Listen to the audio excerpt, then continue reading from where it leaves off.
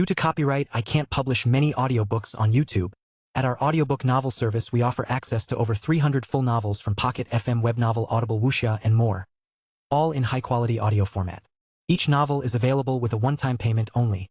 No subscriptions, no monthly payment, and no ads. Payments via PayPal or Ko-fi. To browse the full list of available novels, message me directly on Telegram or WhatsApp, or check out our full catalog on Discord. Chapter 325, Reluctant Escort. A system notification popped up, catching Ethan off guard. A general's token? What the hell was that? And it was just a fragment? He immediately opened his inventory to inspect it. General's token, fragment. Description: 100 fragments can be synthesized into a complete general's token. Effect: grants unrestricted entry into the general's sanctuary. Notes: first-time monster kills have a higher drop rate. Only 100 fragments exist in total. No more will be produced once they're all acquired. Ethan frowned. The general's sanctuary? He'd never heard of that before. Not in this life or the last. Was it some kind of hidden zone? Or maybe in his previous life all 100 fragments had been dropped, but no single player ever gathered them all. He shook his head. It didn't matter right now. 100 fragments wouldn't be easy to come by anyway. He closed the inventory and dashed off toward the entrance of the general's tomb, second level. The monsters ahead were level 77. He was only level 50. A 27-level gap meant a massive experience bonus. His heart thumped with excitement. If the second level had choke points, he could kite the mobs efficiently, but first he'd need to scout the layout. Ding. System notification. Your alt character has joined a party. Ding. System notification. Your alt character has left mining zone 1894. Ethan blinked. He'd seen his alt mining earlier and hadn't paid it any mind. As the main account holder, he received alerts for the alt's activity. Curious, he opened the alt panel. Level 40. The party notification likely meant someone, no doubt Morzin, was dragging it into a dungeon. A thought sparked. Should he start leveling the alt too? If Morzin was controlling it, they could tag team on the Carnage faction side. That could actually work. He mentally called out to Morzin, but there was no response. Figures. The old geezer had probably muted their link, or wasn't spying on him at the moment. Ethan opened private chat instead. Not a druid. Don't bother with the dungeon. I'll take you leveling in a bit. A full minute passed. Not a rogue. The little brat finally logged on. Do you know how exhausting it's been trying to keep your level up? You're gonna level me? Worry about your second place rank first, hotshot. Ethan rolled his eyes and responded after a moment. Not a druid. My bad. I'm almost level 51. Another minute went by. Ding. System notification. Your alt character has left the party. Not a rogue. Come on, hurry up and pull me over. Not a druid. Wait until I find a safe spot. Ethan could practically hear the impatience in Morzin's voice. The old man had clearly noticed his leveling speed and was getting excited. Still, summoning him now would be a death sentence. It took over 30 minutes to reach the second level's entrance, an absurdly long time even at Ethan's speed. That showed just how massive the general's tomb was. The staircase wasn't even at the far end of the map, it was in the middle, meaning a full run from the main gate to the back would take over an hour. As he descended the stairs, he slowed his pace. Just around the corner lay the second level entrance, and 2 corpse guard warriors always spawned there. There was no cover, no sneaking past, not with that 27-level difference. 2 choices, he thought. Fight Hedon, or run like hell and break combat. He decided to try separating them first. Fight 1. Test the damage. If it got hairy, he'd bail. That was the plan. But the moment he peeked around the corner, both guards turned in unison, their glowing eyes locking onto him like rabid bloodhounds. They charged. These weren't the slow, dragging husks from the first floor. They ran. One of them had a fully transformed left arm, a massive jagged scythe that gleamed in the dim tomb light. Its right hand swung freely at its side as it barreled forward. Ethan's eyes widened. Nope. Hell no. He activated Swift Stride and bolted just as they closed in. A gust of wind kicked up behind him as he narrowly slipped past them. They were fast. Faster than he expected, almost rogue-level agility. And once they started chasing, they didn't stop. 2 turned to 5. 5 became 10. The monster density down here was insane. Ethan grimaced. Eventually 50 or 60 corpse guard warriors were hot on his heels. Some would peel off if they couldn't keep up, but new ones kept joining the pack. This isn't sustainable. I need a choke point. Fast. He couldn't just run aimlessly and aggro the entire floor. 20 minutes later, he spotted a ruined stone pillar, but it was too tall to climb. He'd need something lower, or at least a series of jumps. 10 more minutes passed before he finally found a broken column, about 7 meters tall. It was just doable. He took a deep breath, then activated Accelerate Leap and Double Jump in quick succession. With a burst of momentum, he vaulted up, barely catching the edge. He scrambled onto the top. Down below, over 100 corpse guard warriors swarmed the base of the pillar. Ethan wiped a cold sweat from his brow. If these monsters could destroy terrain, he'd be screwed. Thankfully, they just roared and waved their bladed limbs uselessly. He opened his alt panel and summoned the rogue. The moment the alt materialized beside him, it turned eyes widening at the undead tide below. "What the hell did you do to deserve this?" Morzin exclaimed, appalled. Each of those mobs stood over 6 feet tall, bulked up like pro wrestlers, and wielded terrifying weapon arms. The sight was definitely something. "TSK. I'm here to level you and you're still whining?" Ethan shot him a glare. Morzin huffed. "Level me? This is your alt, kid. I've been sharing EXP with your main to level you up. Oh, so now you remember it's my alt?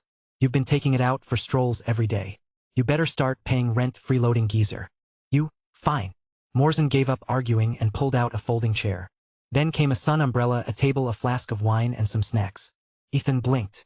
"Didn't you quit drinking?" "I quit that day," Morzin said, matter-of-factly, taking a long swig. "This wine, though? Chef's kiss." Ethan muttered a curse under his breath and turned to face the horde. Might as well get to work. He toggled the EXP share to give his alt the full cut. He was too close to leveling up himself. Any monster kill might push him past 51, reducing the EXP bonus from the level gap. Since the alt wouldn't get the bonus from being lower level, he'd have to work with what he had. Solar Flare went out first, an area debuff. Lunar Beam was single target, so it wasn't worth using right now. He focused on one monster and started hammering away. 36, 24, 48. That was his highest skill damage. Even with Divine Fatal Strike on a crit, it barely hit 300. The monsters had 385,000 HP. One kill would take an hour, he estimated. Still, when Celestial Barrage activated, it was a sight to behold, even if the damage was hilariously low. One. Snowflakes in a hurricane. Ethan sighed. He suddenly wished Lila were here. They could sit under the stars, meteor skill effect, and talk about life. Instead, the one lounging next to him was an old man in a rogue's body, sipping wine like he was on vacation. He let out another sigh and dug in for the grind. Chapter 326. The Reluctant Escort, 2. Ethan toiled away for another half hour. Finally, the corpse guard warrior he'd been targeting dropped to half health. The other 100 or so monsters showed a slight dip in their health bars, but it was barely noticeable. Only Solar Flare and Celestial Barrage were area effect skills, and even those didn't pierce armor, just chipped away a sliver at a time. He groaned inwardly. If only I'd invested in true damage gear earlier. But even if he went back now with a mountain of gold, there probably wasn't enough true damage gear in all of Ethereal to fully outfit him. Not to mention the combined revenue from Renegade Alliance's 6 shops and 3 auction houses still wouldn't be enough to afford it.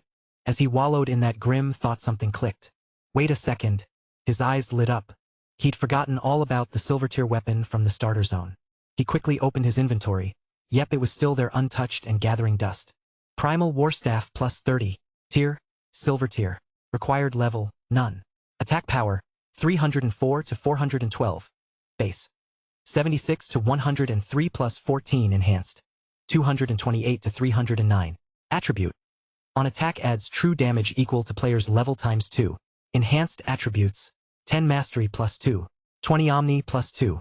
30 omni plus 2. Restrictions. Survivor faction, mage, warlock, priest, druid only. Compared to his current exclusive weapon, the attack power was laughable. But that passive, adds true damage equal to player's level times 2, was exactly what he needed against high-tier monsters. He remembered the ordeal of getting it. Back in the starter zone, he'd gone through hell and even faked a cliff dive just to snag it. Even a level 100 player using this staff would only get 200 true damage.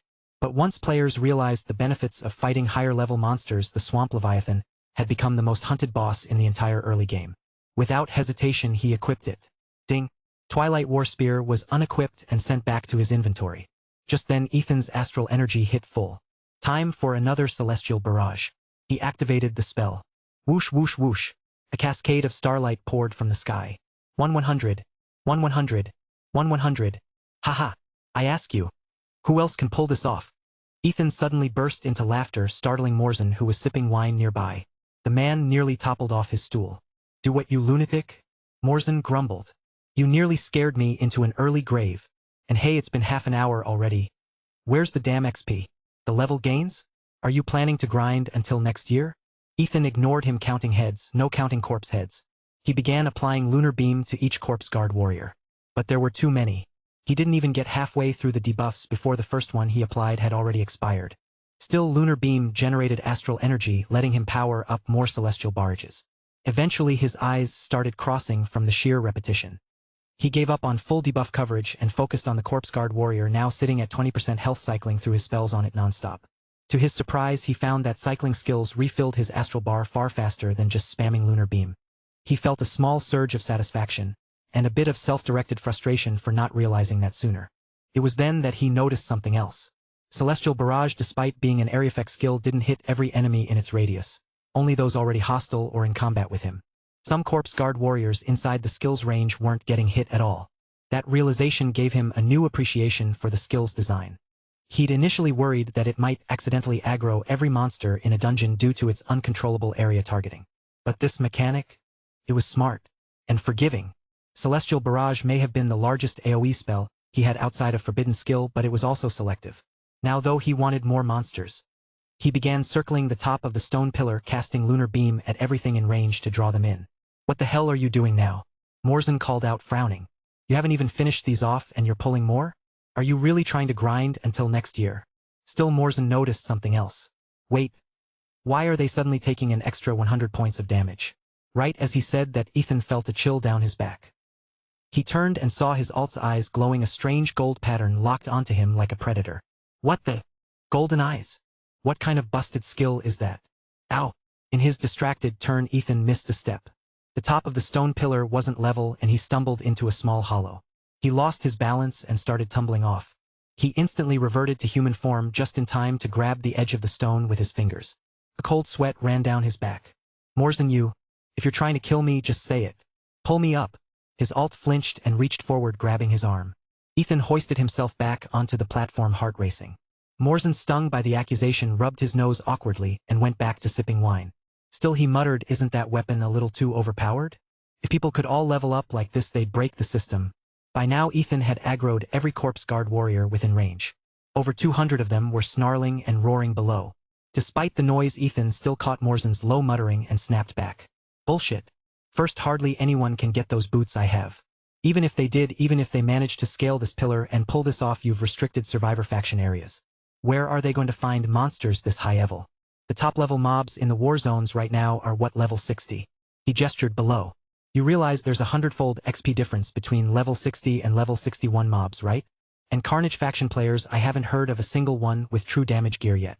He rattled off his explanation quickly and logically. The last thing he needed was for the system to flag the weapon and issue a silent nerf mid-grind. Morzan listened, quietly stroking his chin. Ethan's argument made sense. With a thoughtful grunt, he raised his glass and took another drink. Ethan let out a breath, thinking, close call. If he'd reported this, the devs might have patched the staff right out of the game. He wasn't entirely joking either.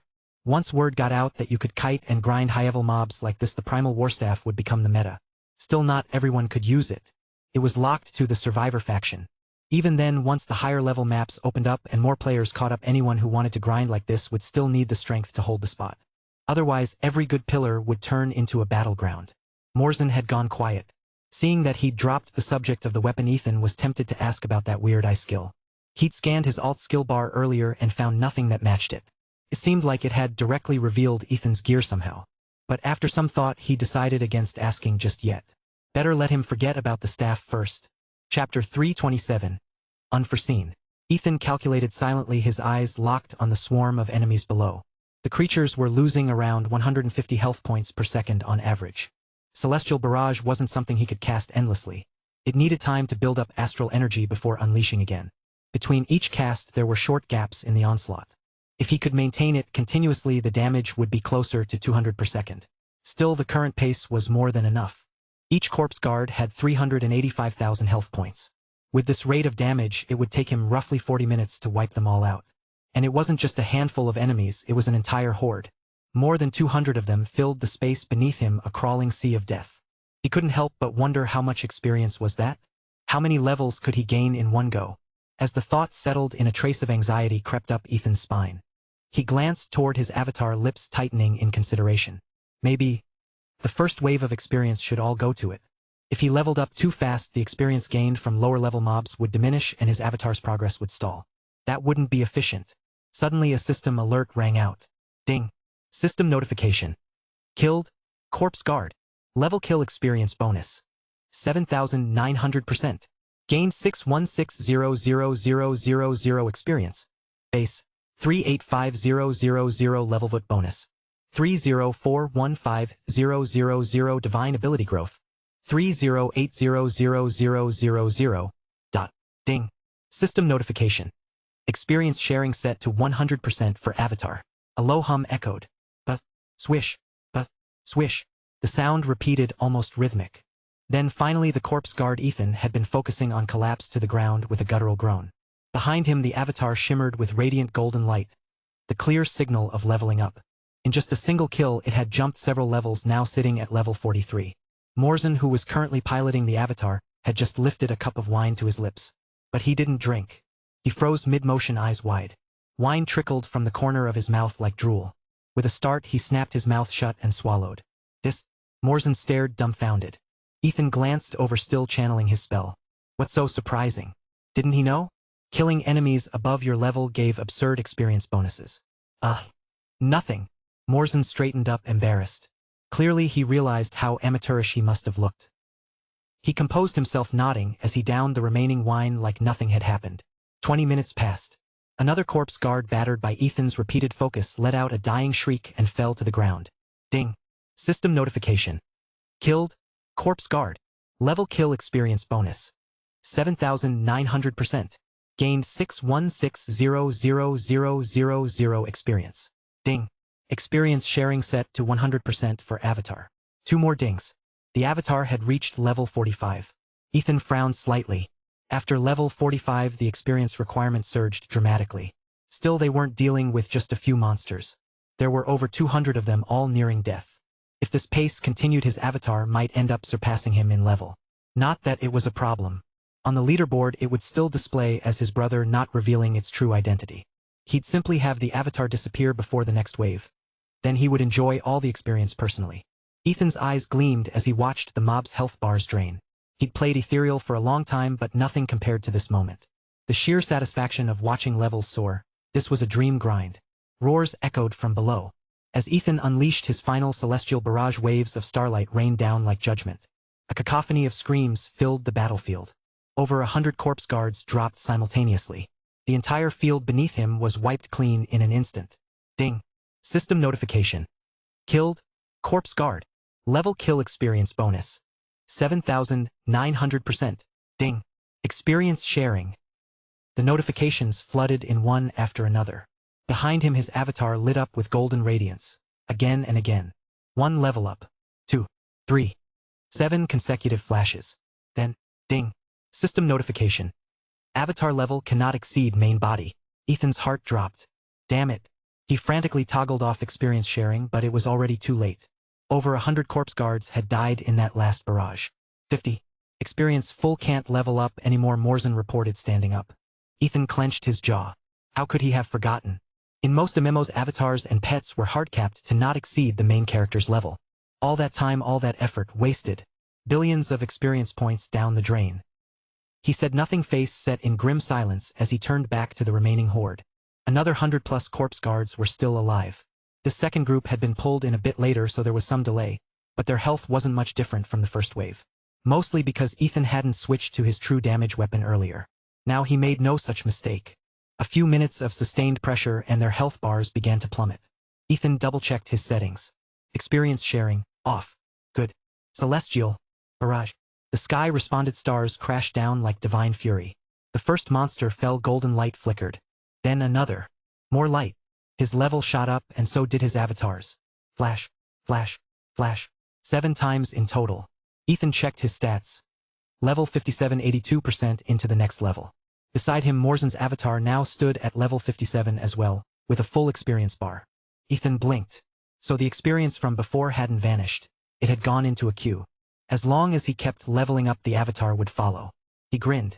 The 7,900% bonus from those early kills when he was underleveled, that had made all the difference. But now the bonus was shrinking. His own level had caught up too much. That's why, despite the mass slaughter, he only reached level 57 this time. Still, he was satisfied. He glanced at the leaderboard. It would refresh in 10 minutes. He couldn't wait to see the chaos it would cause. A quiet sigh escaped him. Leveling in Ethereal was brutal. In his past life it had taken him over 3 years to reach level 110. And he hadn't even slacked. The global #1 player was only in the 130s. Back then every level had been a battle of attrition. Later on high-experience challenge dungeons opened up after level 90. That helped speed things up. But for now he was still in the grind. The final corpse guard fell with a burst of single-target energy. Ethan leapt down from his perch. Among the corpses he spotted 3 dark metallic fragments, the general's token pieces. He gathered them up quickly. There were some equipment drops too, though none were gold tier. Just 4 or 5 silver tier items. 200 monsters and not a single gold drop? The drop rate really did plummet at higher levels. He scoured the battlefield once more and spotted something else. A skill book. He picked it up and flipped it open. Starfall, Advanced. Usage requirement. Requires base Starfall at level 19. Description. Upgrade Starfall to level 29. Ethan stared at it stunned. Starfall? That was a balanced druid skill. A single target finisher much like Celestial Barrage. Instant cast requiring astral energy, powerful but situational.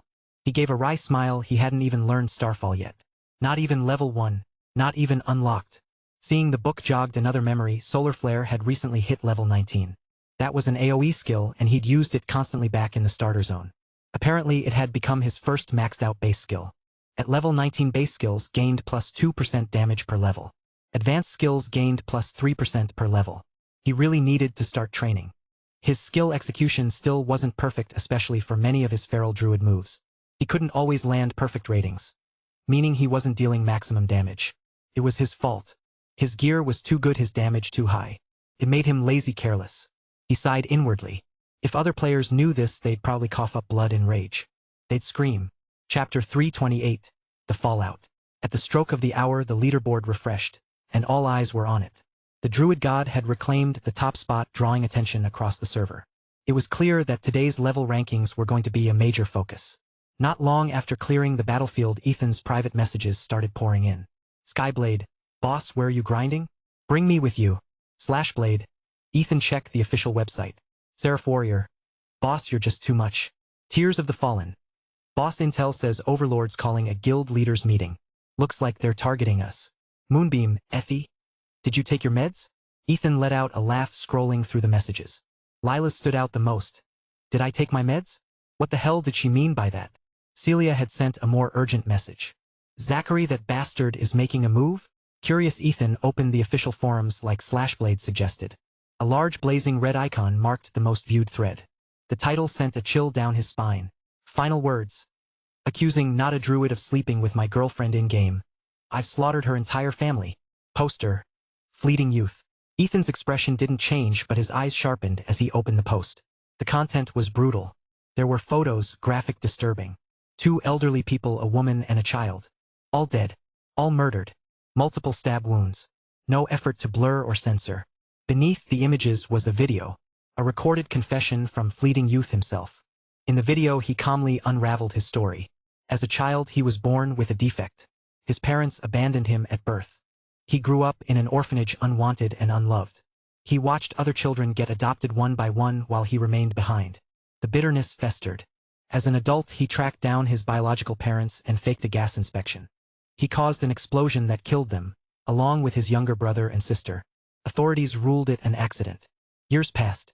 He met his girlfriend and married into her family, becoming Olivian's son-in-law. But behind closed doors he endured humiliation and abuse daily. Then came the breaking point. He discovered she was having an affair in-game, with not a druid, the world's top-ranked player. The druid god. Ethan. The video cut to a sobbing woman tied to a chair. Terrified she admitted to the affair herself, naming not a druid. Back to Fleeting Youth. I've slaughtered her entire family, including her. By the time you see this video I'll be dead too. I want to accuse not a druid, and warn all Renegade Alliance members, especially the women, stay away from him. I was once part of Renegade Alliance. I'm ashamed to have been part of it. His real name is Ethan. He lives in Harmony City XX Region XX Villa. Then he held up a triangular dagger. Without hesitation he plunged it into his chest. Blood burst forth. His eyes widened, full of panic and disbelief. He pulled out the blade, blood spraying everywhere. Glancing once more at the weapon in his hand, he reached toward the camera, trying to grab something. Then he swayed and fell. He died with eyes wide open as if something completely unexpected had just happened. Ethan blinked, stunned by what he had just seen. How had such graphic content even been allowed online? He refreshed the page. The images and video were now pixelated, censored by the system. But oddly, the post itself remained up. And what a ridiculous accusation. Ethan's lips curled in disdain. That scrawny, rat-faced, fleeting youth. A Livian son-in-law? He didn't even look employable. What woman would marry him? There had to be more to the story. Maybe the kid wasn't even his. Maybe the woman was just using him. Ethan's mind wandered. Even when being slandered so severely, his thoughts still zeroed in on how pathetic fleeting youth must have been. Most people in his place would have been scrambling to clear their name. But Ethan remained calm. Beast. That's what fleeting youth was. He killed his own parents, his siblings, then his in-laws and wife. Yet his dying expression wasn't hatred or satisfaction. It was shock. Like the knife had betrayed him. Like he didn't expect it to hurt that way. Like he was expecting something else to happen. What was he trying to grab? What was behind that camera? Ethan opened the world chat. The entire ethereal world was talking about it. His meteoric level climb was completely buried by this new scandal. In the guild chat, chaos erupted. A few voices even had the nerve to demand an explanation, accusing Ethan directly. His gaze turned ice cold. Just then Celia messaged him again. Tears of the Fallen. Boss, you saw the post, right? Tears of the Fallen. What now? She didn't doubt him. Not for a second. Before the system censored the images, she had already seen the woman in question. Plain looking. Nowhere near as attractive as Lila. With someone like Lila around, why would Ethan ever stoop so low? Those who truly knew him would never believe this crap. But others? They weren't so discerning. The extremity of fleeting youth's actions gave the illusion of truth. Why would someone go that far if it wasn't real? That night the forums stayed hot. In Renegade Alliance, discussions exploded. Ethan gave Celia a simple order. Record the names of everyone stirring the pot. Then, like nothing had happened, he returned to the second level of the general's tomb. He rounded up over 100 corpse guards and leapt onto a stone pillar. Kid, a voice called. You're really not going to deal with this? It was Morzan, in his summoned avatar, watching him resume grinding. The truth speaks for itself, Ethan said, casting spells as he spoke. Fleeting youth is the one who killed. Not me. What does that have to do with me? But he's slandering you, Morzan muttered, pouting. Ethan gave a half-hearted laugh and ignored him. Morzan narrowed his eyes. He's not as calm as he looks, he thought. But he was wrong. Ethan felt no anger, no distress. Why waste emotions on a lunatic? Instead, he was thinking about something else. Who was behind all this? Why did the scandal erupt the moment he reclaimed the top spot on the leaderboard? There had to be someone else involved. Someone pulling strings behind the scenes. That dying look in fleeting youth's eyes, he wasn't looking at the camera. He was looking past it. Like there was someone else there. Someone he hadn't expected. Someone who betrayed him. Was the knife swapped? Was he forced into it? Or did he make a deal with someone? That person knew Ethan's name. His address. If Ethan hadn't moved into the Whitmore family's hidden territory, the media would have swarmed his old place by morning. He couldn't return to the real world now. Who hated him that much? Only one name came to mind, Zachary. If not him, then who? The hatred Ethan had carried through 2 lives was beginning to stir. Across the city, Zachary was browsing the same post, a sly smile tugging at his lips. Fingers pinching his chin, he watched the storm unfold. Ethan. Just who did you piss off? It didn't matter. This incident was a gift. It suppressed Ethan's momentum beautifully. Maybe even crippled him. Now was the time to act. He began activating his agents planted within Renegade Alliance. They would amplify the rumors. Foment dissent. And once Ethan's guild was shaken to its core, he'd mobilize all allied guilds to strike. If everything went to plan, Renegade Alliance would collapse. And Ethan, even as the world's top-ranked player, would be left standing alone. Zachary's eyes gleamed. He opened his chat window and began issuing orders one by one. Once done, he leaned back, a pleased smirk on his face. Chapter 329. Body Cleansing. The post on the official website had been up for a while now. All eyes were on Ethan. Everyone was waiting for his response. Suddenly, the system exploded with back-to-back global notifications. Ding. Global announcement.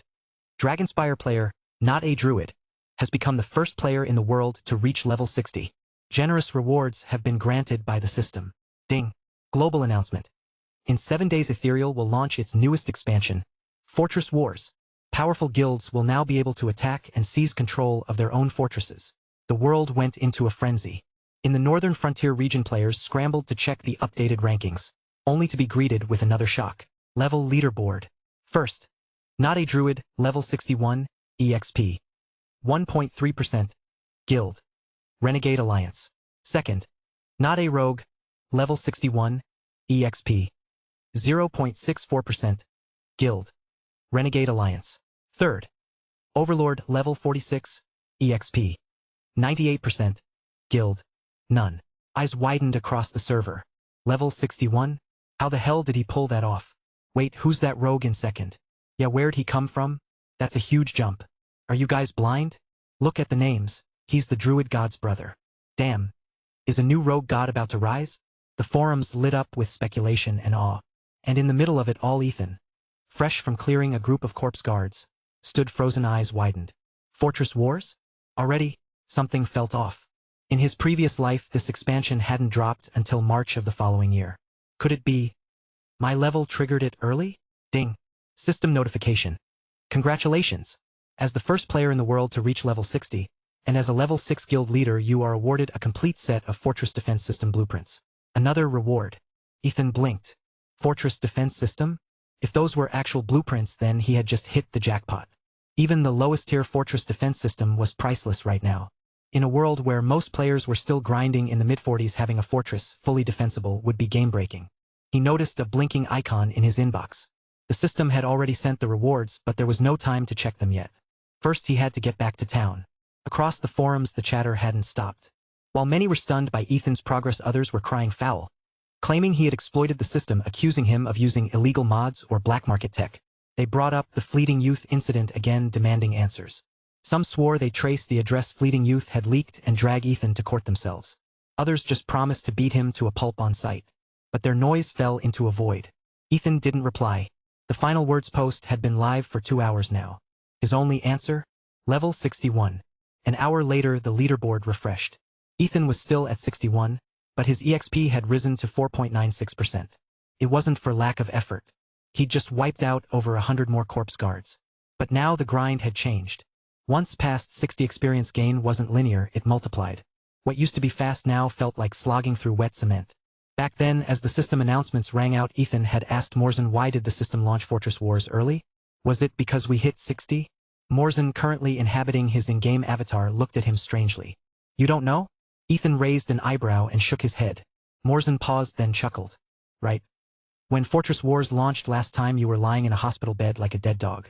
Didn't they amputate your leg? Ethan scowled. You're the dead dog. But he got it now. Back then, Skyblade had helped him escape to Harbor City, where he holed up in a tin shack on a rooftop.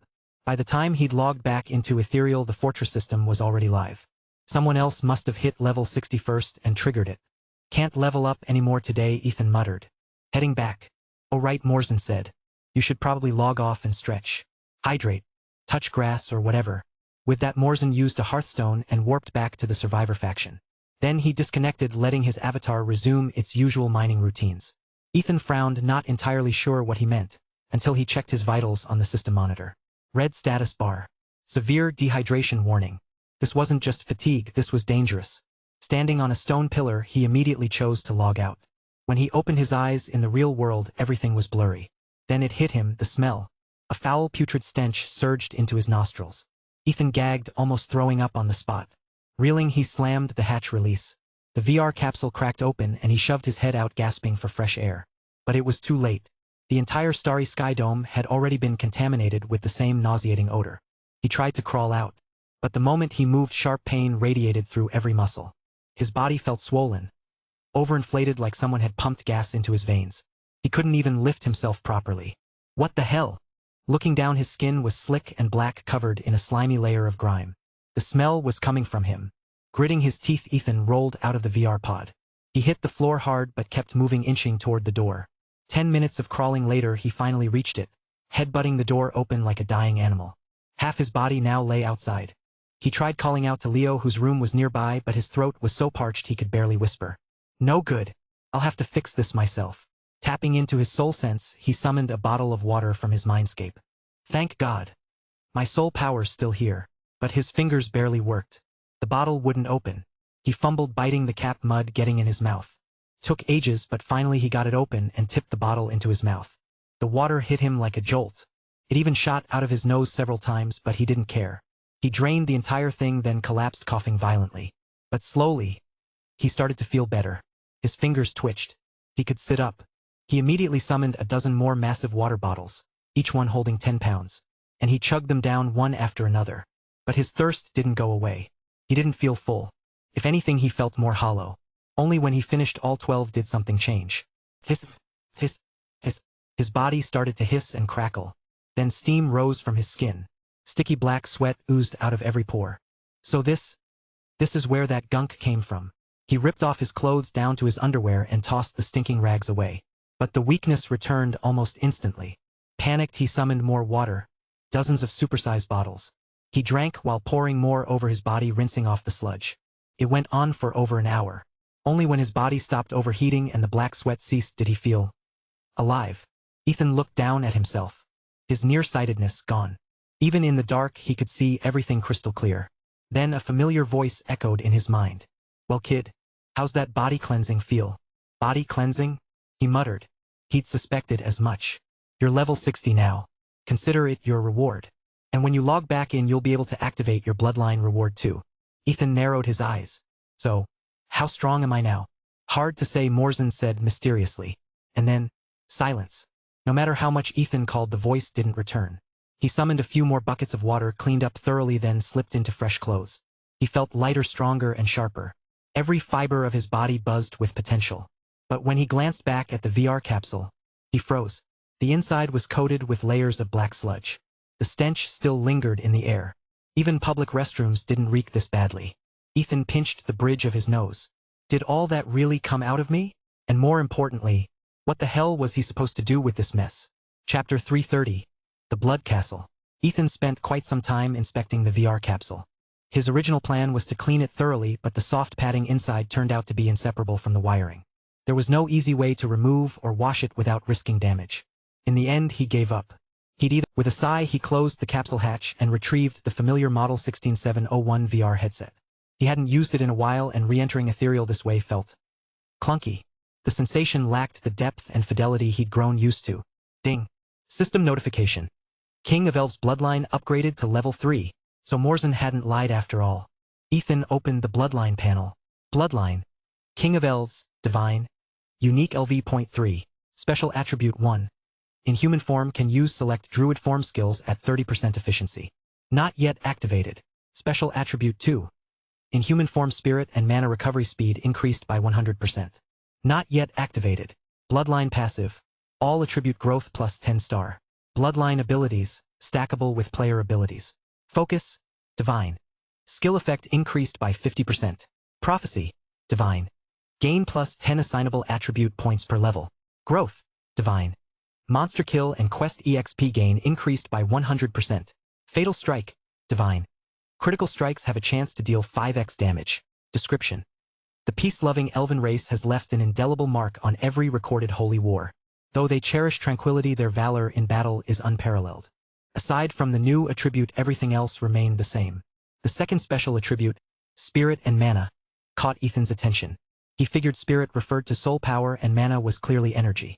The first attribute seemed tailored toward amplifying skill damage, while the second improved sustainability in combat. He recalled how energy fusion in battle always drained his reserves quickly. With this buff, he should be able to hold out longer. As for soul power, he'd used his soul sense to scan the Whitmore territories that first night. The aftermath had been brutal. A piercing headache and an empty feeling in his mind. Clearly that had been soul depletion. Earlier he'd asked Morzin about his strength. The old man's response, hard to say, cryptic as always. Was that an admission that even Morzin couldn't gauge him anymore? He'd need to find someone to spar with soon and see for himself. Based on current energy user classifications, his abilities didn't fit any mold anymore. Not that it mattered. Power was power. Opening his divine teleportation interface, he saw the coordinate he'd marked earlier, right at the base of the mountain. He could teleport out whenever he wanted. Current level, 61. A grin tugged at the corner of his mouth. At this level, there was no place he couldn't handle. Leaving the general's tomb behind, Ethan reconfirmed his coordinates and darted forward. At level 61, he held at least a 15-level advantage over most players. What was there to fear? While running, he opened his inventory and re-equipped the Twilight War Spear. To his surprise, the weapon had grown significantly. He remembered checking it when it was still at level 35. Even then it was powerful. But now, Twilight War Spear, quality, legendary. Required level, 61, growth type weapon grows with player. Attack power, 2452 to 4224. Base, 613 to 1056. Plus 30 reinforced, 1839 to 3168. All attributes, plus 261. The spear had been quietly evolving with every level, though Ethan hadn't been paying attention. Most of the secondary attributes remained stable, but the range and duration of its forbidden spells had grown. He equipped the weapon and eagerly opened his full character panel. Not a druid / not a rogue. Class, druid. Race, human. Level, 61. Faction, survivor. Bloodline, king of elves, divine. Attributes, strength, 666. Growth index, 22. Intelligence, 666. Growth index, 22.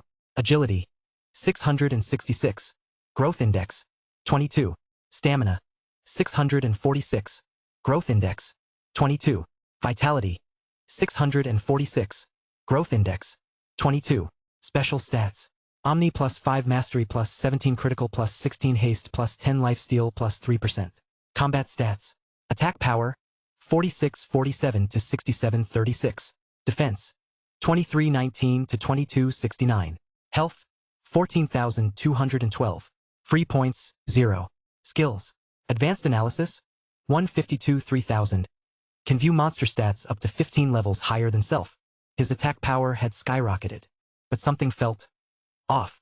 His base stats were now outstripping what even high-end equipment could offer. If it weren't for the spear, his weapon attack would already be falling behind. The issue was clear. His gear hadn't kept up with his level. Most of it was outdated. He'd been stockpiling rare ores and minerals, but his divine forging skill remained stuck. Just gathering materials every day wasn't enough. He made a mental note to reinforce his blazing necklace, which he had sent back earlier without upgrading. Another oversight.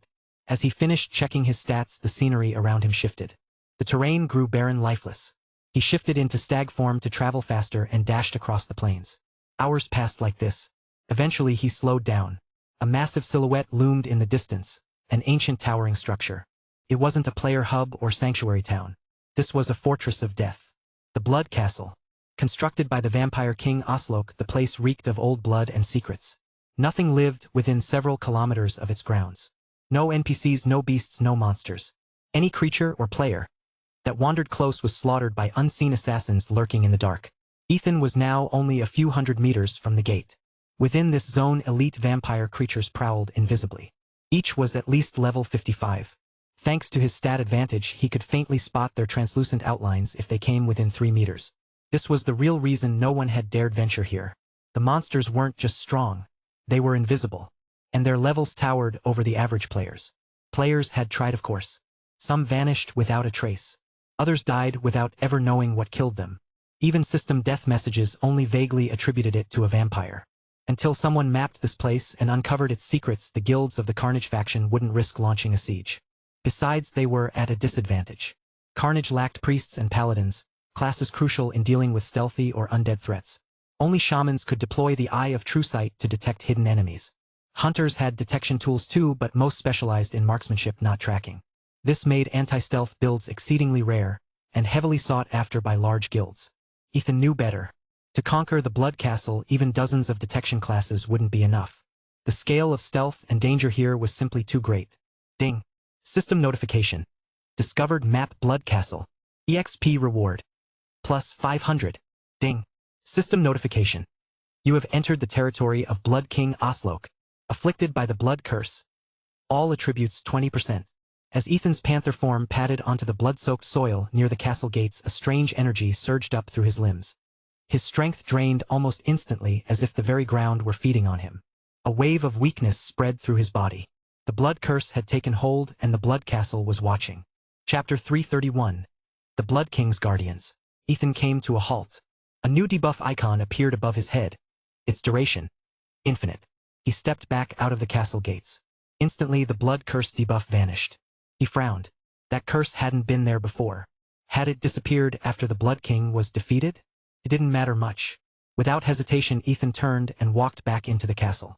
A 20% reduction in all attributes was harsh, but his stats were high enough that it barely made a dent. Any other player would have turned and run at the sight of such a penalty. Inside the towering halls of the castle, four massive werewolves blocked his path. Each stood 10 feet tall, hulking and grotesque. Their skin was a lifeless gray stretched tightly over bulging muscles. Eyes glowed red with hunger, and their fur was thick, matted and patchy, almost rotting in appearance. Long, wicked claws shimmered with a cold metallic gleam. They paced back and forth, patrolling the corridor's entrance like true sentinels. Ethan quickly scanned the area.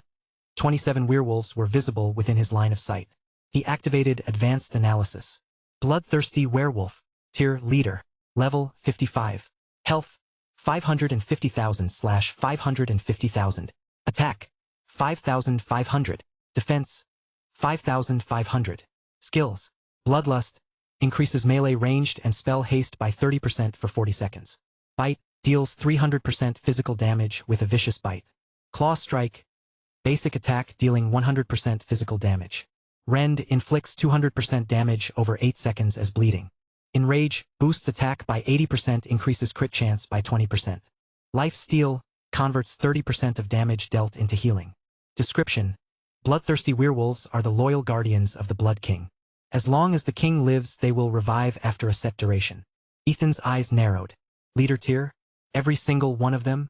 Their stats were insane: high HP, attack, defense, and with 6 abilities, 2 being self-buffs, they weren't just powerful. They were deadly. The worst part? Life Steal. 30% healing from dealt damage. That alone made them near impossible to outlast. He almost laughed bitterly. His old self had once considered coming here. What a joke. Even with decent stats back then, an unknown fight against these beasts would have ended in disaster. His pathetic 3% lifesteal couldn't compare to their 30%. There wouldn't have even been a fight. In his previous life, information about this place had been scarce. All he knew was that a Carnage faction's guild leader, Iron Seraph, had acquired the Immortality Divine ability here. That one announcement had been the only clue. No walkthroughs, no detailed guides. They must have cleared the castle, slain the Blood King, and stopped the monster respawns. Because when Ethan visited in his past life, the castle had been completely empty. This had to be a one-time instance. And such places always dropped high-tier loot. But even now, with all his progress and strength, charging in here would be suicide. Thankfully, he wasn't here to fight werewolves. His target was the Immortality Scroll, but divine abilities always had a guardian. In this case, it was the Blood King himself, Oslok. Taking that scroll wouldn't be easy. First things first, he had to get past these werewolves. Ethan shifted into a crouch near the entrance, studying the way the creatures moved. Even cloaked in stealth, he could see a true sight icon above each of them. That was a problem. It meant they had anti-stealth capabilities. If he got too close, they'd see right through his invisibility. The corridor ahead was 10 yards long and 4 wide. Tight, unforgiving. 27 werewolves guarded it, and their true sight ranges overlapped almost completely. No blind spots. No slip-through gaps. He spent over an hour watching their patrol routes. The alert radius of each werewolf moved with them, circles of detection sweeping across the floor like radar pulses. A few times he saw narrow gaps and almost made a dash for it, but held himself back. The risk was too high. It was nearing 3 a.m. in real time. He was running out of patience. Then, without warning, the werewolves stopped. One by one, they turned toward the right wall and lined up in formation. Ethan blinked. The left side of the corridor was suddenly clear. No true sight. Nothing. His heart leaped. He got up quickly, ready to slip along the exposed wall, when a new squad of werewolves emerged from the far exit, marching straight toward the entrance. Ethan retreated in an instant, watching from the shadows. The 2 squads, one exiting, one entering, stood in formation facing each other, then bowed in unison.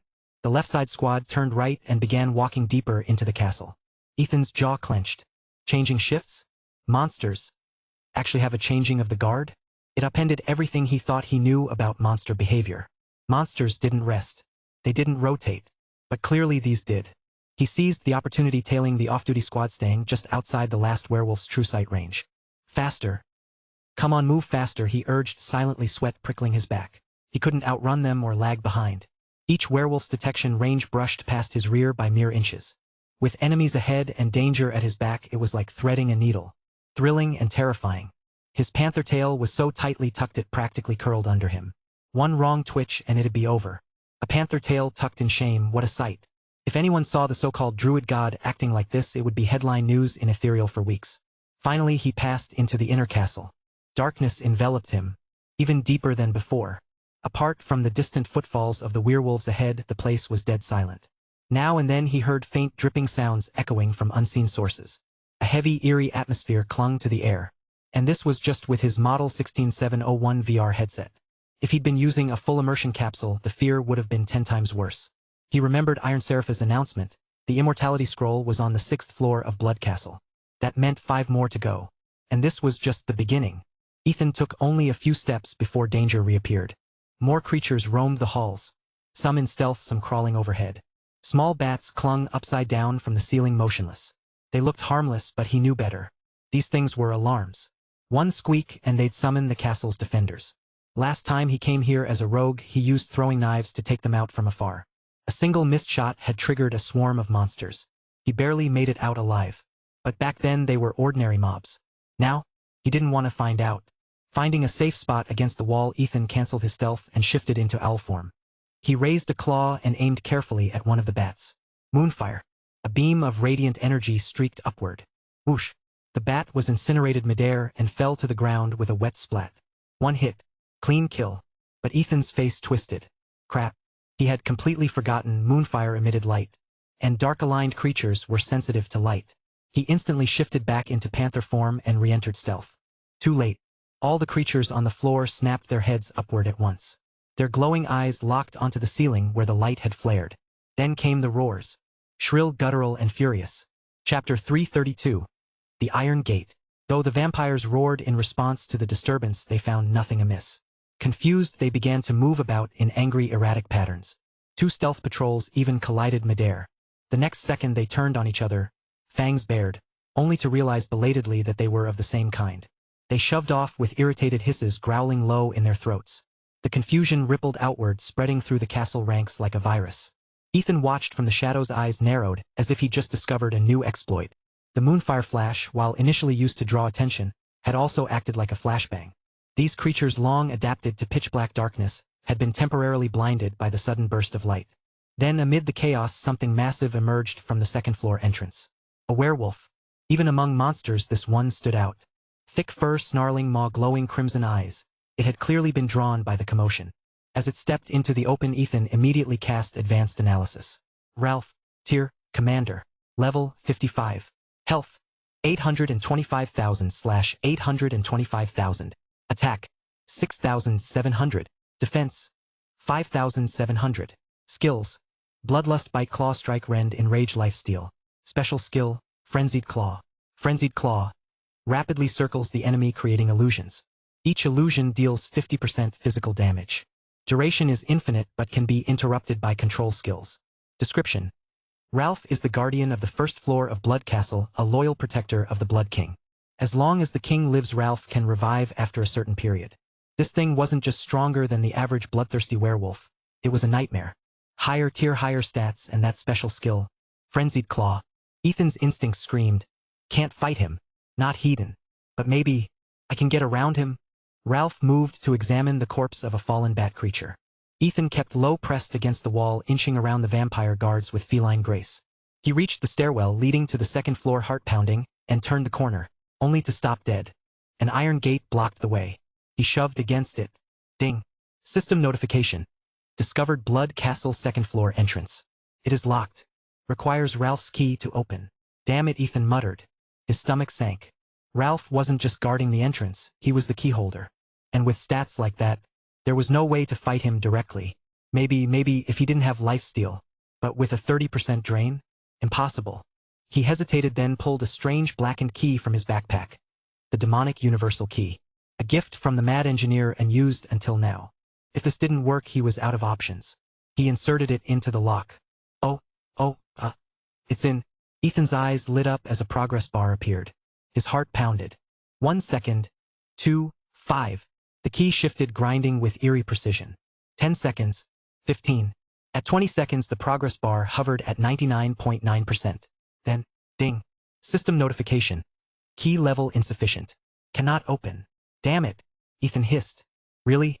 You let me get all the way to 99.9%? I've already got my hopes high. You're telling me it's the insufficient. Suddenly, click-clack. The key made a soft double sound as it slipped loose from the lock. Ethan flinched. In this silent, haunted place, the sound felt deafening.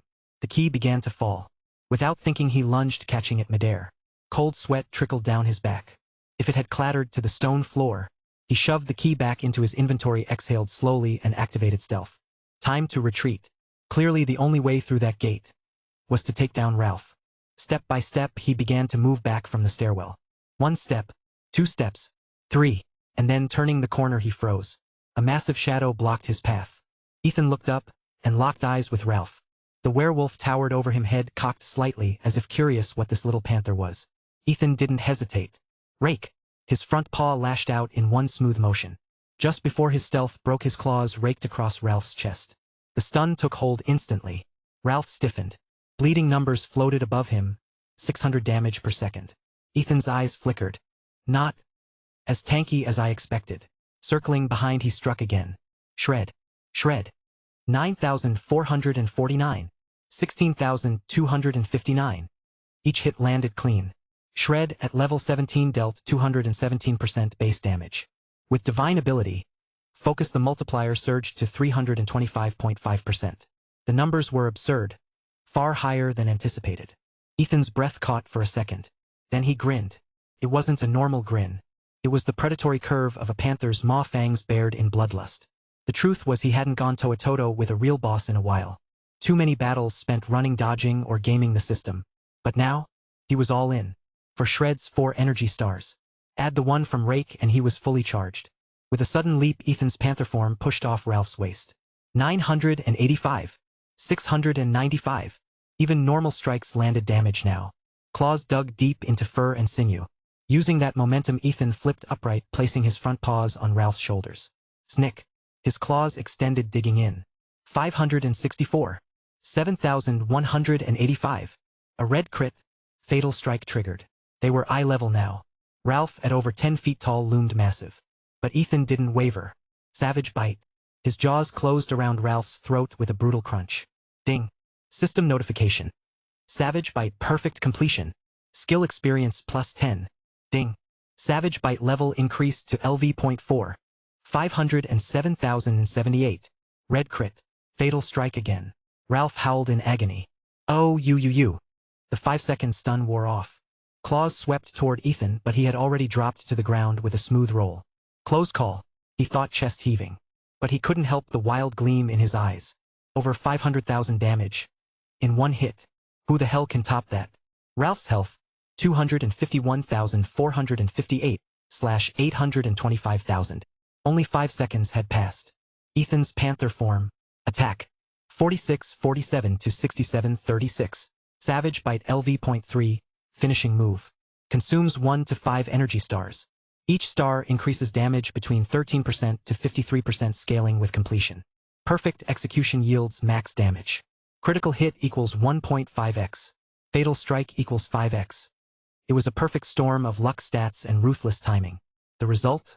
Devastating. But even as Ralph staggered, blood pouring from his throat, he activated bloodlust and enrage. With a snarl, the werewolf's hulking form vanished. Just a blur rushing toward Ethan. The air shimmered. Frenzied claw. He was about to be swarmed by illusions, but Ethan didn't flinch. His grin widened. As Ralph lunged, Ethan shifted. Bear form. Suddenly the corridor felt too small. Over 6 feet tall and 13 feet long, Ethan's bear form filled the space like a boulder. Ralph slammed into him and bounced. The bear reared on its hind legs. 2 massive paws rose, then came down in one synchronized motion. Swipe. Thud. Ralph's smaller frame was slammed flat into the stone. The werewolf groaned, dazed. Swipe didn't deal damage, but it stunned for 3 seconds. Ethan, looming above like a mountain of muscle and fur, let out a slow breath. The fight was almost over. Chapter 333. Shifting Sands. The moment Ralph collapsed, Ethan shifted back into panther form and leapt onto its back. His claws lashed out, each strike precisely aimed at the back of Ralph's head. Universally the weak spot of all monsters designed to inflict bonus damage. Still, there were no critical hits. A fatal strike trigger wasn't happening. 3 seconds later, Ralph stirred. It shook its head, groggily trying to rise. Its health had dropped below 50,000. Ethan launched off its back and shifted into owl form midair. Before even landing, he cast Bramblebind, locking Ralph's feet in place. The monster had barely stood up before vines snaked around its legs, pinning it to the ground. Ethan landed 3 yards away, near the corner of the wall. The corridor staircase was narrow, only about 6 yards wide, but the bend worked in his favor. Monsters outside couldn't see in. Ralph, now immobilized, stood like a dumb beast, an easy target. He had activated both Enrage and Bloodlust, reducing it to a mindless berserker. It didn't even try to break free from the vines. Instead it roared wildly at Ethan, its rage blind and directionless. But the fury was wasted. Ethan knew he had to finish this quickly. He could already hear the distant chaos of monsters gathering beyond the bend.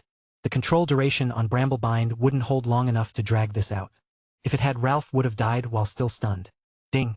System notification. Gatekeeper Ralph killed. You have alerted the Blood King. He will send elite subordinates to intercept you. Clang. As Ralph's corpse hit the ground, the system notification chimed. A brass-colored key dropped from its body, and a thunderous roar echoed throughout the entire castle. Foolish human. Daring to trespass upon my domain. You will. The rest of the voice was lost in a deafening chorus of howls and screeches erupting from the first floor. Ethan gritted his teeth. What the hell? Killing a gatekeeper alerts the boss directly? He snatched up the key and the loot, then sprinted toward the massive iron gate.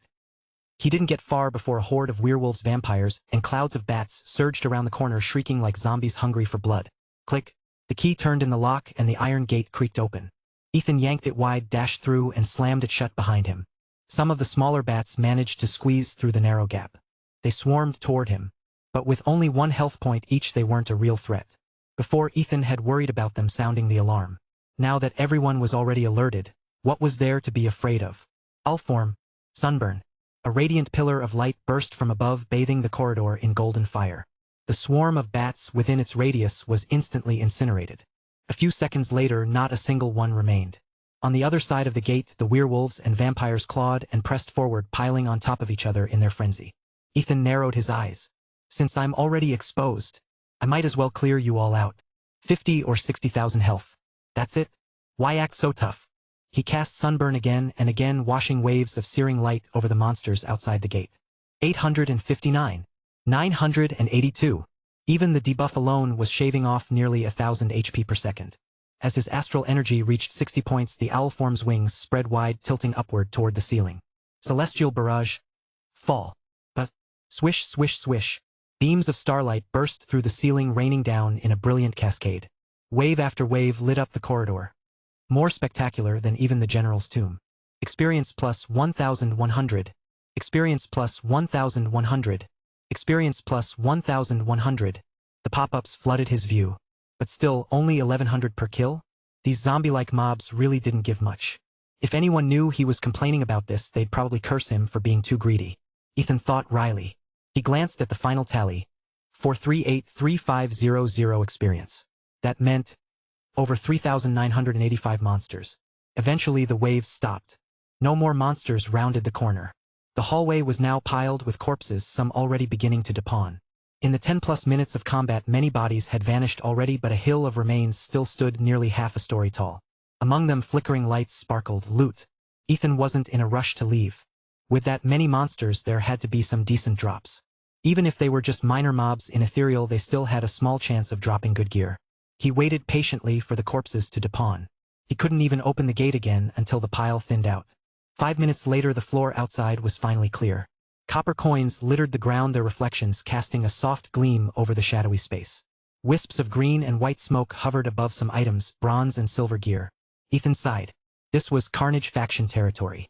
Any dropped gear here couldn't be deposited into the Renegade Alliance's vault. Most of it had faction restrictions. But he didn't care. He issued commands to his avatar back at the guild stronghold and began clearing the battlefield, picking up everything. Gear coins, trash. Didn't matter. Quantity over quality. The operation went like clockwork. Pickup pass to avatar unloads into the guild hall. At the guild hall, Celia was managing internal affairs. The fleeting youth incident had stirred up trouble for Renegade Alliance, and she was organizing an investigation into suspicious players. That's when Ethan's brother barged in, his avatar. Without a word, it dumped a heap of gear onto the floor. Celia blinked. Hey, wait. Where did all this come from? No answer. The avatar ignored her and kept dumping items like garbage. Curious, she picked up a few pieces. Every single one was tagged Carnage faction only. Frowning, she sent Ethan a private message. Tears of the Fallen. Boss, your brother dropped off a pile of gear. Why is it all Carnage faction stuff? Ethan was still elbow deep in loot.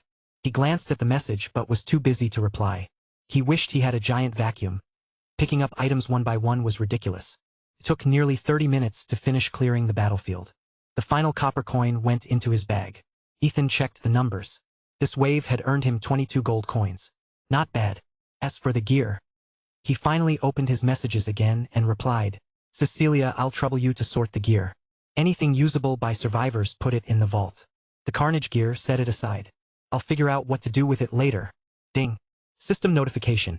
Your friend, Tears of the Fallen, has sent a video call. Accept. The screen lit up. Celia, Victor, Leo, and Williams appeared. Boss Celia began immediately, your brother. Where did he get this gear? Ethan hesitated. Then he waved a hand. All right. First of all, that's not my brother. It's my avatar. I'm currently in Carnage territory. All this gear, I got it. Inventory is shared. Skyblade suddenly leaned in, eyes wide. Holy crap. An avatar. Ethan, you... He stammered until finally falling silent. Everyone gave him a strange look. He went quiet and didn't say more. Slashblade frowned. That's really your avatar? A few days ago it ran a dungeon with us, and it talked. Its moves were too sharp to be AI. Ethan raised an eyebrow. You saying I suck? Slashblade shook his head. No, I'm saying, it wasn't you. We talked, and I could tell. That wasn't your voice. Ethan's expression shifted slightly. Slashblade wasn't wrong. The guy was sharp, no wonder he was a veteran after all. After a moment of thought, Ethan said, there's another individual. A mysterious person who can control my avatar. So it's not just mine. Mysterious person? They all looked puzzled. Ethan nodded. Yeah. If you meet them again, just be nice. It'll benefit you, trust me. No matter how much they probed after that, he said nothing more. He ended the call and let the avatar handle things directly from there. Eventually, he sent the avatar back to the mining area. Just before logging off, he glanced back. Skyblade was still with the others, but something about the way he acted, Ethan could tell. That guy was hiding something. Chapter 334, Orange Tavern.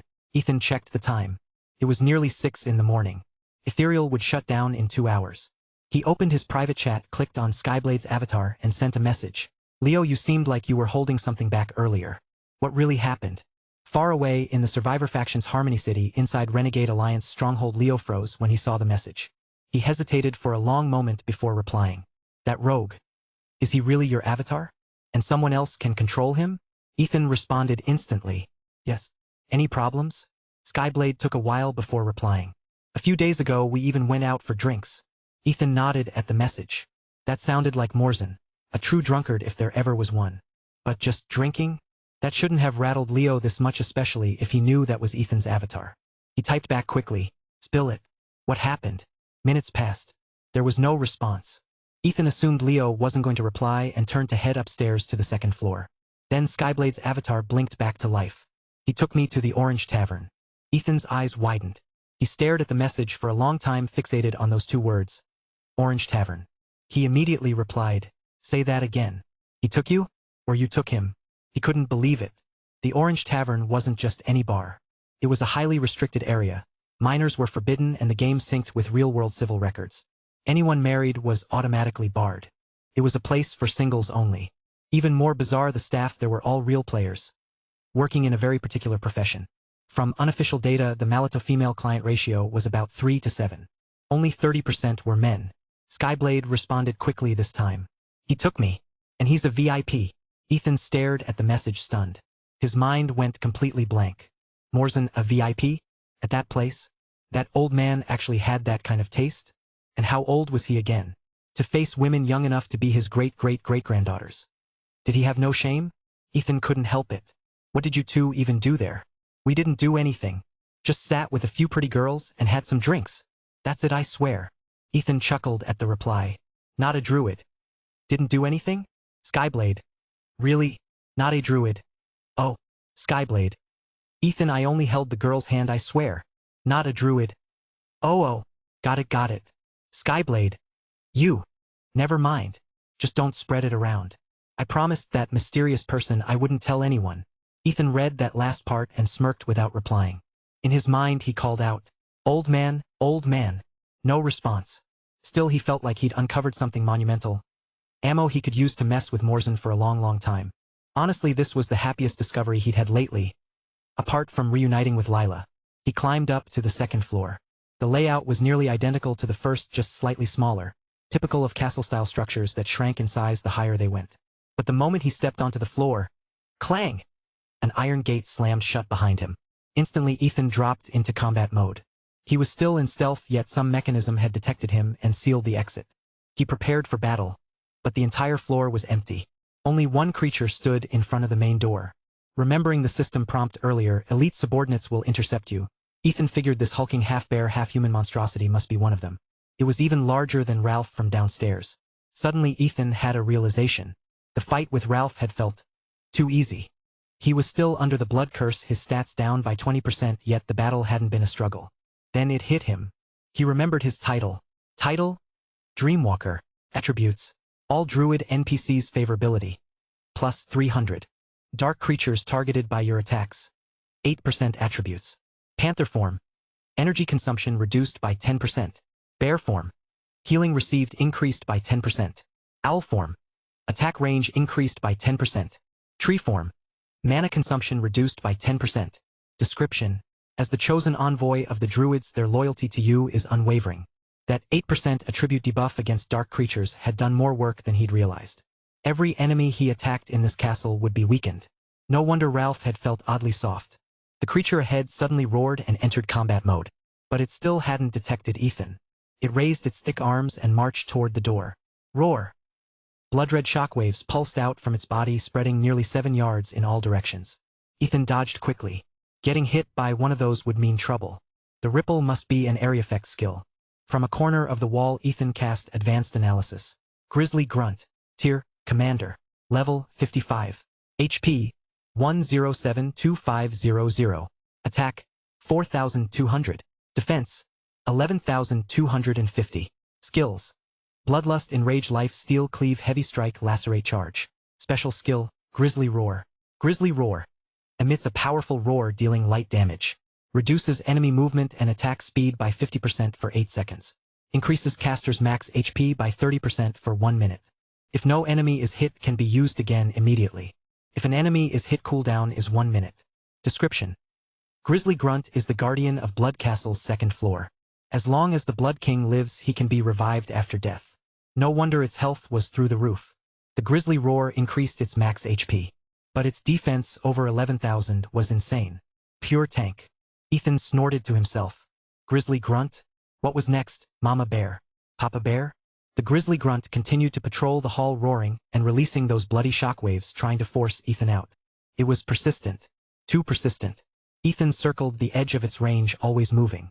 But after a while he gave up on finding an opening. This thing wasn't going to tire. Fine. It's a tank? Let's see who can last longer. He transformed into bear form, breaking out of stealth.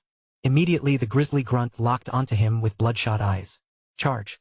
Both bears lunged at each other, claws out. Thud. Their collision sent the Grunt stumbling back while Ethan held his ground.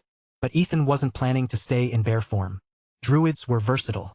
He shifted into owl form, casting Moonfire and Sunburn in rapid succession. Blinding flashes that struck the beast before it could react. While the Grunt reeled from the flash, Ethan transformed into panther form and dashed behind it. He was too small in this form to strike anywhere else, so he aimed low. Straight for the beast's rear. Rake! Followed by 4 quick shreds, all critical strikes. 4,852. 3,654. 9,865. 7,512.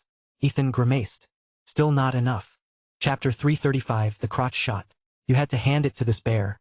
Its defense was ridiculously high. For shred attacks, each powered up to the max, and not a single one broke 10,000 damage. The weakest barely scratched 3,000. At last, the bear's eyes adjusted. It stopped flailing and locked eyes with Ethan. Ethan's panther form straightened. A moment later, rend 5 stars. Dead center. Target. The crotch. This was one of panther form's finishers. Rend. Finishing move. Inflicts continuous bleeding damage. The more energy spent, the longer and more brutal the effect. 1 energy point. 200% attack over 8 seconds. Each extra point adds 4 seconds and 100% more damage.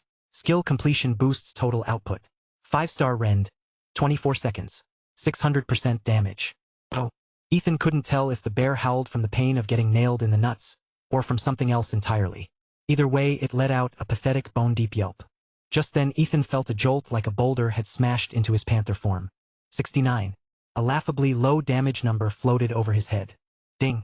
System notification. You've been hit by Grizzly Roar. Movement speed reduced by 50%. Duration, 8 seconds. Damn it. His rend had just finished and a certain part of the bear was now gushing blood. But now his movement was crippled. Drenched in blood and slowed, Ethan had no time to react before the bear's paws slammed together, charging straight at him. He recognized the move immediately. It was lacerate, a high-damage bear form skill. He'd used it himself. Shattered Maria's dragon soul with one slap, broken Markham's arm the same way. No hesitation.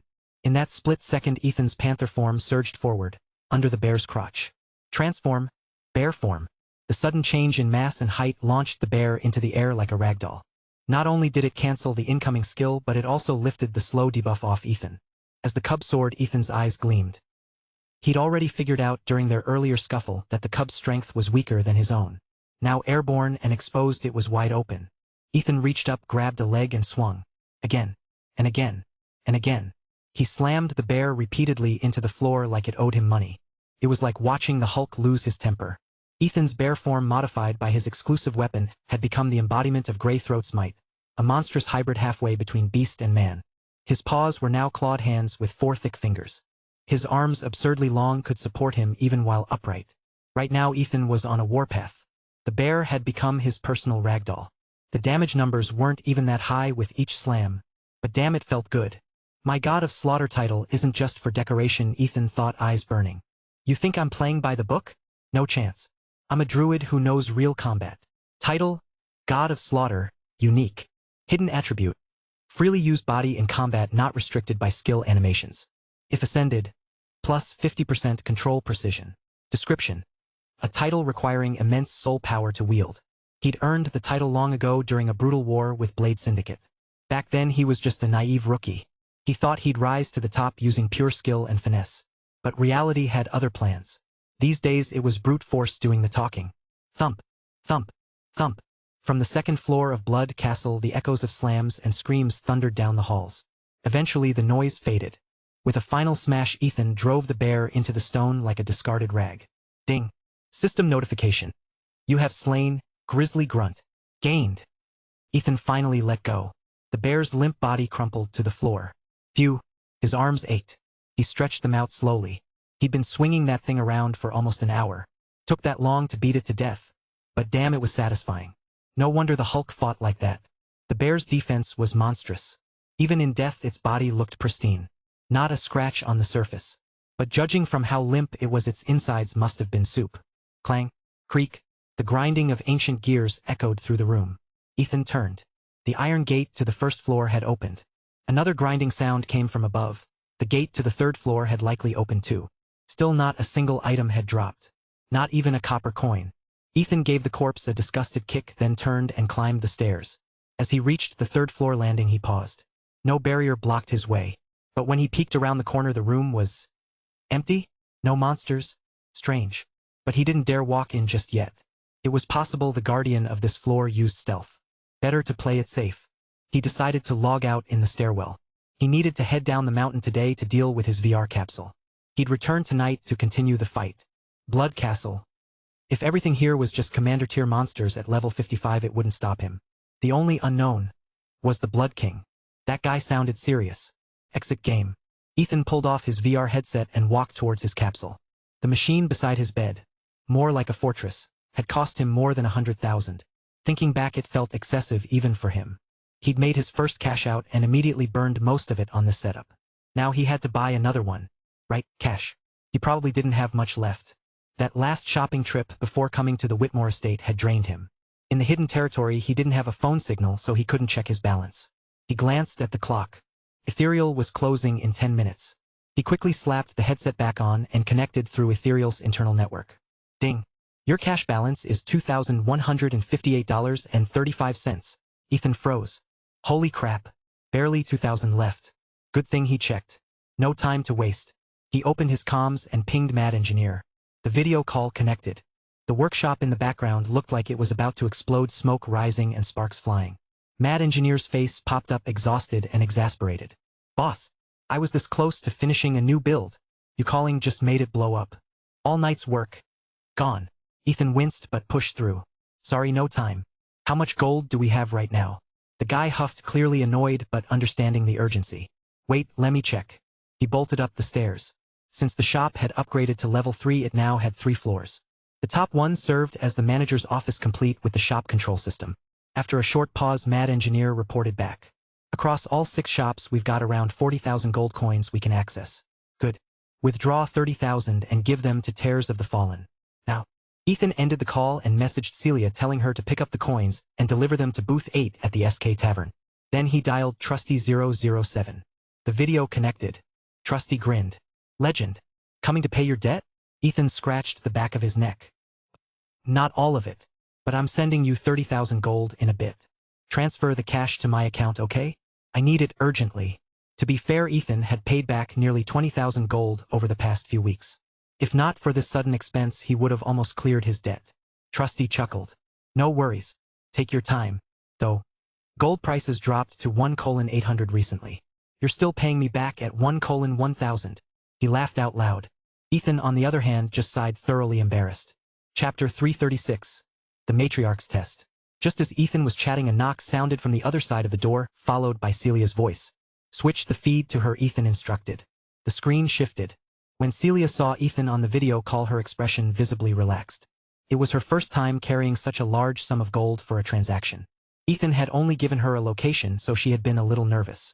Now seeing Ethan live, she immediately understood that the burly man in front of her was the contact. Still, she hesitated. Should she hand over the gold first or wait for the money? Ethan noticed the hesitation on her face and laughed. Celia, just give him the gold. The deal was done. A moment later, a notification popped up in Ethan's vision. Ding. System notification. Your real-world account has received $24 million.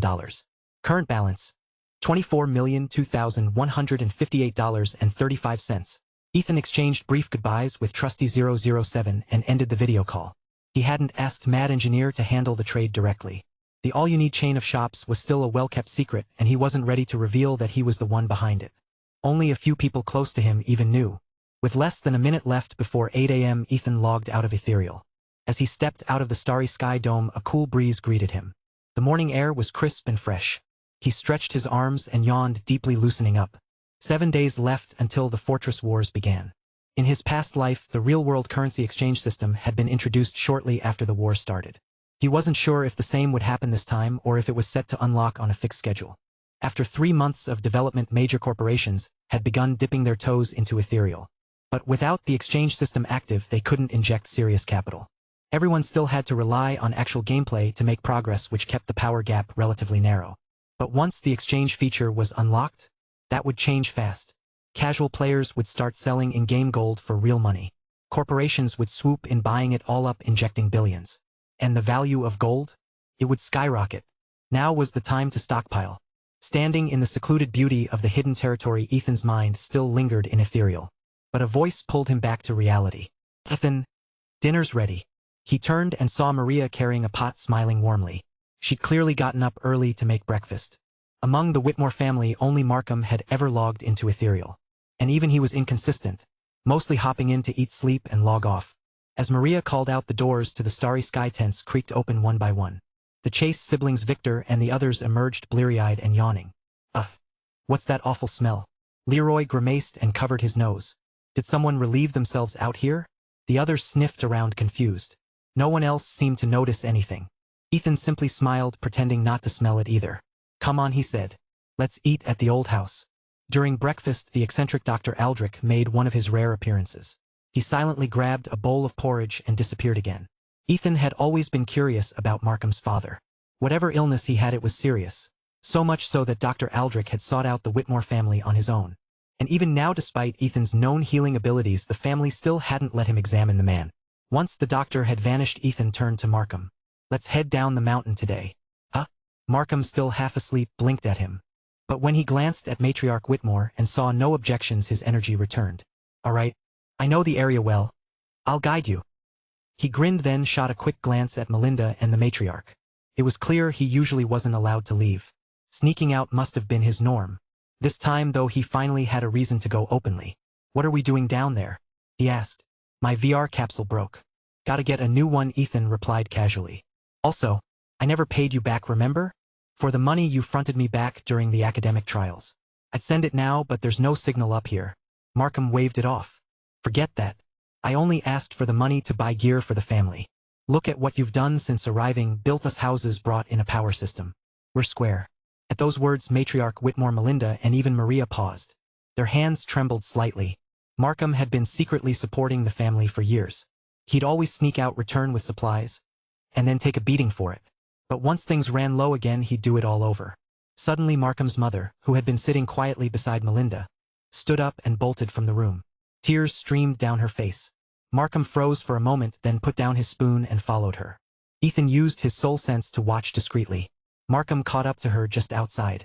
He gently patted her back and she reached out to stroke his hair. Her sorrow faded into a soft smile. Then she turned and walked into the room next door, the one where Markham's father lived. Ethan's gaze sharpened. That room was empty.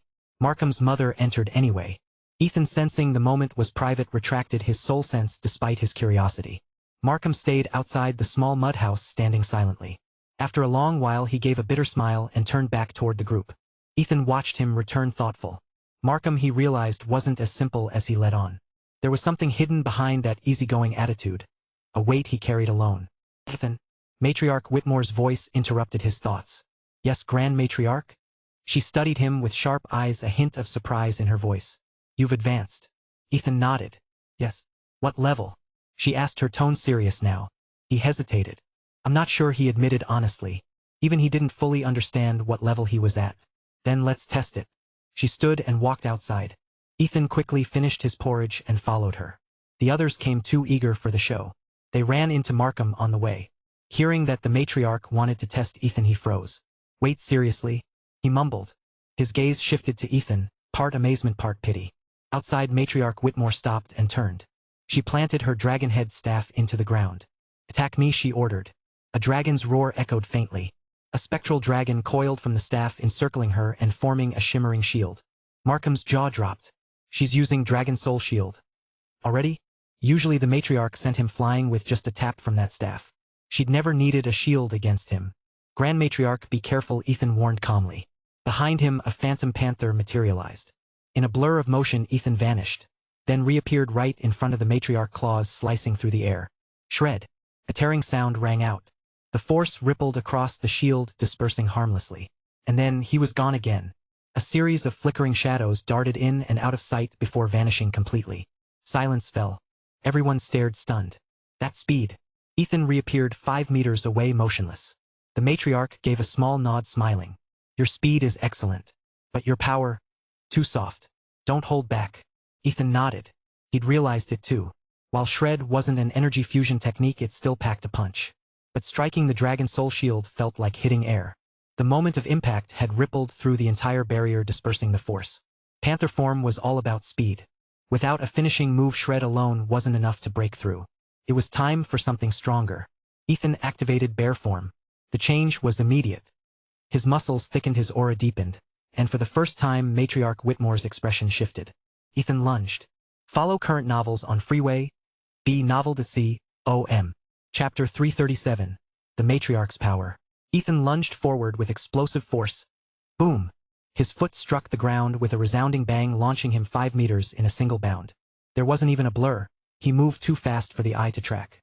Channeling the momentum, he roared energy fusion. Heavy strike. And threw a punch. Boom! A muffled thud echoed through the air. Matriarch Whitmore's body swayed slightly. Her golden dragon soul shield shimmered, flaring brilliantly. Thump, thump, thump. Ethan's arm dropped limply at his side and he staggered back 3 paces.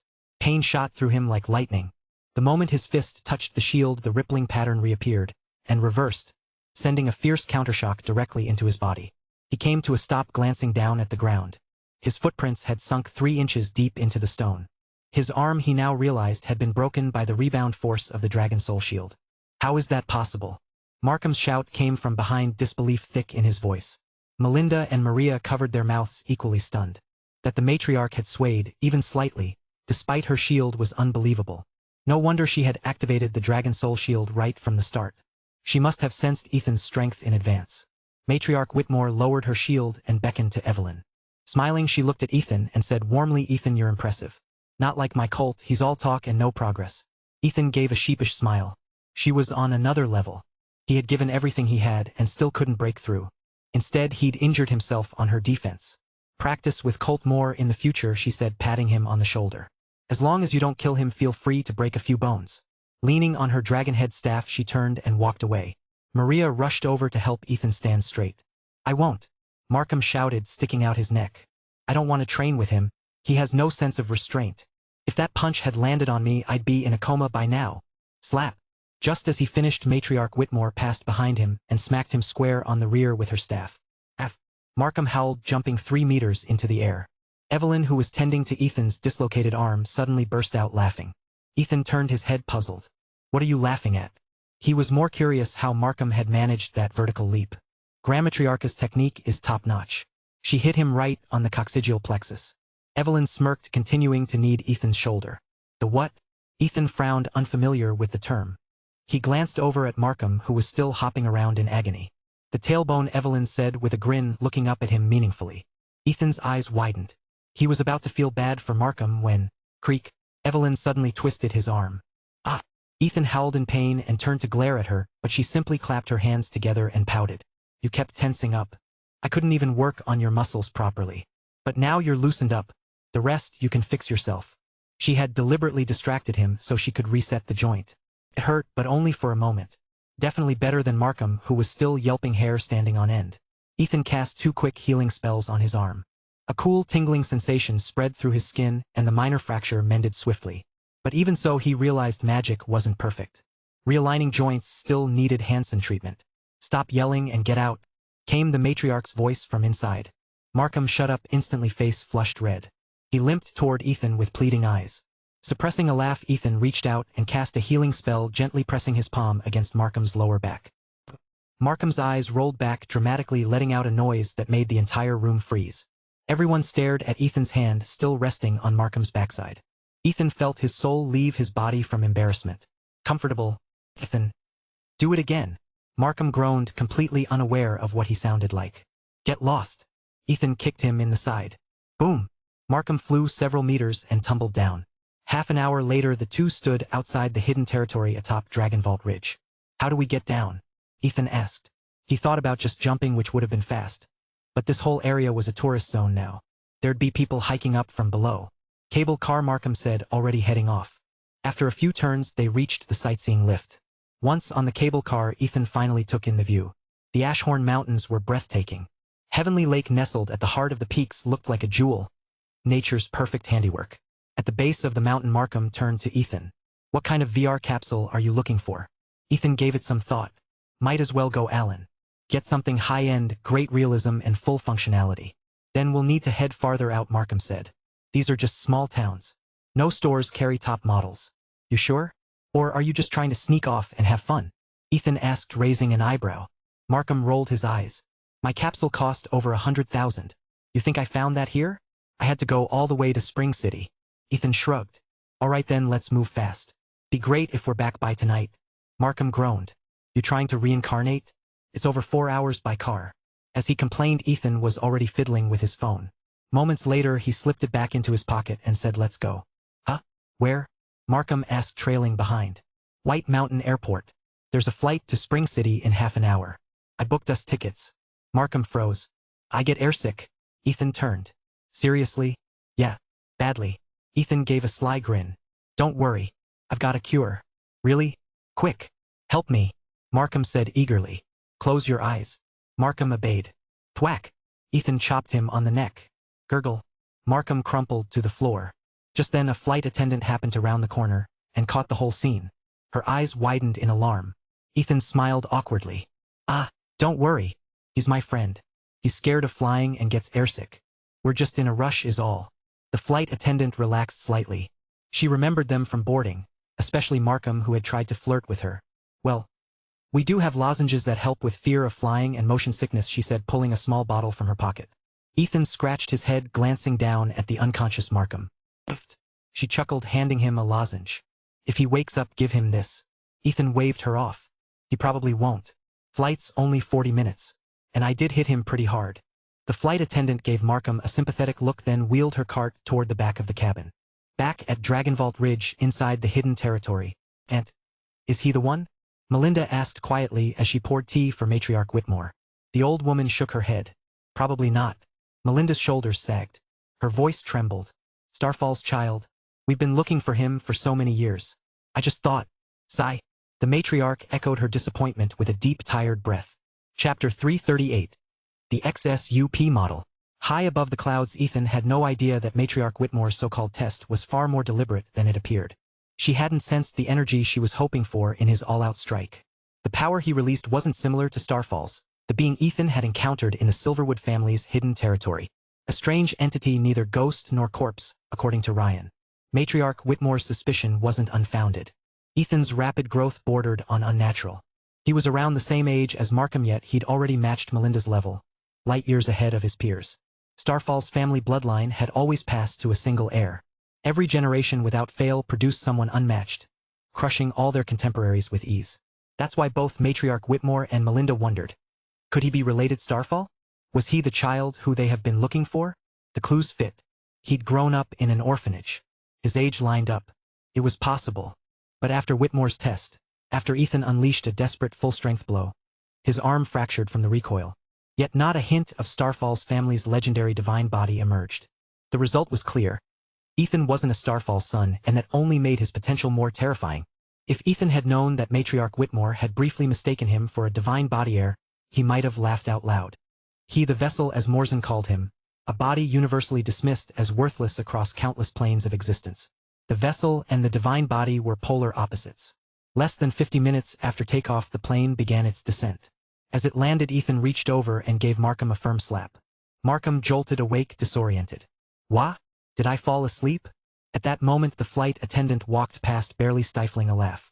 She reached into her pocket, pulling out a tiny vial, and handed it to Markham. This helps with motion sickness, she said, smiling. Next time you fly, just let it dissolve under your tongue. She shot a quick glance at Ethan, making him feel momentarily awkward. Markham, still foggy, accepted the vial and asked, Thanks, miss. What's your name? She raised her brow and pointed at her name tag. It's right there. The tag read Zoe Blake. Ethan noticed the name. But what almost made him lose it was how she addressed Markham, calling him sir with a mock sincere tone. Given Markham's perpetually grumpy face, he did look far older than he was. As Markham stumbled through an apology, Ethan grabbed him and steered him off the plane. He was on a mission. No time to waste. After leaving the airport, they headed straight for the nearest Aeon Corporation flagship store. Welcome to Aeon Corporation, the receptionist greeted as they stepped through the doors. I'll take one of the SUP models, Ethan said before she could say another word. The employee froze. Markham turned to Ethan wide-eyed. Sup? Dude, are you loaded now? He asked, half whispering, half growling, clearly envious. Ethan didn't respond. He looked at the receptionist. You don't have it? She blinked back into professionalism. Oh no, we do. Please follow me upstairs. The new SUP just came in. You'll want to see it. She led them to the second floor. Aeon Corporation's SUP model was their most advanced VR capsule, boasting 99.8% operational sensitivity and a price tag around $6 million. Lila used the upgraded SUPR version, a customized build. Ethan never even asked how much hers cost. He still had it in his spatial storage. But once a unit was authenticated, it was permanently bound to the user. Otherwise, Ethan would have gladly used hers. He'd been envious of it for a long time. Now with this chance to upgrade, he figured, go big or go home. Custom builds took too long. He needed something now. Upstairs, 4 SUP VR capsules were arranged prominently in the center of the showroom. There were few customers. Most already had their Aeon headsets or capsules. But those on the second floor? Definitely wealthy. 2 couples were examining the SUP models. "I love this one," one of the women gushed, practically draping herself over the man beside her. She clung to his arm, voice sickly sweet. The man clearly enjoyed the attention. He narrowed his eyes and gave her a playful squeeze, making her giggle. "I just bought you a new one. You never even used that. And look, this one doesn't even have that feature. Yours is custom, remember?" He pointed toward the capsule's interior. "You're so mean. Why'd you even install that thing in my capsule?" She pouted without a hint of actual irritation. Ethan and Markham heard the exchange as they came up the stairs. They didn't pay it much attention. The saleswoman accompanying them, though, blushed slightly from the nearby chatter and kept her head down. Once they reached the display area, Ethan's gaze was instantly drawn to one unit. It was marked with bold lettering, XSUP model. His heart stirred. He'd heard of this beast before. Only 100 had ever been made. Just 3 had sold, and all were returned. This was a machine of legends. The problem? Its pain sensitivity could only be adjusted between 35% and 100%. By contrast, most headsets and capsules could drop to 20%. making intense simulations far more bearable. And at over $10 million, this capsule was well out of reach for the average person. Even for the elite, the high pain threshold was too much. Most buyers returned it. Requests were made for Aeon to lower the pain limits. But their engineers discovered a hard truth. At 99.999% realism, pain sensitivity couldn't be reduced further. It was a limit of the technology. Progress beyond the SUP model would only ever be cosmetic. Still, Ethan was stunned to find one here. He already knew that whether he used a headset or capsule, his pain sensitivity defaulted to 35%, no lower, which made the XSUP the perfect fit for him. "I'll take this one," he said, his voice calm but brimming with excitement. He'd always loved this capsule's design. Unlike the sleek, curvy lines of other models, this one had bold, sharp angles, like the armor of a black knight. "This one?" the saleswoman asked, startled. Before Ethan could answer, that same syrupy voice from earlier cut in. "Oh, look at this. Wearing rags and dreaming of buying the XSUP?" The woman's voice was low but could clearly be heard from across the floor. Ethan didn't even glance her way. Her voice was just background noise. He nodded at the saleswoman. "Yes." She hesitated. The woman's mockery wasn't totally unfounded. Ethan and Markham did look like they'd been dressed by a thrift store. Still, the saleswoman kept her professionalism. "We only have this unit in stock. It just arrived yesterday for display," she said. "If you'd like a sealed one, I can place an order, but this one's fine." Ethan cut in, raising his ID card. In the US, ID cards functioned as personal identification, banking cards, and access keys, all in one. The saleswoman blinked, surprised by his readiness. From the other side of the room, the woman's voice rang out again, loud and petulant. "Humph. Damien, look at these two paupers. The first one ignored me while the other one keeps glaring like I'm beneath him. I don't like their attitude." She tugged at the man beside her, clearly trying to provoke something. Chapter 339. The XSUP Model 2. The glare, of course, came from Markham. If he hadn't been standing beside Ethan, he might have launched a flying kick at the woman right then and there. The man beside her, Damien, watched the scene with narrowed eyes and a faint smile tugging at his lips.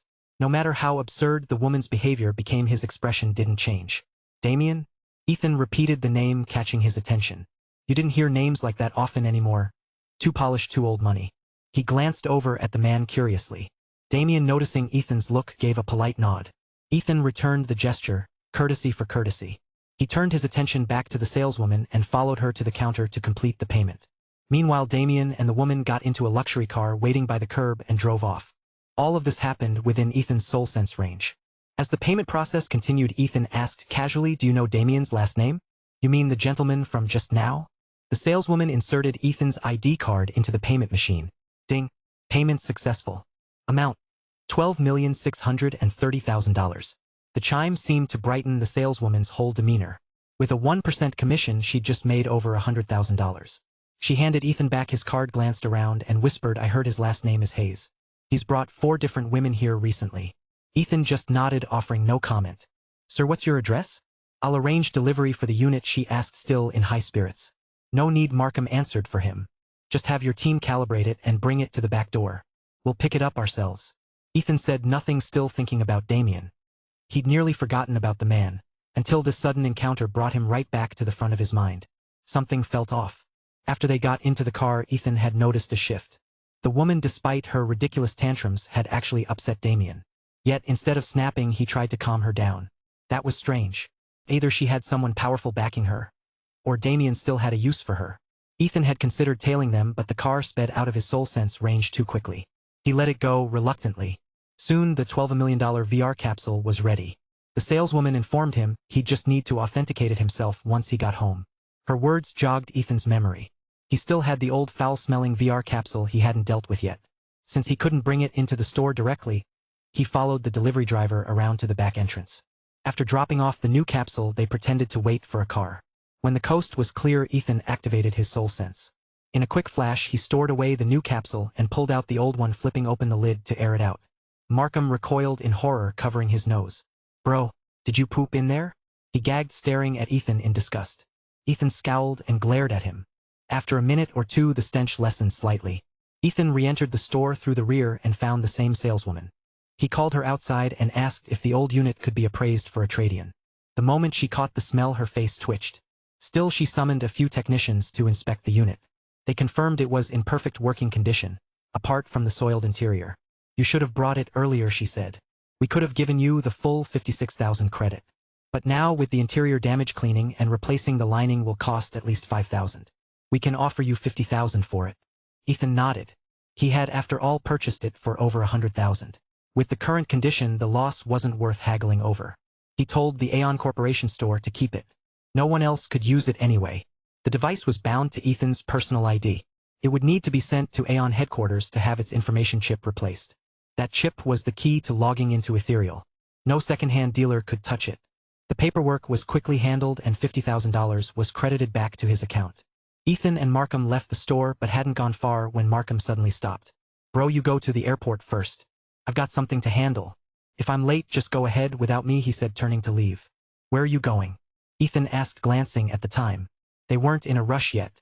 Markham shook his head but said nothing. He insisted Ethan should head back. Ethan, of course, wasn't buying it. Melinda had told him specifically to bring Markham back. She knew him well. He'd vanish for weeks if he left now. Where exactly are you going? Don't tell me and I'll drag you back myself, Ethan threatened. And I'll tell Matriarch Whitmore you snuck off to a massage parlor. Markham halted mid-step. Stop, stop, stop. Fine, you win. He sighed in defeat and turned around. You can come, but you have to help. Ethan raised a brow, intrigued. What kind of trouble did Markham need help with? My dragon's soul. It sensed death energy. Markham's eyes sharpened. This wasn't his usual playful tone. There was something unnerving in his voice. Ethan laughed. Death energy? What, it has a smell now? Your dragon soul can sniff that out? Where? On that Damien guy from earlier, Markham said evenly. Ethan's smile vanished. You can track him? Markham nodded. Let's go, Ethan said, immediately hailing a taxi. Once inside, Markham gave the driver specific directions, wasting no time. Half an hour later, they left the city behind. The taxi finally pulled up in front of a secluded club. Ethan stepped out, frowning. Why is it always places like this? The last time with Jade Taylor, it had been somewhere similar too. Markham studied the building for a moment but didn't move. Then he shook his head. Let's go. What? Ethan blinked. We just got here.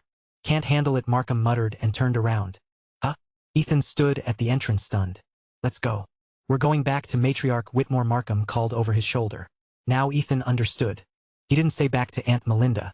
He said Matriarch Whitmore. That changed everything. Damien. Did he have backing that powerful?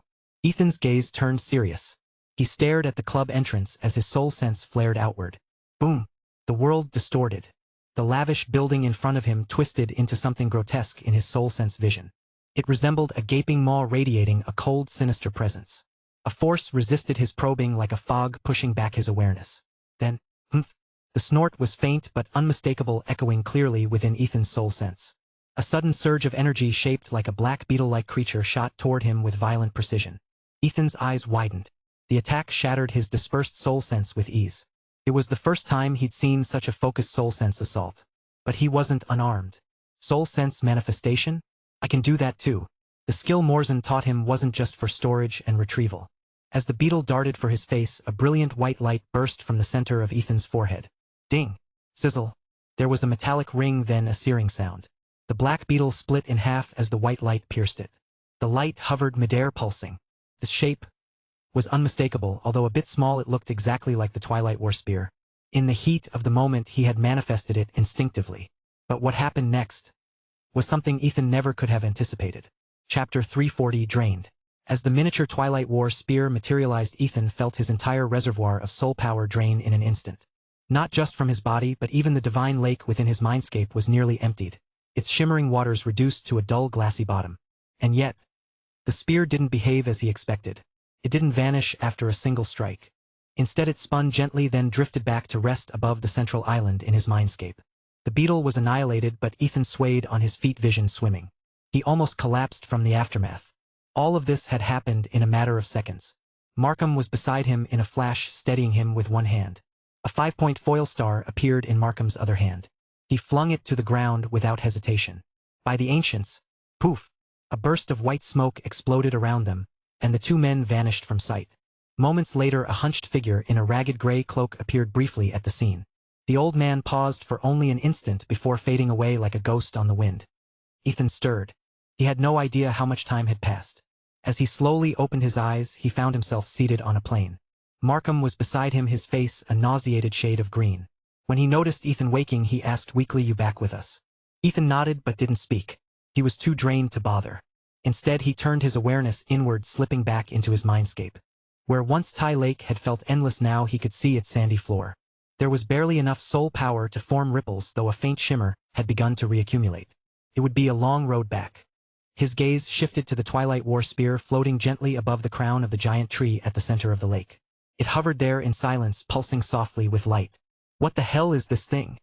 He tried the technique again, willing the spear to dissolve to return its energy to him, but nothing happened. No matter how many times he invoked the technique, the weapon remained stubbornly in place. The technique had failed. With a sigh of frustration, Ethan withdrew from his mindscape. His soul power would have to recover the natural way drop by agonizing drop. At this rate, it might take 100 years before the lake refilled.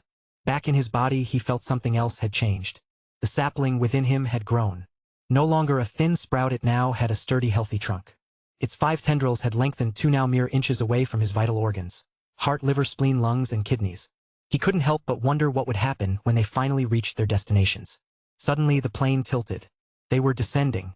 Ethan opened his eyes just as the aircraft began its approach. After they landed, Markham's complexion improved. Slightly. Not even motion sickness pills seemed able to save him from this kind of ordeal. Markham helped Ethan off the plane. As they exited the terminal, a small group ran toward them. Maria, Ryan, Leroy. Ryan and Leroy immediately flanked Ethan, supporting him on both sides. "What are you guys doing here?" Ethan asked, surprised. "My brother said you were injured," Maria replied quickly. "So we came right away." Markham cut in. "Where's Matriarch? And Aunt Melinda? Did they go ahead?" Maria nodded. "Yes. After receiving your Dragon Soul message, they headed straight to that place." Markham's expression darkened. "Damn it. Using living people to brood curses on our land? Unforgivable." Ethan had been wondering how Markham had even gotten word out to the hidden territory. So the Dragon Souls could communicate in this manner. That explained it. "Come on," Maria said, waving them toward the curb. "Let's get you home. Matriarch told us not to hang around. After the Silverwood incident, things are unstable. She said we should all lay low for now." Ethan nodded, and the group began heading outside. They were about to hail a cab when Ethan motioned for them to wait. Finding a quiet corner, he summoned what little soul power he had left, and conjured the Predator Beast X. A soft hum filled the air as the massive vehicle materialized before them, casting long shadows on the pavement. Just seeing it gave Ethan peace of mind. This beast of a machine was the only thing that made him feel truly secure.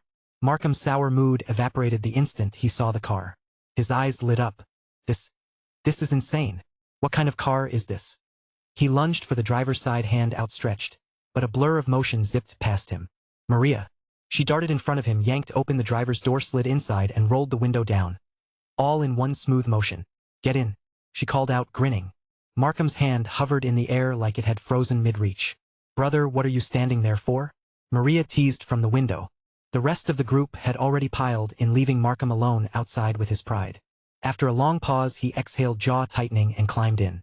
As soon as he sat down, he pulled out a small vial, shook a pill into his hand, and swallowed it. Ethan recognized it instantly. The motion sickness pill the flight attendant had given him earlier. "You still get car sick?" Ethan asked.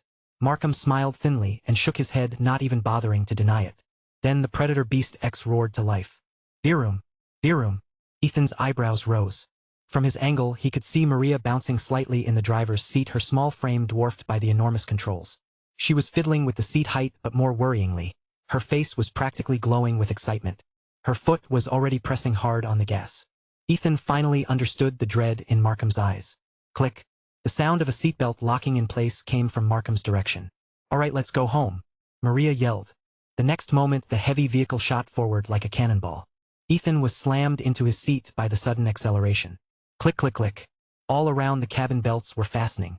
Evelyn, seated beside Ethan, reached over and buckled his for him. He gave her a look of gratitude. He didn't have the strength to lift his arms, let alone secure a seatbelt. The ride that followed was nothing short of madness. The Predator Beast X tore through the winding mountain roads, its wheels inches from the edge of sheer cliffs. From Ethan's seat, it felt like half the car was hanging in the air. Maria never eased off the gas. Not even for the tightest turns. The entire vehicle drifted through the hairpins like some deranged rally car. Ethan's heart was in his throat. The others looked just as terrified.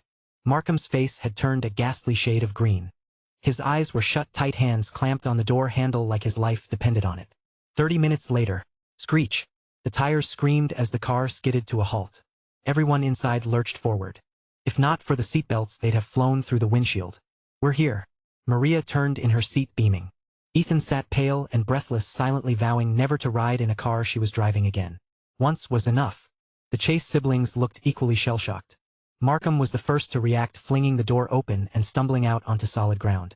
"Now do you understand," he gasped, "why my family doesn't own a car?" Ryan and Leroy nodded like their lives depended on it. Ethan was the last to get out. Over an hour later, they finally reached the hidden territory. Leo and the others were waiting at the entrance, eyes anxious until they saw Ethan. When the group arrived, the tension visibly lifted from all four men. No words were spoken, but they weren't needed. Leo Victor Williams and Ethan hadn't known each other long, but they had survived battles together. Bonds like that didn't need explanations. As they neared the Markham family's estate, Ethan noticed one of the villas had already taken shape. Construction had clearly continued while he and Markham were away. Later, after eating and resting, Ethan returned to his room and unboxed his new acquisition, the XSUP model VR capsule. It had cost over $12 million and it looked every bit the part. Sleek, imposing. The purplish-black casing gleamed under the light. Ethan ran his hand over its smooth surface, a small smile tugging at his lips. This was the world's topophthalene ethereal VR capsule. And now it was his. He inserted his ID card and powered it up. Then, laying down inside, he initiated the activation sequence. In ethereal, each person could own one headset and one capsule, no more. The moment this one activated, his old one would be permanently deactivated. To unbind it, he'd have to activate a new machine which would lock this one completely. It would only be usable again if shipped back to the factory for a full identity system reset. Why the developers were so strict with device usage, he had no idea. Once it finished booting, Ethan entered ethereal. The scene shifted instantly. He found himself standing once again on the staircase of Blood Castle, right where he had left off, ascending from the second to the third floor. Chapter 341. The Blood King's Trial. Ethan stretched his limbs and moved around, testing his agility. Every motion felt natural, fluid. Compared to his old VR capsule, this was on another level. The clarity alone was unreal. He could make out every crack and blemish in the stone walls around him. Even the air felt more tangible. A smirk crept onto his face. With immersion this deep, wouldn't certain activities feel a little too real? His thoughts drifted to Lila and he chuckled, lips curling into a truly wicked grin. But that moment passed quickly. He focused, remembering his current goal. He'd just cleared the second floor and was expecting a proper challenge ahead. Yet, as he stealthily shifted into his panther form and crept into the third-floor hall, he was met with silence. No gate slammed down. No enemies emerged. Ethan frowned. That's odd. Not wasting time, he moved to the fourth floor. Again nothing, no locked doors, no monsters. The fifth floor was the same. Empty. Quiet. Clean. Did the Blood King and his cronies run away? He wondered. Because I brutalized that bear on floor 2? That can't be it. If Oslok had truly fled, the curse on Ethan's head should have lifted. But it was still there, lingering like a storm cloud. Besides, enemies in ethereal didn't just run. That wasn't how the system worked. Still puzzled, he continued up the stairs to the 6th floor, the Blood King's domain. The moment he stepped in, Ethan's senses sharpened. This floor was different. The hall was spacious, maybe 90 to 100 square feet, and dimly lit by wall-mounted torches and white candles arranged along a long central table. Shadows danced over the stone, but it was still much brighter than the pitch-black floors below. What caught his attention most were the figures seated around the table. Vampires, werewolves, other creatures twisted by blood magic. Ethan spotted 2 he recognized right away. Ralph, the one he'd killed on the first floor, and the grisly grunt from the second. They snarled the moment they saw him, bearing fangs, hatred carved into their expressions. At the head of the table sat a pale man with pointed ears and narrow cat-like pupils. He looked elegant, too elegant. But there was no mistaking the oppressive aura around him. This had to be Oslok. Ethan stayed just inside the doorway, cautious. Then Oslok stood. Along with him, 5 others rose to their feet, powerful presences flaring. Ethan's eyes narrowed. No point hiding now. He instantly shifted into bear form. More health, more defense. He wasn't taking any chances against 5 elites and a probable boss. Then Oslok did something unexpected. He bowed. A deep formal gesture, like a noble greeting a guest. "Respected Grand Druid," he said smoothly, "may I inquire why you've trespassed upon my domain?" Ethan froze. What the hell is going on? Suspicious, he cast advanced appraisal on Oslok. Blood King Oslok. Tier, Divine. Level 1. Health. 500000/500000. Attack. 5000 to 5000. Defense. 5000 to 5000. Skills, none. Special skills. Revive Bloodkin, Conversion, Domination. Description. The Supreme Ruler of the Bloodkin. Possesses the ability to revive fallen kin and convert any creature into their kind. Divine tier. Level 1. No regular skills, just 3 special ones. But even at level 1 the Blood King had 500,000 HP. And 5,000 base attack? That wasn't something to take lightly. Oslok made no aggressive moves, so Ethan relaxed. Just a little. This was the same guy who'd threatened him after Ralph's death. And now he was talking politely? What changed? Still Ethan kept it direct. Respected Blood King, I've come for the immortality scroll. Where is it? He wasn't gonna dance around it. If Oslok handed it over, great. If not, he'd take it by force. But something else bothered him. One of Oslok's special abilities, Domination, could turn the tide fast. Domination. Blood King exclusive skill. When used on Bloodkin, increases all their attributes by 200%. Duration. Until cancelled or death. If he activated that on his 5 subordinates, Ethan might be in serious trouble. So that's why the floors were empty, he realized. He called everyone back. This bastard planned it all out. Ethan knew higher tier monsters had better AI, but this level of coordination. It was beyond what he expected. Oslok didn't just look human, he thought like one. Almost like City Lord Gregor. Did he have a soul too? Oslok spoke again calmly. He paused. Ethan's gaze sharpened, already preparing for a fight. But then, however, Oslok continued, we have awaited the arrival of a destined one. You have passed the trials to reach us. Now you must complete the final one. Ding. System notification. Do you accept the Blood King's quest? Reward. Divine ability scroll. Immortality. Divine. Ethan blinked. Passed all trials? You ran scared after I beat 2 grunts. But the reward stunned him. Accept.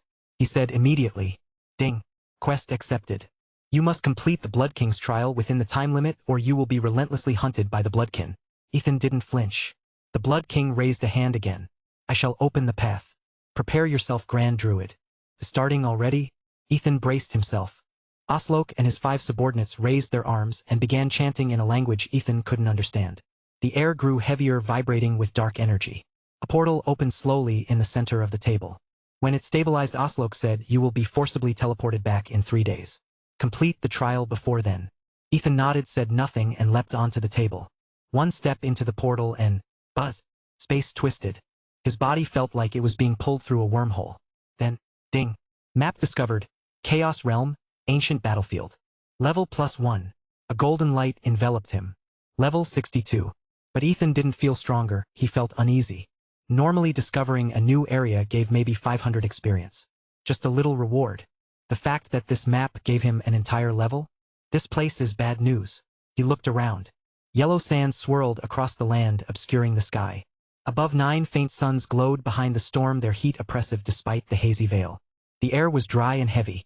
Not a single sound except the whisper of the wind. Ethan checked his inventory and system interface, everything still worked. Except now there were 2 time displays. A new one, Chaos Realm time, running in real time. But the original system time looked nearly frozen. Ethan gave a dry laugh. Don't tell me it's like the Dreamscape's 5,000 years nonsense. Was the 3-day limit based on here? Or on real-world time? Either way, he didn't intend to find out the hard way. Chapter 342. The Shifting Sands. Ethan opened his quest panel and checked the Blood King's trial. To his surprise, the description was completely blank. Just 4 ominous words. Complete within time limit. No objectives. No clues. No instructions. What kind of quest was this? How was he supposed to complete something when he didn't even know what to do? He eyed the unfamiliar terrain ahead. Instead of rushing in blindly, he activated panther form and stealth together. But something was wrong. He didn't transform into the sleek, familiar Starlight Panther. Instead, a translucent spectral panther shimmered behind him like an echo of his true form. A ghostly shadow that mirrored his presence. Felt real. Too real. And yet he was using a skill he couldn't access in the real world. The line between game and reality was beginning to blur. Ethan stood frozen for a moment, disoriented, unsure if he was still in the virtual world or somewhere else entirely. After 10 long seconds, he shook himself out of it. Whatever this place was, he had to keep moving. Staying in stealth, Ethan circled his surroundings. The sand dune he stood on showed no obvious threats. Just wind, grit, and silence. But something felt wrong. Even cloaked in stealth, he felt watched. Was it a hidden creature? His muscles tensed, instinctively bracing for combat. A sudden gust of wind whipped through the air, accompanied by a low rumble. Behind him, the sand kicked up violently. He spun around, and his heart skipped.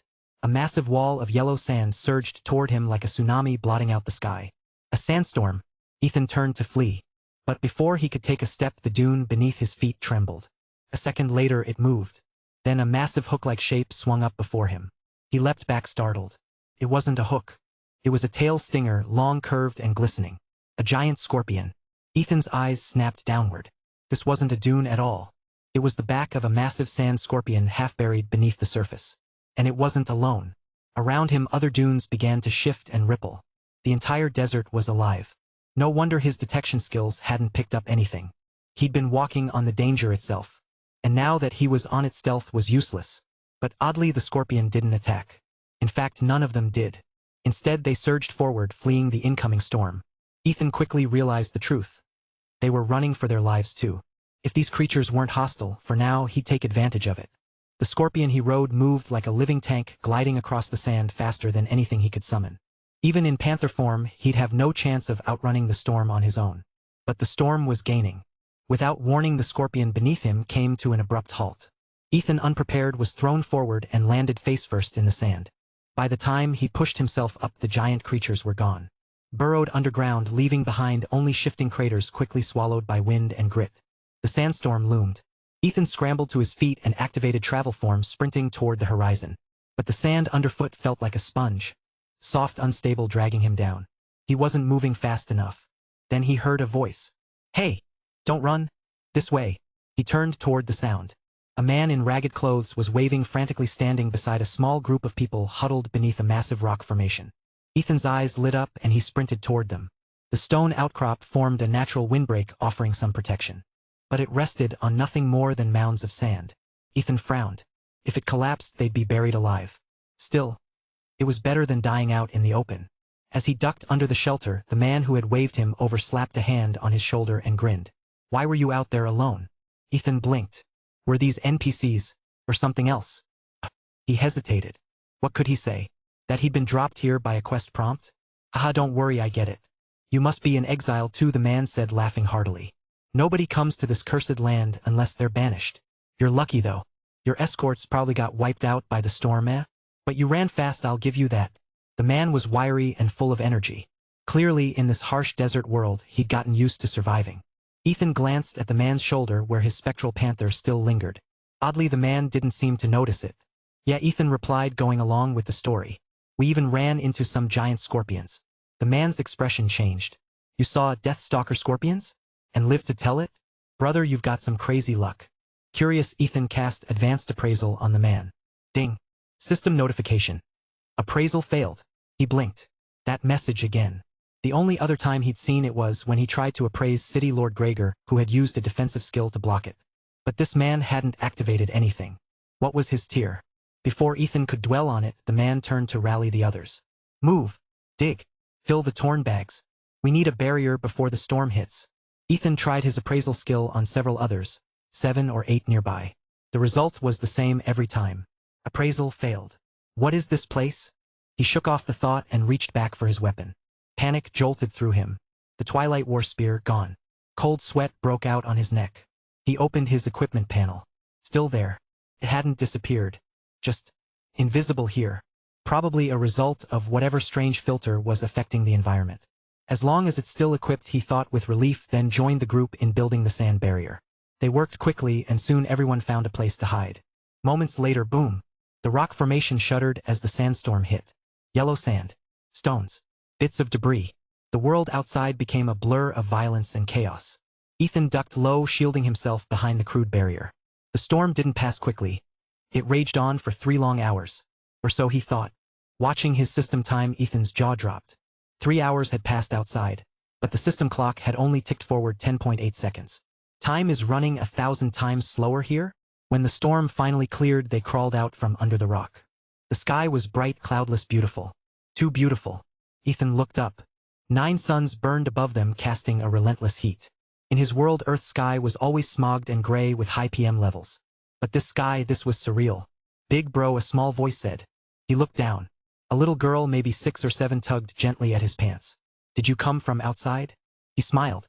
"Yeah, I just got here." The girl's eyes lit up. "What's it like?" "I've never seen the outside. I heard there's grass and trees. And they're green." "Big bro, what color is green?" Her innocence tugged at his heart. She wasn't just curious. She'd been born into this wasteland. Ethan knelt down to answer, but Deathstalker scorpions. Run.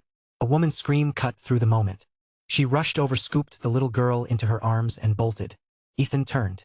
Countless massive stingers rose in the distance. The scorpions he'd seen before, now charging straight toward them.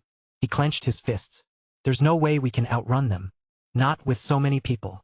He cast Advanced Appraisal again, hoping for some clue. Ding. System notification. Appraisal failed. Ding. System notification. Side quest triggered. Clear the Deathstalker scorpions and rescue the natives. Failed again. But at least a quest had been triggered. Good enough. Brother, what are you doing? Run. Someone grabbed his arm. It was the man from earlier. Ethan stumbled for a second, then steadied himself. You all go first, Ethan said with a calm smile. The man froze. What are you? But Ethan was already moving. With the man staring after him in shock, Ethan turned toward the swarm of giant scorpions and charged. Chapter 343. Fury of the Scorpions. The man who had held Ethan back watched him charge into the fray. For a moment he hesitated.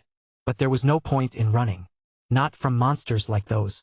Still, with clenched teeth, he turned and sprinted after the fleeing crowd. Ahead, Ethan met the first Deathstalker scorpion Hedon.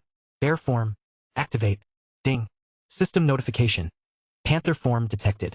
Activate Battle Embodiment System to enhance human form abilities and enable multiform capabilities simultaneously? Yes/no. He blinked in surprise. Yes. A faint shimmer, like the phantom of a panther, flashed and merged into him. Then just as quickly a phantom bear appeared behind him and vanished into his body as well. Immediately his muscles surged with power.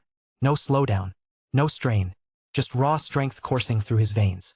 His limbs thickened. Veins bulged beneath his skin. It was the first time Ethan had experienced such a transformation, and for a moment it stunned him. Battle embodiment. No time to dwell on it. A shadow fell over him. He looked up to see a massive pincer thick as a battering ram swinging down. Its dull yellow shell reflected the sun harshly. His appraisal skill had failed to scan the creature. All he knew. This thing was big and brutal. Ethan dove to the side just in time. Boom! The pincer smashed into the sand where he had stood, leaving a wide crater. His face darkened. This thing wasn't just strong, it was fast. Before he could regain his footing, the scorpion's stinger came for him. A blur of blue light lanced toward his chest. Its glow so vibrant it stood out even against the blazing desert sun. He twisted and rolled again, narrowly avoiding it. Damn it! Why won't appraisal work? He growled, teeth gritted.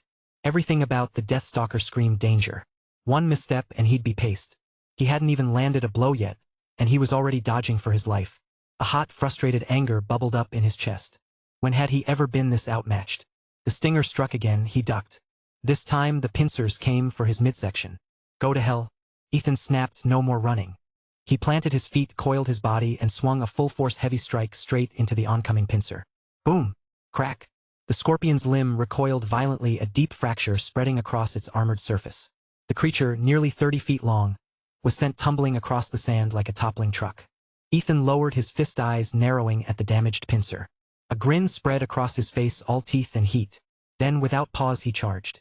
As he dashed forward, a faint flicker of an owl form shimmered behind him. Awkward and small but oddly present. The sound of battle exploded across the dunes. The scorpion shrieked, high-pitched and furious. And that was all it took. A ripple passed through the swarm. The rest of the Deathstalkers, hundreds of them, pivoted as one. Boom! Boom! Boom! They stormed toward Ethan. In the distance, the fleeing crowd heard it too. The impacts, the screeching, the rising rhythm of chaos. The man who had shouted for Ethan to run kept glancing over his shoulder, torn between guilt and fear. 3 of the giant scorpions had broken off from the main group and were gaining fast. He turned to the others. Keep moving, he barked. Don't stop. Then he halted. From his back he pulled a crude weapon, just a long stick with a sharp stone tied to one end. Young men, stay with me. Women, children, elders, run. At his command, a group of able-bodied men hesitated, then stopped. Fear clouded their eyes, but they stayed. You scared? The man asked, almost laughing. No one answered. What, you think we haven't killed one before? One of the men, the father of the little girl Ethan had met, spoke up, voice trembling. Uncle Jed.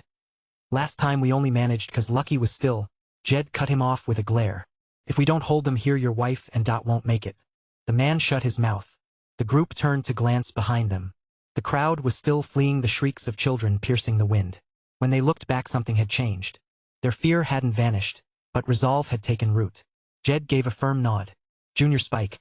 Grab some men and prep the nets. Rusty, you're with the hooks. Control 2 of them. Don't get hit. The rest of you with me. We bring one down first. He jabbed the air with his makeshift spear as the 3 scorpions closed in rapidly. Beyond them, dust boiled up from the battlefield where Ethan fought alone. Jed squinted toward the chaos, the ground trembling beneath his feet. That kid's no ordinary fighter, he thought. Back at the front, Ethan was a whirlwind of fury. He leapt from one scorpion to the next, fists slamming into armored bodies. Boom, boom, boom. The scorpions' exoskeletons were absurdly durable. Even his enhanced strength barely cracked them. Strike, dodge, strike again. But no matter how hard he hit, none of the scorpions dropped. Frustration burned in his chest. If only I were a warrior, he thought bitterly. With a proper weapon, I could tear through these things. He had been fighting for what felt like hours, exhausting himself, scattering shells and cracking limbs. But none of the creatures died. Their armor broke, but before he could follow up, others would lunge, forcing him to dodge again. His breathing grew ragged. His limbs began to tremble. A chill ran down his spine. He was getting tired. That had never happened in Ethereal before. Not like this. Not even during the Dreamscape training. Not even in the underworld. This battlefield felt real. Was this Chaos Realm ancient battlefield something more than a map? Was it between the real world and the game? The line blurred in his mind. Then a memory sparked. His soul sense forging the miniature Twilight War spear inside his mindscape. Was that why it never showed up in his equipment slots? Heart racing, Ethan called upon his soul sense. He reached inward, searching, and something responded. Buzz. A beam of white light burst from between his brows, stretching and twisting in midair. Then it solidified. A weapon materialized in front of him, his Twilight War spear. But it had changed. The handle alone was 5 feet long. The blade, an 8-foot triple-edged pyramid, glinted with chilling sharpness. Blood grooves ran along each edge, gleaming a soft crimson. Despite the 9 burning suns above, the weapon radiated cold. It looked more like a monstrous spike than a traditional spear. Ethan stared, dumbfounded. It used to be barely 5 feet long. What the hell? No time to question it. He grabbed the hilt. Swing. He struck the nearest scorpion, charging in from the side. The impact reverberated up his arms. So heavy. In Ethereal, the spear had never felt like this, but now he felt every bit of its 1,000-pound weight. Luckily, his strength was monstrous. He adjusted, gritted his teeth, and swung again. The scorpion shrieked, its massive pincers, like twin boulders, shattered under the blow. The spear drove through its shell like paper. With a crack, Ethan ripped it upward, tearing open the creature's carapace. Peeled back like crab shell, exposing pale flesh underneath. The heat of the sun hit it instantly, turning it a milky white. Ethan caught a whiff. He froze as his stomach growled. Smells so damn good. He nearly choked on his own tongue. This is not the time. But now that he had a real weapon, the tide turned. He didn't know any spear techniques. He fought like a brawler with a club. Swing. Chop. Lift. Thrust. Simple, brutal, and effective. Every hit shattered something. Every strike tore limbs, cracked shells, spilled guts. But still, they didn't stop coming. The Deathstalkers weren't afraid of death. They didn't retreat, nor did they hesitate. Unless they were completely destroyed, they just kept charging. And so Ethan fought, standing alone like a war god in the sandstorm of fury. Chapter 344. The Old Man and the Spear. With each passing moment of battle, the pile of Deathstalker scorpion corpses beneath Ethan's feet grew taller. His arms trembled from the weight of the 1,000-pound Twilight War spear, and his gaze darkened with fatigue. He had been fighting for what felt like an eternity, yet the swarm showed no signs of thinning. Even now, the tide of scorpions stretched endlessly toward the horizon, surging forward with relentless aggression. From his high vantage point atop the mound of corpses, Ethan spotted a group in the far distance, about 1,000 yards away, near where the earlier crowds had fled. They were locked in battle with 2 scorpions. One giant scorpion already lay dead beside them, but human casualties were heavy. At least 4 or 5 had fallen. Ethan's limbs ached with every movement. His shoulders burned, his hands were numb. No matter how many he killed, there were simply too many. Suddenly the light dimmed. He looked up, blinking against the glare. Of the 9 suns in the sky, only 8 remained clustered together in what he assumed was the west. Though without the ethereal world's map system functioning, he couldn't be sure of the cardinal directions anymore. Still, judging by the sun's descent west was the best guess. One sun had already disappeared below the horizon, explaining the fading light, though the searing heat remained unbearable. Ethan cursed under his breath. Damned suns. His throat was parched. Just then a piercing shriek echoed from deep within the sandstorm somewhere beyond the dunes. It was distant but chilling. Then he saw it. A towering silhouette moving through the haze. Though it appeared no larger than a pea from his position, Ethan's instinct screamed. It was massive, at least 30 or 40 yards tall. He couldn't make out the details, but the pressure it radiated sent a shiver through his spine. Ethan, already on the verge of collapse, felt every nerve tighten. But then something unexpected happened. The scorpions halted. And then, like a retreating tide, they turned. One after another they abandoned Ethan, scurrying away toward the distant colossus. He stood still, barely believing it. Slowly his clenched muscles began to ease. The roar of the swarm faded into the distance. Eventually both the scorpions and the towering figure vanished from sight. Ethan slumped back, landing on the shell of a massive scorpion corpse. With a thought, he summoned a bottle of mineral water from his inventory, twisted the cap off, and drained it in one go. Then, true to his habits, he made the bottle disappear again. He hated littering even in a world like this. "Hold it! Don't let it get away!" The sudden shout jolted him. Without the screeching of scorpions to drown it out, the voices carried clearly now. Ethan turned his head. In the direction of the previous battle, the group of natives, as the system labeled them, was in pursuit of a lone scorpion. 2 scorpion corpses already lay nearby, but their cost had been high. 7 or 8 human bodies littered the ground. Many more were wounded. Of those still standing, 30 or so men clung to ropes with every ounce of strength. Several large grappling hooks, seemingly made from stone, had been anchored into the creature's carapace. Its massive claws were tangled in a crude but clever net of braided grass ropes. The scorpion thrashed, trying to escape, clearly desperate to follow its kin and flee, but the men refused to let go. Despite being dragged more than 500 yards, they held on. As it neared, Ethan saw someone riding atop the scorpion's back. It was the same middle-aged man who had earlier shouted at Ethan to dodge and escape. Back then he had seemed slight, barely 5.5 feet tall and clothed in rags. Now shirtless and bare-chested, his bronze skin shimmered with sweat. He didn't look like a bodybuilder, but there was something terrifyingly dense about his physique. No wasted bulk, just raw, controlled power. The kind of strength that didn't show off but destroyed when unleashed. Ethan narrowed his eyes. This man wasn't ordinary. Not at all. He suspected the man's strength rivaled his own when he activated bear form. The man stood firm on the scorpion's back, his feet rooted like iron nails. No matter how wildly the beast bucked and twisted, he didn't budge. In his hands he held what was left of a crude spear, more like a stick with a sharp stone. It was broken now, only half its original length. Yet with that he had helped kill 2 of the monsters. Not alone, no, but at the cost of many lives. Now he continued, dodging the deadly strikes of the scorpion's tail, aiming for a vulnerable gap between the armored plates along its abdomen. He struck again. Crack. His expression shifted instantly. The sharp stone tip had shattered. The edge was gone, his weapon was useless.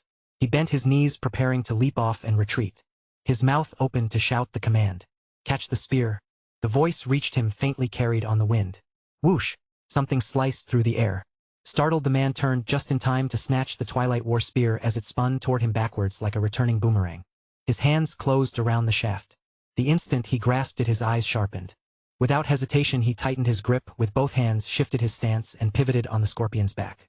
The spear whirled in his hands. Rip! A sound like tearing leather rang out. The scorpion's tail, thick as a barrel, snapped off cleanly. His eyes lit up with grim satisfaction. Then dimmed. If only he'd had this weapon earlier, he could have saved those 7 or 8 lives. They wouldn't have needed to chase this fleeing scorpion to begin with. But now wasn't the time for regrets. The long spear moved like an extension of his will. In his hands, the mighty Twilight War spear bent under pressure, sweeping wide arcs through the air as it blurred into motion. Thud! The shaft crashed down like a falling mountain. It struck the scorpion's back with a thunderous impact. Screech! The beast's 8 legs buckled. Its massive body slammed into the ground, its momentum cut off completely. But inertia carried the man forward. He was launched into the air. With one hand still gripping the spear, he flipped overhead, his body twisting mid-flight. And then, with perfect control, he let the spear spin around his waist like a ribbon of steel before he thrust it downward. Thwack! The blade pierced cleanly between the scorpion's 2 tiny eyes. The entire 3-yard-long blade sank into the hilt. 1 strike. 1 kill. Ethan, slumped back against a corpse in the distance, had watched it all unfold. He hadn't helped. Not because he didn't want to, but because he couldn't. Hurling the spear had been the last bit of strength he had. Now suddenly he sat upright. That technique. It wasn't just brute strength. It was spearsmanship. More than that, it was lance technique. He recognized it instantly. The downward overhead swing, that splitting strike. A classic move. Not just a chop, but a technique meant to disarm. A clever bait. When the enemy blocked, the vibration of the strike traveled through their weapon, jarring it loose. He tried using the move himself earlier, but his blow had just shattered the scorpion's back. Pure force. This man, though, his strike contained the essence of the technique. The true mastery. Only someone who had walked the path of the lance could do that. But the final blow, that was something else entirely. Ethan's eyes widened. That looked like the rearguard lance, a legendary move once practiced by ancient Earth Knights. As a lover of history, Ethan had read about it in several books, obsessing over stories of warriors who could take on armies with nothing but their spear. He thought of tales from the Age of Iron and Flame, of Sir Aldric of the Palefields, Bran the Breaker, Godwyn Ashand, and even the mythical Thorn Knight of Kaladin, the warrior who had supposedly mastered every form of the spear before vanishing into legend. In the past he had trained in secret, mimicking lance forms even when people mocked him, called him useless. It hadn't mattered then. No matter how much he practiced, he was powerless. Even earlier, when he held the Twilight War Spear, he hadn't considered using any of those techniques. The thing was too heavy to twirl. All he could manage were simple chops and thrusts. But now, here in this world, whether a game or reality, it didn't matter. He had just witnessed the rearguard lance. For real, or what looked like it. As the dust settled, the old man, Uncle Jed the others called him, pulled the spear free in one clean motion. He turned to those around him, spoke a few words Ethan couldn't hear. Then, without ceremony, he slung the Twilight War Spear over his shoulder and walked steadily toward Ethan. Chapter 345. The Desert's Embrace. As the figure spear shouldered strode toward him, Ethan's mind echoed with something he had read, words once spoken by a famous historical general from ancient times. A man, a spear, a steed, dominating the battlefield. Breaking through enemy lines, relying solely on unwavering loyalty. A commander's duty, to serve with utmost devotion. A lone spear in hand, he cuts through the siege, his fierce spirit chilling the enemy's heart. Where does the soul return? He asks the heavens 2-3 times. Though he had no steed, nor was he a general, that aura, that presence, reminded him of a man unyielding against 1,000 foes. Ethan stood there stunned. The figure approaching from the opposite side looked equally startled. Ethan was positioned on a rise with what looked like a sand dune separating them. From a distance, the man had assumed Ethan was simply sitting on the dune. But as he drew closer and crested the slope, his eyes widened in disbelief. Ethan wasn't sitting on sand. He was perched atop a mountain of dead Deathstalker scorpions. By sight alone, there had to be at least 400 or 500 scorpion carcasses piled there. So much food, enough to sustain them for months. If only they could take it all back, maybe they wouldn't have needed to flee and seek refuge with the larger tribes. But transporting that many scorpions was impossible. Brother, catch the spear. The man called, raising it to throw. No, no. Ethan quickly waved both hands. He could barely stay upright, let alone catch anything. Uncle Jed, his face weathered but eyes bright, burst out laughing. Brother, you're incredible. I bet those who were escorting you weren't eaten by scorpions. More likely you took care of them yourself. Even now he still believed Ethan was some kind of exile. Heh. Ethan chuckled weakly. Those scorpions were already fleeing. Why were you still chasing them so relentlessly? Uncle Jed asked, shaking his head. He'd seen Ethan tossing his spear earlier, but hadn't understood why he'd kept after the retreating creatures. Ethan sighed. I wasn't chasing them. I was just too tired to stand up. Uncle Jed clicked his tongue. You've only just arrived in the Sea of Death. You don't know what matters most here. Seeing Ethan's puzzled look, he continued, first is water. Second is food. Oh. Ethan nodded as if he'd learned something profound. In truth, ever since he discovered he could access his mindscape in this place, neither food nor water had worried him. Before coming to the Whitmore family territory, he'd swept through Maplemart's store, filling his spatial storage with enough supplies to last over a decade. Jed's gaze lingered on the mountain of scorpions, an almost desperate longing in his eyes. Then he turned, squinting at Ethan, and asked, Brother, do you have spatial storage? Ethan froze for a moment, then realized he'd slipped up. He hadn't been carrying a weapon before yet, had suddenly produced one. Of course the man would be suspicious. There was no point denying it, so he simply nodded.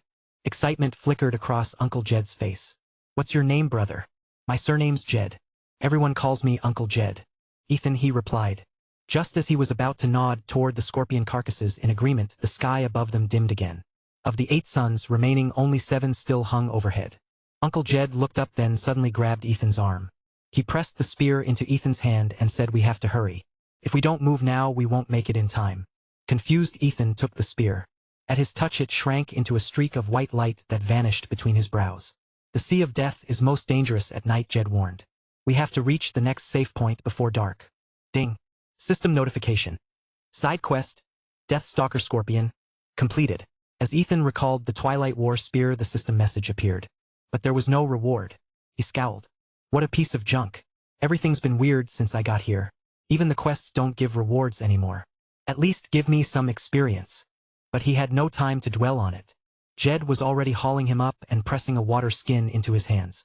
"I've got water," Ethan began. "Drink it. It'll restore your stamina," Jed interrupted. Ethan hesitated, then sniffed. A fragrant aroma drifted up. His eyes lit up and he tilted his head back, taking a large gulp. It hit him instantly, spicy on the tongue, bitter going down, and a horrible fishy stench that blasted into his nose like a punch. He gagged and opened his mouth to spit it out. What the hell was this? It smelled delicious but tasted like death. Before he could react, Jed slapped a hand over his mouth. Ethan tensed. He was completely drained. In this state, he was no match for Jed. The man clamped his nose, forcing him to swallow. Glurk. Ethan gulped the foul liquid and staggered back, furious. "You son of a..." he snarled, lunging forward. He triggered his heavy strike skill and threw a punch. Jed's eyes narrowed. He circled his arms and deflected the blow with a smooth, practiced motion, stepping around Ethan and stopping behind him without retaliating. Ethan froze mid-turn. He deflected my skill with just that?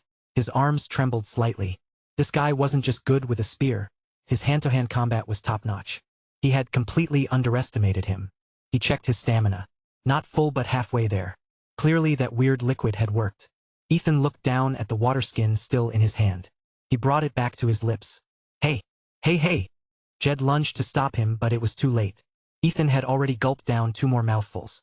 He swallowed hard, resisting the urge to vomit. "Uncle Jed," he said, panting. "What the hell is this stuff?" Jed groaned, holding the half-empty skin like it was his last gold coin. "It's good stuff, all right. And now it's a total loss." Ethan grinned, then activated his soul sense. One by one, he began collecting the scorpion carcasses into his mindscape. There were just too many. He'd barely gathered half when the sky dimmed again. "No time," Jed shouted. Still looking pained, he dragged Ethan and took off running. They joined up with a group of 30-some people. Ethan spotted them lugging dismembered scorpion limbs and stingers. He stepped forward to help, but Jed stopped him with a firm hand and shook his head. That's when Ethan realized. Jed didn't want the others to see what he could do. He scoffed at himself. He was still too naive. He joined the group, silently moving as the sky turned a sickly yellow. The heat of the desert faded as the final sun dropped lower on the horizon. Eventually they caught up with the group that had fled earlier. Along the way, Ethan learned their story. They had once been a small tribe, now forced to migrate due to circumstances beyond their control. Their only hope was to find a larger tribe willing to take them in. In this sea of death, every so-called tribe was made up of exiles or their descendants. The little girl and even her father had been born here. But her father hadn't made it. He'd been struck down by a scorpion's tail during the first wave. He died in the desert. When the two groups reunited, relief quickly gave way to grief. 8 people had died. Over a dozen were injured. One man had lost his right arm to a scorpion claw and was now permanently disabled. Still, seeing 3 full scorpion carcasses dragged back gave the survivors something to hold on to. Here human life was cheap. Food and water mattered more than tears. Ethan watched Dot and her mother hurrying forward, both quietly crying. He walked up beside them and discreetly handed the girl a water bottle. Dot snatched it from his hand and clutched it tightly to her chest. Ethan blinked. "Hey, I'm giving it to you. You could at least say thanks." "That's seriously rude." Chapter 346. A Test of Trust. Dot snatched the water bottle and hugged it tightly against her chest. Her large eyes kept darting around as if she feared someone might snatch it away. She leaned in close to Ethan and whispered, "Big bro, aren't you afraid of dying?" Ethan blinked, puzzled by her question. Dot's mother had been watching. She hurried over and lowered her voice. "Dot, quickly give it back to the uncle." Then she turned to Ethan with a worried expression. "Here, a single drop of water can make countless people attack you. Hide it well and don't take it out again." Only then did Ethan understand why Dot had reacted so anxiously. He waved his hand dismissively. "It's for you." But Dot's mother shook her head. Her eyes turned sad. "Dot's father is gone. No one can protect us. You're harming us." With that, she gently pried the bottle from Dot's arms and pressed it back into Ethan's hands. She gave him a pleading look, then tugged Dot's hand and urged Ethan to keep moving. Dot glanced back at him, licking her cracked lips. Ethan stood there bewildered. Aren't these all Uncle Jed's tribe members? Do they really have to be so wary of each other? Ding. System notification. Main quest, Blood King's trial. Human malice triggered. The sudden notification startled him. He quickly opened the quest panel, but as usual there were no hints. Still, activating the main quest was better than nothing.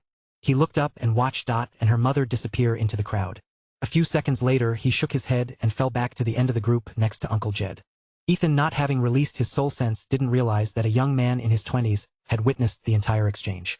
The man's gaze burned with greedy intent.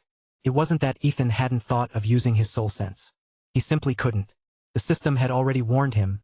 Insufficient mental energy. He suspected it was because his soul sense had been completely drained. For now he was just an ordinary man among them.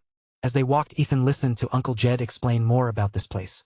The Sea of Death, as it was called, stretched for thousands of miles. 4 cities dotted its expanse: Hurricane City, Beastfall City, Clearspring City, and the Forgotten City. Beastfall City lay in the southwest and was said to be the strongest power in the Sea of Death. Hurricane City was the most mysterious, rumored to be the only society here hidden within the eye of the hurricane at the very center of the desert. Clearspring City to the east was famous for its abundant water. Everyone dreamed of reaching it, but only those who ruled a region of the desert could enter. As for the Forgotten City in the north, the nights there were so cold they could drop to 40 or 50 degrees below zero. Lawless and dangerous, it was no place for ordinary people. After hearing all this, Ethan nodded thoughtfully. He wanted to ask why people also called this place the Land of Exile, but he held back. Revealing ignorance might give away too much about himself. They continued on until the sun dipped low. Uncle Jed kept watching the horizon, his face darkening with every passing minute. Ethan finally asked, "What's wrong?" "We might not make it to the destination," Uncle Jed said grimly. Without another word, he strode to the front of the 500-strong caravan. Ethan followed at a distance. Uncle Jed stopped beside an elder and spoke quietly, making several gestures. The elder, Ethan recognized him as the tribe leader Butcher, nodded. Soon the entire group began to slow and finally halted. Almost everyone in the tribe shared the surname Butcher. Uncle Jed was one of the few exceptions. Now Ethan was another. Uncle Jed began directing the men to unload the wooden stakes strapped to their backs. Ethan had seen them carrying these all along, each man with at least 2, the stronger ones with 5 or 6. With no vehicles, they had transported everything by hand. They worked quickly, driving the stakes into the sand in a wide circle large enough to hold the whole group. The women followed, weaving thick hemp ropes between the stakes to form a low fence. Ethan couldn't help admiring their efficiency. From driving the stakes to weaving the rope, it took less than 2 hours. The stakes stood about as tall as a person's shoulders, roughly 1.7 meters. Once the fence was up, they opened several barrels and splashed an unknown substance over the wood and ropes. A sharp, pungent odor stung Ethan's nose. "Haha! The smell is nasty, but it keeps the desert monsters away," Uncle Jed called out with a grin. He clapped Ethan on the back before turning to help the others finish preparations. Ethan moved to sit alone near the fence. He watched the tribe bustle about and thought over everything that had happened. He had been sent here to complete the so-called Blood King's trial. But what was the trial? So far he had no clue. He triggered a side quest for no clear reason and received nothing for completing it. Now the main quest had finally begun. At least that was something. His thoughts drifted to Uncle Jed. A man this powerful mixed in with a struggling tribe. It didn't quite add up. Grr. Ethan's stomach growled loudly, startling him out of his thoughts. This hunger felt too real to be just a game mechanic. "Big bro." A small voice came from behind. He turned to see Dot squatting in the shadows behind a pile of hemp rope, waving him over. He walked to her slowly. "What's wrong, Dot?" Despite her dirt-smudged face and dark skin, her wide eyes were bright with innocence. "Big bro, Mom told me to tell you to leave quickly when it gets light." Dot looked around nervously, then lowered her voice. "Brother Junior told the tribe leader about you having water." She swallowed. Mom was called in too, for questioning. Don't blame Mom." At the end her voice broke into a soft plea. Ethan understood. Her mother must have confessed to protect them. His expression darkened. Dot noticed and quickly tried to explain. "If Mom didn't say anything, we'd be driven out of the tribe." Her voice trailed off until it was barely a whisper. Ding. System notification. Main quest, Blood King's trial, human malice. 1. Choice triggered. Please make your choice. Trust/distrust. Ethan realized he was scaring her. He forced himself to soften his expression. Without a word, he pulled out a chocolate bar and a bottle of mineral water and held them out to her. At the same time, he whispered to the system, "Trust." Ding. System notification. You chose trust. Quest progress remains unchanged. Continuing. Dot eyed the water, but her gaze quickly shifted to the bright chocolate wrapper. Ethan smiled and unwrapped it, holding it to her mouth. "Eat. When you're done, go back quickly." She hesitated, but the sweet smell was too tempting. She took a small bite and her eyes widened with wonder. The chocolate melted on her tongue and she began eating greedily like she'd never tasted anything so delicious. Ethan gently ruffled her hair. He unscrewed the water bottle and offered it to her. "Drink some water. Don't choke." Dot glanced over her shoulder, then leaned forward to take the bottle. She sipped carefully, then tried to hand it back. "Drink it all. I have more," Ethan encouraged. She blinked up at him. Really? Really? He nodded. Her eyes brightened. She took several deep gulps but stopped halfway. Saving it for your mom? Ethan guessed. She nodded faintly. You drink it. If I get the chance, I'll give your mom more. You can't carry this back without someone noticing, he said gently. Dot considered his words for a moment. Finally, she lifted the bottle and drank the rest little by little. She even tipped the last drop onto her tongue, savoring every bit before she handed it back. Thank you, big bro. This is the happiest I've ever been in my life. Ethan smiled and tousled her hair again. You're still so young. Your life is just beginning. Go on. If you're late, your mom will worry. Dot crawled back into the shadows, clutching her half-eaten chocolate. Ethan stood and looked across the camp. A cold sneer touched his lips. You want to scheme against me? Let's see if you have the nerve. He knew the tribe leader Butcher, and that one called Junior wouldn't wait for dawn. This night would be anything but peaceful. Chapter 347. Scheme. Not long after Dot left, Ethan watched the others begin setting up their tents. Uncle Jed came over carrying a thick blanket. Here, take this. It gets very cold at night. Ethan could already feel the temperature dropping. Just half an hour ago, the last rays of sunlight had disappeared beyond the dunes. Now his breath was a faint mist in the air. He accepted the blanket gratefully. Uncle Jed then held out something else. A scorpion shell cracked open to reveal steaming tender white meat. The aroma drifted up rich and enticing. The claw is the best part of a Deathstalker scorpion. I got you a piece, Uncle Jed said, sitting down beside him. Ethan's stomach rumbled in response. He'd been curious about the taste all day. Without hesitation, he tore off a chunk and took a bite. The flavor was incredible. Rich, delicate, far better than any lobster he'd eaten back on Earth. For a moment he thought that maybe these people's lives weren't as harsh as they seemed. At the very least, the food was magnificent. After another bite, Ethan produced a small dish out of thin air. He squeezed some horseradish into it, added a splash of seafood soy sauce, and stirred them together. Then he dipped a piece of scorpion meat, lifted it to his mouth, and closed his eyes as the fresh savory taste exploded across his tongue. Uncle Jed watched him puzzled. After a moment, curiosity won out. He tore off his own chunk of meat and, imitating Ethan, plunged it straight into the horseradish mixture. Ethan noticed and almost laughed, but he managed to keep a straight face. The next second, Uncle Jed popped the horseradish-drenched scorpion into his mouth. His reaction was immediate. He lurched to his feet, eyes bulging, hands flailing. Ethan scrambled up as well, clapping a hand over Uncle Jed's mouth. Just as Uncle Jed had once done to him. It took a full minute before Uncle Jed managed to choke down the mouthful. His face turned beet red and tears streamed from his eyes. Even with all his strength and desert-hard endurance, the blast of horseradish had left him reeling and powerless. That was the only reason Ethan had been able to keep him from thrashing free. Ethan finally let go, retreating a few steps. He couldn't help laughing as he returned to his seat and calmly continued eating. Uncle Jed sucked in a few ragged breaths. He looked ready to explode. But before he could start shouting, Ethan tossed him a small green bottle. Ethan himself raised an identical bottle and took a long swig. We're even now, he said lightly.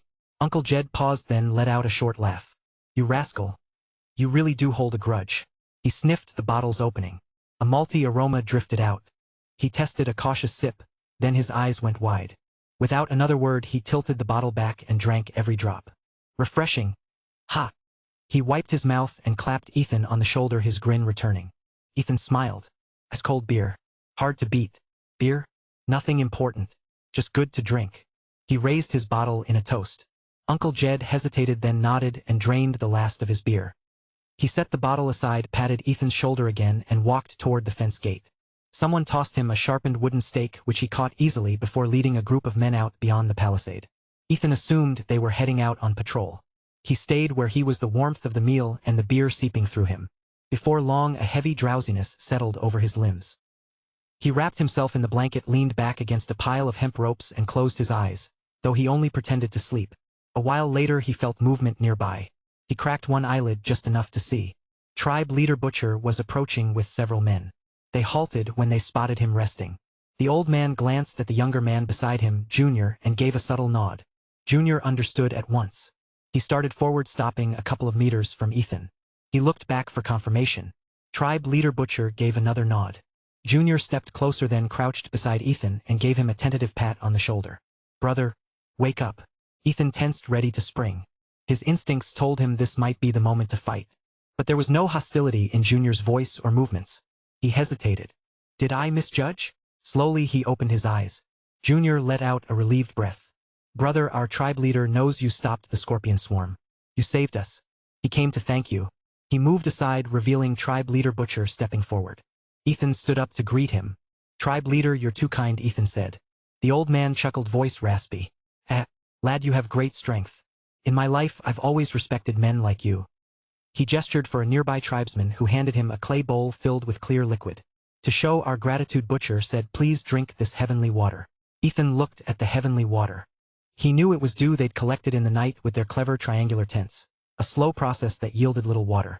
He studied the bowl with a skeptical look. What were they scheming? Did they take home for some fool? But he didn't say anything. He reached for the bowl, curious how far they'd go. Ding. System notification. Detected low-level toxic substance. May cause weakness, unconsciousness. At the system's warning, a cold light flickered in Ethan's eyes. He raised the bowl to his lips and tipped it all back in one swallow. Tribe Leader Butcher and his men smiled in unison. Hidden behind the bowl, Ethan allowed himself a small mocking smile. "If you want to play, I'll play along." At the same time, he discreetly summoned a tiny emerald vial from his system inventory, letting it slide into the bowl with the heavenly water. He swallowed everything. Since he'd arrived here, elements from ethereal had merged with reality. Just another reason he struggled to tell the two worlds apart. Ding. System notification. "You have been poisoned." Ding. System notification. Low-level antidote potion activated. Poison neutralized. The moment he lowered the empty bowl, Ethan staggered dramatically. He let the bowl slip from his fingers and crash to the ground. "You?" He gasped, pointing weakly at Tribe Leader Butcher before slumping face first onto the sand. "Quick, tie him up and carry him away," Butcher barked. Several men rushed forward. They bound Ethan's arms behind his back and hauled him into a tent. Junior followed, crouching to rifle through Ethan's belongings. He searched every pocket and fold of Ethan's clothes. A few times he touched a spot that nearly made Ethan flinch, but he kept still. Finally Junior stood up, shaking his head. "Tribe Leader, there's nothing." Butcher's brow furrowed. Then your guess about him having a spatial item must be right." He folded his arms, voice low and urgent. "Wake him up. If our tribe gains a spatial device, we'll never need to beg for shelter again. We must take it from him tonight." Ethan heard every word. So that's what they were after, not just his water but his storage device. Too bad, he thought calmly. My spatial device is in my mind. Junior nodded at the order. Then, without warning, he started unbuckling his pants. Ethan's heart lurched. What is this idiot doing? The answer dawned on him a heartbeat later. Damn it! Is this guy planning to piss on my face? As Junior pulled himself free, Ethan's patience ran out. He tensed his bound arms. Snap! The hemp rope gave way. Thud! A muffled groan sounded outside the tent flap. In the same instant, a shadow streaked past. A figure appeared beside Junior and kicked him flying. Chapter 348. A sudden turn. Ethan, feigning unconsciousness, witnessed the entire scene. The tension in his hands tied behind his back slowly eased. The person who had arrived was none other than Uncle Jed, returning from patrol. Tribe leader, what is the meaning of this? Uncle Jed's expression was grim as he pointed at Ethan, who lay on the ground. Tribe leader Butcher was startled by Uncle Jed's appearance. He was a little confused as to why he was there. Hadn't he just gone out on patrol? But when he saw Dot peeking in from the doorway, it all clicked. Heh, Captain Jed, I was about to ask you the same thing. Uncle Jed hadn't expected Tribe Leader Butcher to turn the tables on him. But Tribe Leader Butcher continued, this outsider has a spatial item. I suppose Captain Jed already knew that, didn't you? Uncle Jed's face changed at these words. He looked at Ethan, who lay poisoned on the ground, and nodded helplessly. Seeing his admission, Tribe Leader Butcher's voice grew sharper. Jedediah, I saved you in the desert 5 years ago. Is this how you repay me? How you repay the Butcher tribe? He stepped forward, eyes blazing. Do you know what a spatial item means to the Butcher tribe? Uncle Jed opened his mouth but said nothing. Tribe Leader Butcher's voice grew louder. That is the future of the Butcher tribe. It means we won't have to live under anyone's thumb anymore. You know, in this sea of death, it's not hard to hunt for food. The difficulty lies in preserving it. With a spatial item, we can eat fresh food anytime. Jedediah, you knew and didn't report it. Can you truly face the kindness the Butcher tribe showed in taking you in? Uncle Jed stood there speechless, rendered mute by Tribe Leader Butcher's words. Seeing his reaction, Tribe Leader Butcher's tone shifted. I won't pursue what happened before, he said coldly. You may leave. Junior, do it. No. Uncle Jed, who was about to intervene, suddenly froze. Junior, who was once again preparing to unbuckle his pants, was now lifted by the throat. Ethan's grip tightened around him. What a fine display of moral blackmail. Ethan sneered, his eyes cold, as he looked at the panicking Tribe Leader Butcher. You saved him. So he must be loyal to you, right? I for one single-handedly took down over 400 Deathstalker scorpions to buy you time to escape. So should I expect you to kneel and lick my toes? Junior struggled, gasping for air. His eyes bulged, his body writhing in Ethan's grip. Junior fought for air as Ethan's hold remained unyielding. Uncle Jed stepped forward, placing himself between Ethan and tribe leader Butcher. Brother Ethan, he said, as a tribe leader, he's not wrong in what he's doing. The Butcher tribe has wronged you. Leave now and let them live. Ding. System notification. Main quest, Trial of the Blood King, Human Malice, Kill or Spare triggered. You have 3 seconds to make a choice. Ethan's actions gave the system its answer. Crack. A sickening sound filled the air as Ethan crushed Junior's throat, snapping his cervical spine. Tribe leader Butcher's furious roar echoed behind him. Ding. System notification. You have chosen the path of kill to end all killing. Quest progress path changed. Quest progress accelerated. Kill. Tribe leader Butcher 0/1. Quest reward. Bloodline map fragment X1. Seeing the system notification, Ethan's heart swelled with joy. Finally, a quest reward. Uncle Jed, standing in the middle, was stunned by Ethan's actions. The corpse of Junior dropped to the ground with a sickening thud. Ethan casually tossed the body aside, his gaze now fixed intently on Uncle Jed. He knew that to eliminate tribe leader Butcher, he needed to see Uncle Jed's response. If Uncle Jed intervened, his chances of success would be low. He had witnessed Uncle Jed's skills firsthand. Alright Ethan, you've killed Junior. Your anger should be gone now, right? Just leave. Uncle Jed's decision warmed Ethan's heart. The man was indeed honorable. He disdained colluding with tribe leader Butcher, but was unwilling to betray his own principles by attacking Ethan. He could only try to dissuade Ethan. Seeing his choice, Ethan grinned. Thwack! Just as Uncle Jed finished speaking, he suddenly spun around, clutching his lower back. Ethan's gaze shifted, and he saw a pale bone shard protruding from Uncle Jed's waist. Tribe leader Butcher abruptly retreated, shouting, "Attack! Take them down!" The other individuals in the tent were startled when Junior's corpse was thrown down. Their eyes narrowed with hatred as they turned to Ethan. Now, hearing their leader's command, they charged at Ethan and Jedediah, weapons drawn. They hadn't witnessed Ethan taking down 400 giant scorpions, so they dismissed his earlier words as boasting. 400 scorpions? Who are you kidding? They had no fear of Ethan. Although they couldn't understand why Ethan was unaffected by the poisoned water, these savages clearly had no interest in such things. Uncle Jed, what now? Ethan asked, supporting Uncle Jed, tilting his head. Uncle Jed shook his head helplessly. He gripped the bone dagger embedded in his waist and snapped it off, clearly aware that pulling it out would be more dangerous. Go, he said, pushing Ethan out of the tent. Ethan hesitated. Even now, Uncle Jed was still protecting the Butcher tribe. He was pushed outside the tent and saw Dot and her mother trembling in fear. They recoiled several steps when they saw Ethan emerge. Finally, Dot's mother stepped forward, her voice trembling. If you're leaving, please take Dot with you. Ethan knew they had reported to Uncle Jed, and now he had killed Junior. If he left, the mother and daughter would likely face dire consequences. However, her request put Ethan in a difficult position. He was here for a quest and would eventually leave, but what would happen to Dot then? Besides, he had no intention of leaving now, not when the quest wasn't finished. Thump, thump, thump. Several people were sent flying from the tent. Uncle Jed, covered in blood, staggered out. Why haven't you left yet? Go. Take them with you. Uncle Jed shouted, struggling to stay on his feet. The sounds of approaching shouts grew louder. Dozens of people armed with weapons instantly surrounded Ethan and the 3 others. It's over, Uncle Jed muttered, but Ethan scoffed. He dismissed the disorganized mob, knowing that despite Uncle Jed's incredible skills, his timidity kept him from standing tall. The crowd parted and tribe leader Butcher emerged. His attire now made Ethan pause.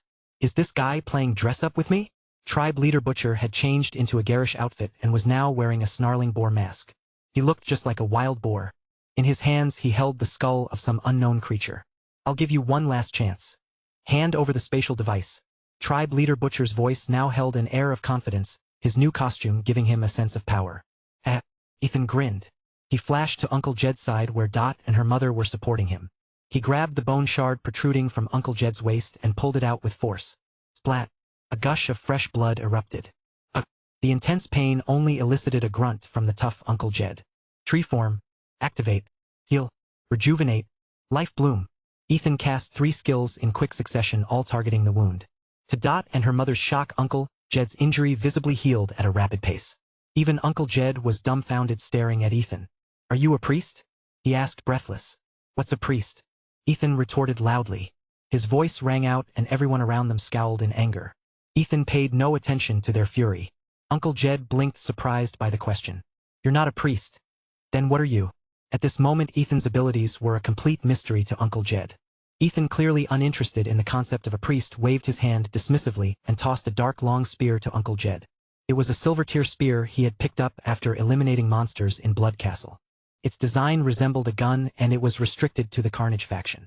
Ethan wasn't sure if Uncle Jed could use it, but after tossing it to him, Uncle Jed caught it. With a flick of his wrist, a spear flower bloomed. Ethan and Uncle Jed exchanged a look, eyes lighting up with realization. Could it be that the people here weren't restricted by the game system's factions? Uncle Jed was overjoyed, caressing the spear in his hand. Protect them.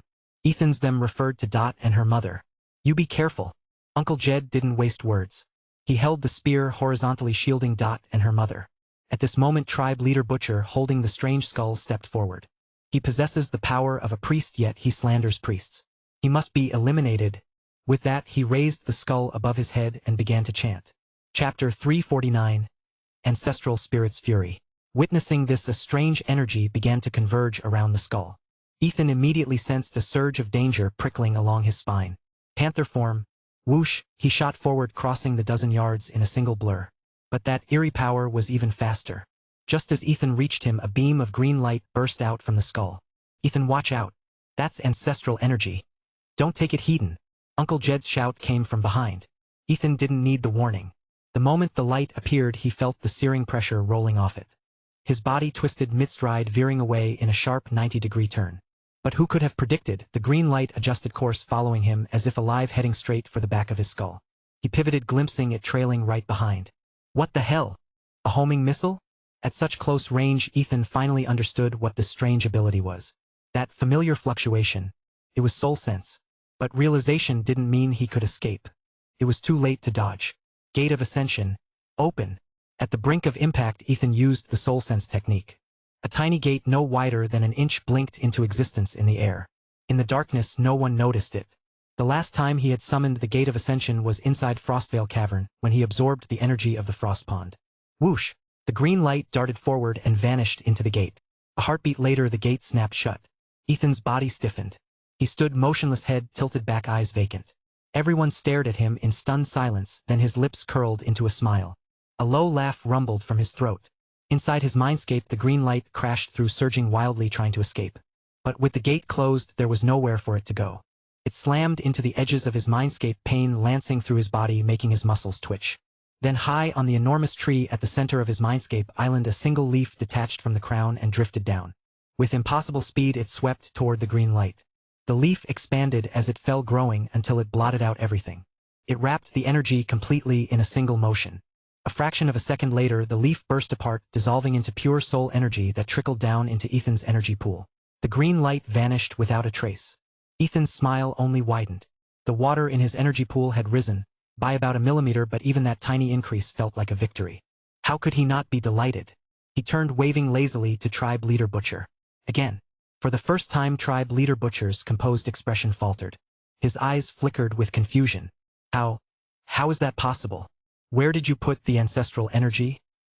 His voice trailed off as disbelief overtook him. He mumbled something under his breath, words Ethan couldn't make out. This time Ethan didn't bother to interrupt. That strange aura was growing thicker, the converging energy more oppressive by the second. Ethan, Uncle Jed started to warn him again. But halfway through he caught sight of Ethan's calm expression, and the satisfied little smile, and swallowed the rest of his words. Instead, Jed backed away, shielding Dot and her mother behind him.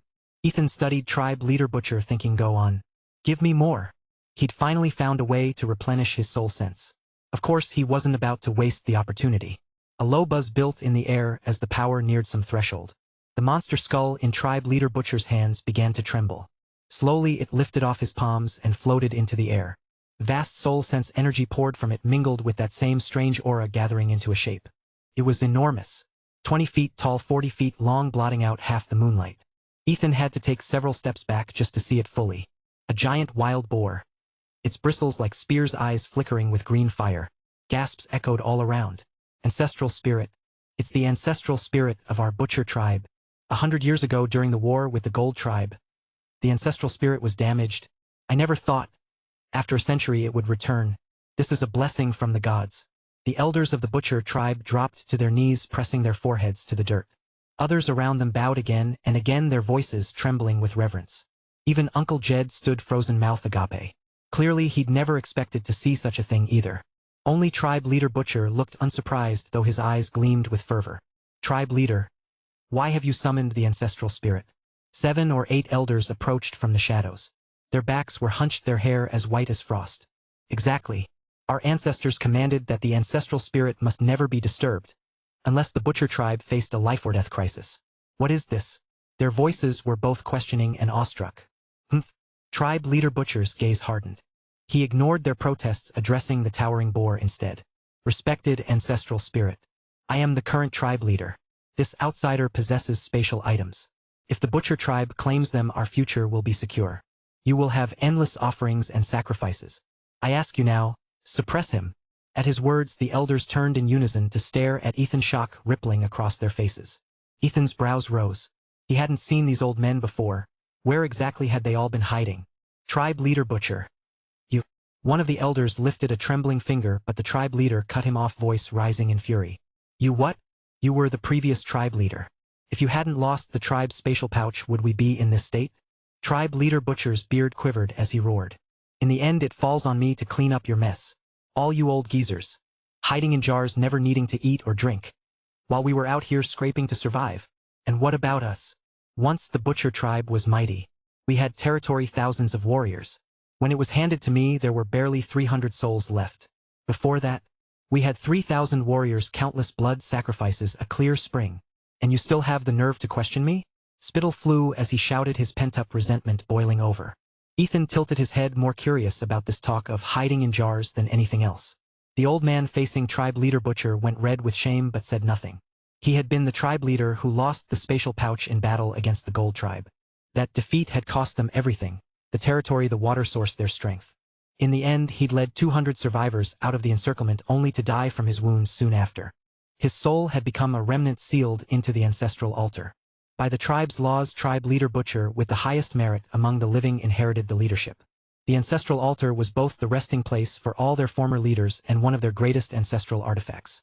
No living tribe leader was supposed to be able to summon its spirits. Only the ancestral spirit skull could be wielded. But seeing the giant wild boar manifest still rattled the elders enough to drag them out of hiding. Beast! The old man rasped, his voice hoarse. The Butcher tribe has always followed the teaching, peace above all. We do not offend unless provoked. This young man may hold spatial items, but how can we forcibly steal them?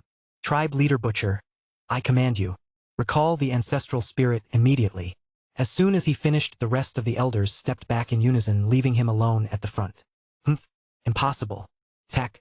Tribe leader Butcher formed a seal and bellowed. Ethan's heart lifted. He'd been worried the tribe leader would be persuaded and withdraw the spirit, ruining his chance to absorb its energy. But this guy was determined. The colossal boar ignored the elders completely. It only responded to its master's call. Snort, snort, snort. It pawed the dirt, then charged Ethan with thunderous force. Tribe leader Butcher. You dare. The elder cried, voice cracking. I dare. So what? What can you do to me? Without me controlling the ancestral altar, you're nothing but decorations in there. Tribe leader Butcher bared his teeth in a feral grin. You. The elder spun around, searching for support among the kneeling tribespeople. But most only gaped, their foreheads pressed to the earth, too frightened or awed to speak. He let out a long, defeated sigh. The Butcher tribe has changed. His eyes seemed to dim, as though he'd seen everything he needed to see. Just then 2 roars echoed across the clearing. Ethan dodged quickly. Don't take it, Hedon. Gate of Ascension open. Bigger. Bigger. Bigger. Every head turned. For a moment everyone froze in stunned silence. Then, as they grasped what they were seeing, their mouths dropped open, eyes widening in disbelief. Chapter 350. The Ancestral Spirit's Fury 2. Ethan had been waiting for the wild boar's charge. The instant it lunged forward, he didn't even hesitate. He shouted, Gate of Ascension. Open. But the Butcher tribe's ancestral spirit was simply too massive. Just as Ethan activated the Gate of Ascension, boom. The wild boar's enormous snout crashed straight into it. Even as Ethan kept yelling, bigger, bigger, bigger. The portal couldn't expand fast enough to swallow the boar's body. His head wouldn't even fit fully inside. 2 enormous tusks remained wedged stubbornly against either side of the gate, straining against the boundary. This only made the gate's ability to enlarge even more sluggish, despite the vines coiling around it. Snort, snort, swill, swill. The boar, its snout trapped, suddenly seemed to sense something terrifying. It braced its thick forelegs and heaved backward with all its strength, desperately trying to rip its head free. But there was no way Ethan was letting it escape. He still needed this creature to restore his soul energy. He poured every scrap of focus into the technique, driving the suction to its limit. The boar's condensed form rippled violently, the flesh of its massive head shimmering like disturbed water as it was drawn toward Ethan's mindscape. Yet because those tusks were jammed solid, the gate of ascension could only restrain it, it couldn't pull it in. Ethan's face grew tense.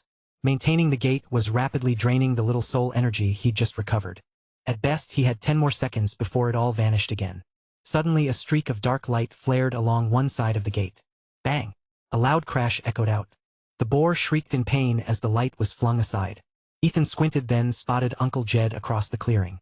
He had been guarding Dot and her mother but had seen the boar stuck. He'd leapt up and brought his weapon smashing down onto the tusk with all his might. He knew that if they didn't end this ancestral spirit today, none of them were leaving alive. But he'd underestimated the creature's strength. Not only was he hurled backward by the impact, the skin between his thumb and forefinger split open, blood dripping onto the dark rifle spear Ethan had given him. His hands trembled uncontrollably. As for the wild boar, it only bellowed in pain, no real damage done. Uncle Jed landed hard, glaring with unwilling frustration. Yet that single strike sparked an idea in Ethan's mind. As a druid, he rarely used weapons, and he had nearly forgotten the Twilight War spear. He quickly reached out with his soul sense to the artifact suspended high above the tree crown in his mindscape. Whoosh! As soon as his senses touched it, the spear responded, growing larger, as if swelling with the wind. It transformed into a sharp arrow plunging toward the portal overhead within his mindscape. But the boar's enormous snout blocked the way. The artifact didn't hesitate. Its three-edged tip pierced straight into the boar's flesh, slicing through as though it were paper. A heartbeat later, the spear burst out the back of the ancestral spirit's massive head. Right at the spot where the skull the butcher tribe leader had carried earlier was lodged. Crack. The so-called ancestral artifact didn't survive even a tenth of a second. The Twilight War spear left a hollow hole behind. But then eerily the skull expanded until it seemed enormous, and a shimmering green glow seeped through the gap, slowly repairing the wound. The spear whirled in the air, then shot straight toward Ethan. He reached out and caught it mid-flight. Buzz. The shaft trembled against his palm as if vibrating with excitement. Ethan was startled. A weapon had never responded like this before. But he understood the message clearly. It was asking to fight. It was hungry for battle, and hungrier still for the soul energy inside the boar. He hesitated only a moment before he tossed it forward. Go. The spear soared into the sky and burst into a silver streak. It traced a graceful arc before crashing down onto the base of the boar's tusk. Ethan's eyes narrowed. It was a perfect overhead strike. The same move Uncle Jed had used earlier, copied flawlessly. Even Uncle Jed, still steadying himself, looked astonished. Crack. The tusk split apart.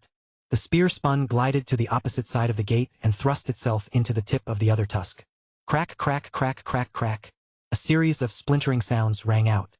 From tip to base, the tusk shattered into fragments. Though the boar's body was made of condensed soul energy, it still gave off the unmistakable crack of breaking bone. The pieces dissolved into pale wisps of soul energy. Not a trace was wasted. Every wisp flowed into the Twilight War spear. The other tusk soon followed, pulled apart, and devoured the same way. Yet what stunned Ethan wasn't just the spear's power, but its attack itself. The way it had clashed point to point. Precisely the counterattack Uncle Jed had used. It seemed it could learn. Pop. The instant both tusks fell away, the wild boar's head was sucked completely into the Gate of Ascension.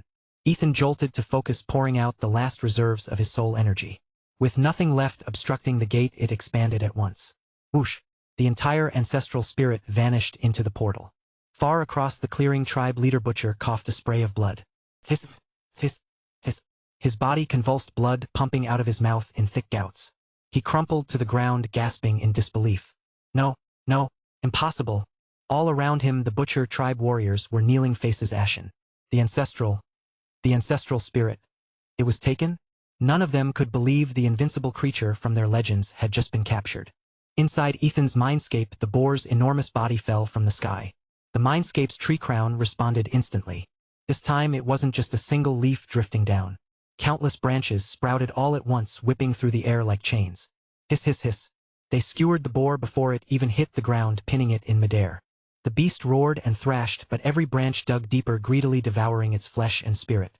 The Twilight War spear slipped back into the mindscape and floated near the boar's skull.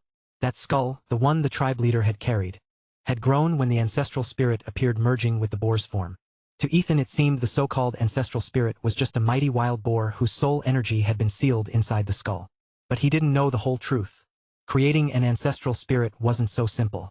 Tribes with one were usually powerful. Some, like the Butcher tribe, had once thrived but suffered calamities or defeat and had been forced to wander as exiles. Even so, to retain such a complete ancestral spirit was rare beyond measure. Every ancestral spirit was formidable in its own right, though each varied in strength. Ethan understood little of that. He only knew this was a priceless source of power. Crystal-clear soul energy streamed from the branches into his body, coursing through him before it sank into the mindscape. A thick pearly mist filled the space, then settled down into the lake of soul energy. He noticed the sapling growing in his mindscape had thickened a little more, the 5 branches that mirrored his organs lengthening fractionally. Overhead, the boar's body slowly dissolved. At this rate, once it fully decomposed, he would at least regain his former peak state. Meanwhile, the skull itself was steadily absorbed by the Twilight War spear. Though it was a physical object, the spear drank it in without hesitation. Along its dark shaft, a line of pure white spread slowly from the tip downward. With a final glance inward, Ethan withdrew his senses, feeling luminous and almost giddy. He looked across the clearing and grinned. "I say, old man," he called, "do you have any more pork? Bring 2 more. If not pork, chicken, duck, or goose will do." If Ethan hadn't spoken, it might have been all right. But as soon as the words left his mouth, tribe leader Butcher, who had just stopped spewing blood, gave a strangled wheeze. He vomited another mouthful of dark, clotted blood, this time accompanied by a chunk of his own lung. Chapter 351. A Swarm of Trouble. Ethan watched the man's half-dead state, his mouth running without pause. Well, you don't have tuberculosis, do you? Why are you coughing up your lungs?" He looked around, pointing at the elders standing next to tribe leader Butcher. "Tuberculosis is contagious. You. Quickly get away from him." The elders blinked in confusion. Of course they had no idea what tuberculosis was. Someone parted their lips to speak but swallowed their words. "You beast," tribe leader Butcher rasped, sinking to the ground and glaring at Ethan with clenched teeth. "Who exactly are you? What is your purpose feigning closeness to my tribe?" At that moment he genuinely began to suspect Ethan's intentions were anything but pure. As soon as the accusation left his mouth, the other elders looked stunned. But seeing the suspicion in his eyes, they began to grow uneasy themselves. "You damn old geezer," Ethan snapped, his smile disappearing. "Your own heart is rotten, and you're trying to blame me. You hid your strength and mingled with our team." Butcher gasped, barely able to catch his breath. "If that's not scheming, then what is?" Ethan let out a cold laugh. "Did I hide it? I stopped the scorpion swarm. I killed over 400 of them to buy you time to escape. And you claim I concealed my strength?" He swept his eyes across the gathering. "Every single one of you ran faster than rabbits.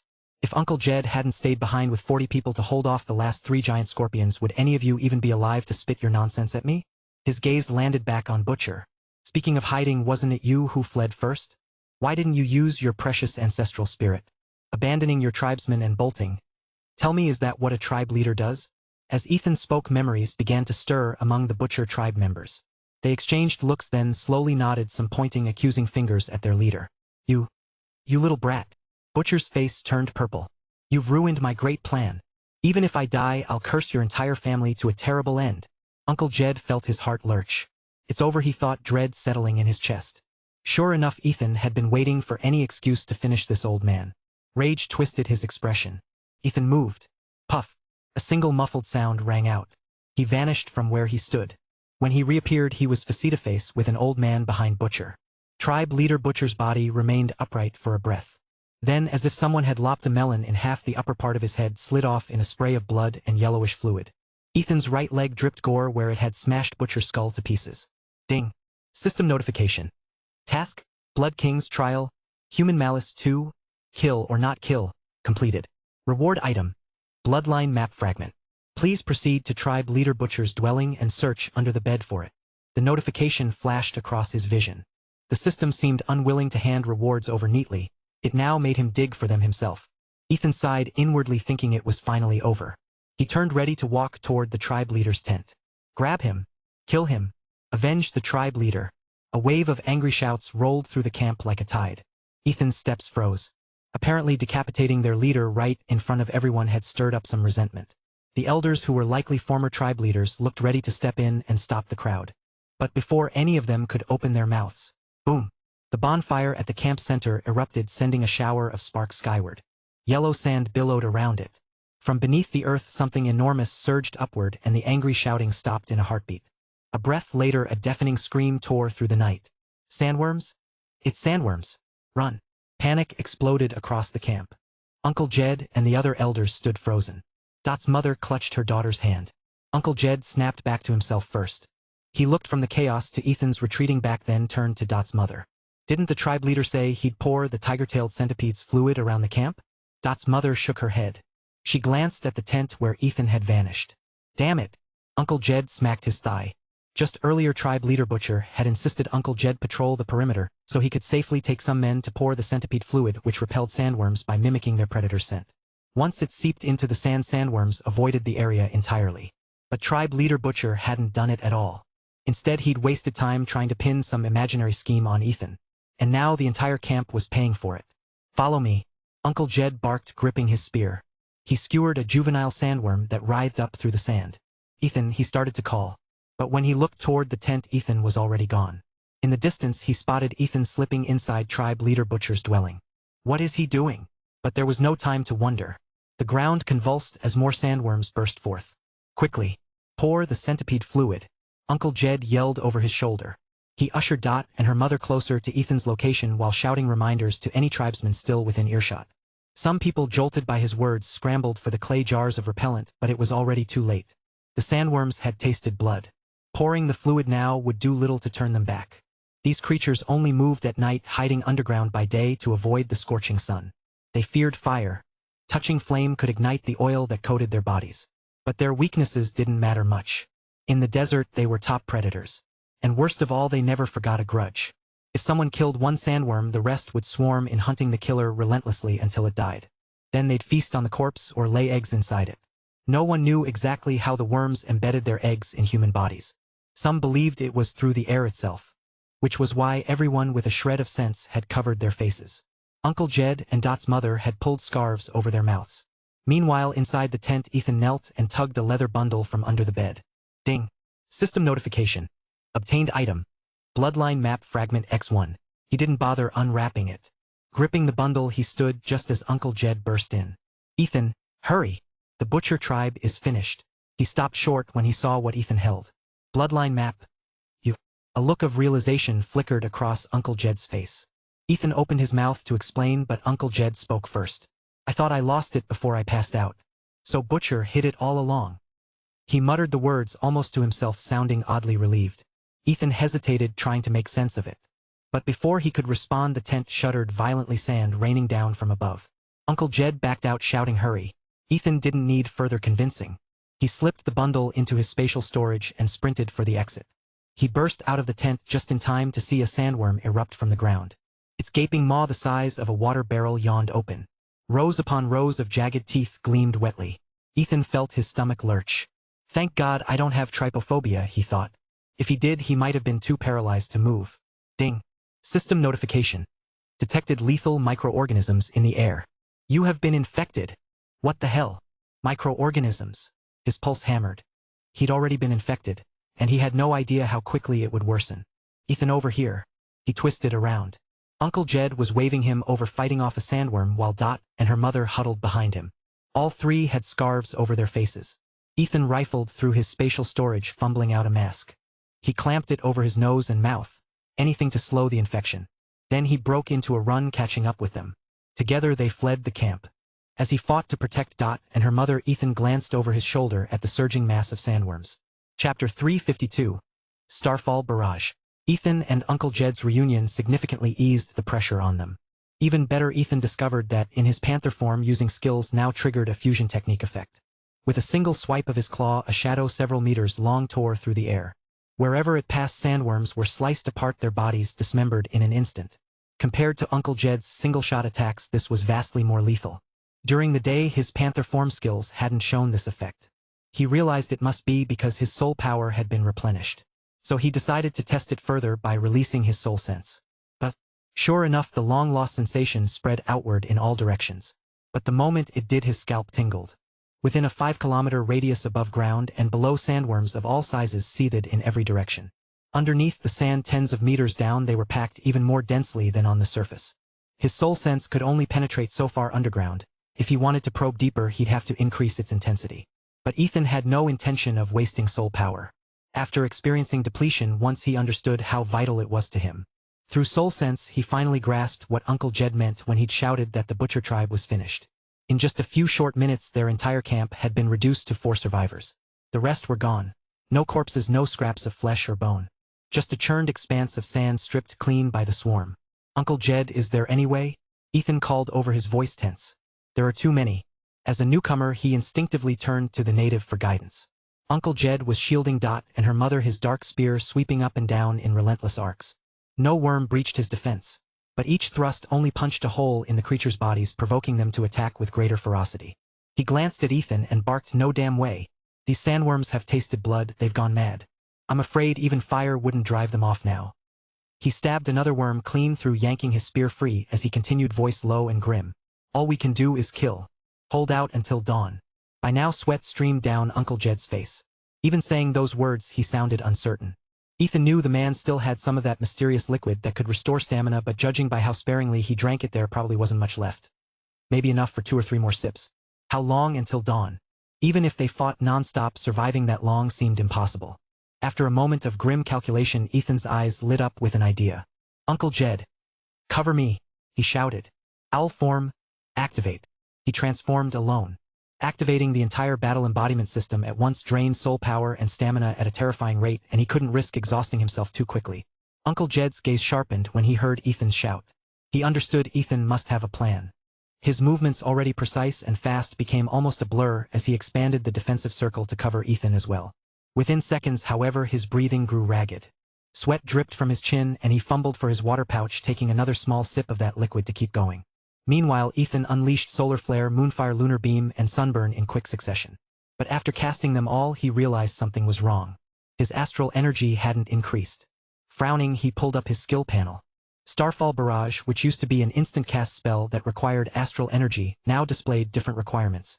Required spirit power, 1,500 points. Channeling time, 12 hand gestures plus 36 syllables. Duration, 8 seconds. He stared, thrown off. How much was 1,500 spirit power compared to the total in his mindscape? He had no idea. But he didn't have the luxury of pondering it.